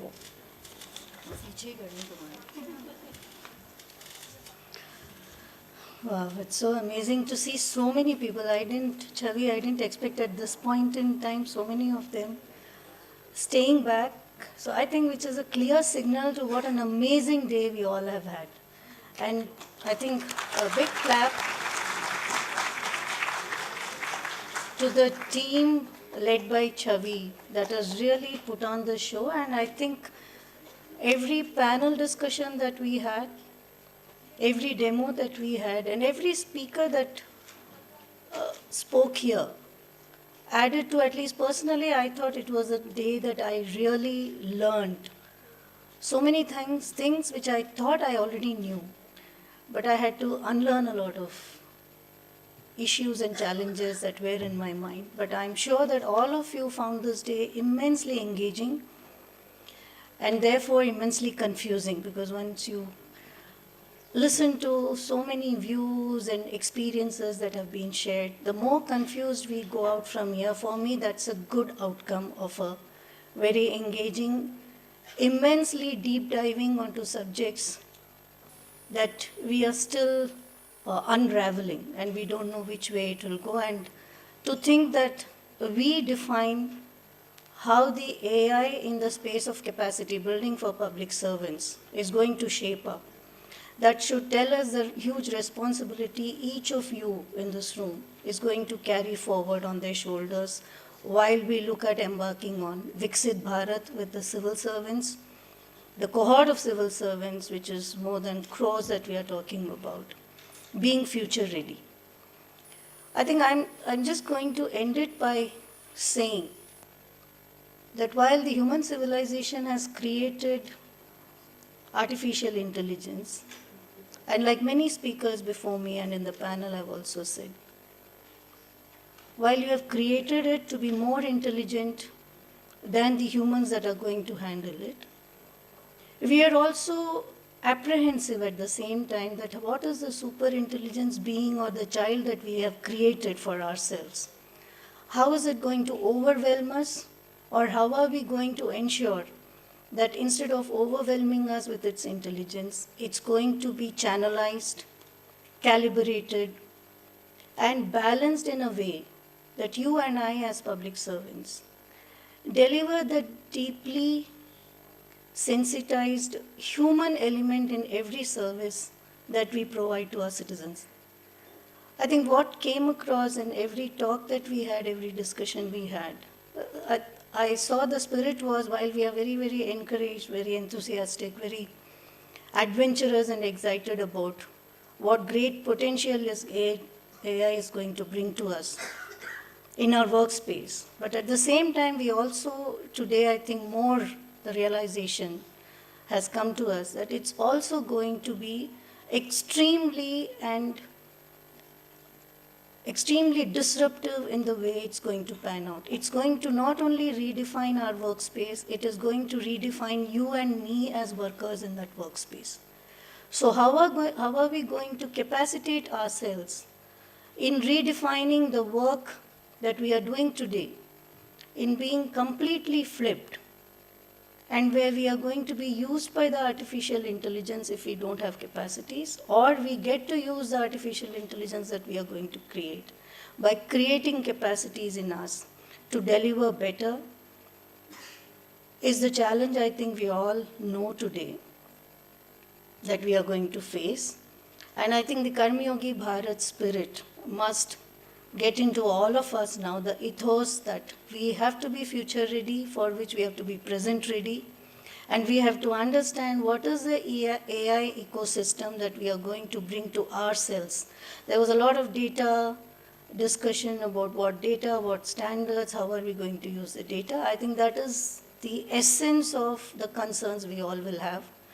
Because in government we have a huge amount of data which we don't know what to do about, basically because we don't know the context of each data that gets stored. They get stored in a very sanitized manner.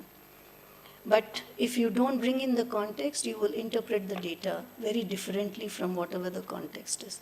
I think the context is missing in the data that we are handling. That is a big gap that you and I will have to come out with options and solutions where we match the data to the context, and which is what I think many of the demos that we have had here, and panel experts talking about. I think it is that context and the data set that we have to bring. When Devjani said you have a lot of data but you don't know what to do with it, it is because of that. Because without understanding the context, if you and I are going to unleash the data onto the AI, then we are going to create a Frankenstein. I think that is the lesson we all have to keep in our mind, and each of us are going to assay very, very critical roles in our own workspace. And I hope that this is just a starting point for all of us. And I hope that all of us who have been here for the whole day as stakeholders, we all get out of this room to forge further bonds, further partnerships, whether it is knowledge partnerships, work partnerships. But I hope this bond continues outside of this event also, and we continue to embark on a journey where we are going to unravel each of our roles and responsibilities in a much more intelligent but emotionally calibrated manner. Thank you so much for having come here.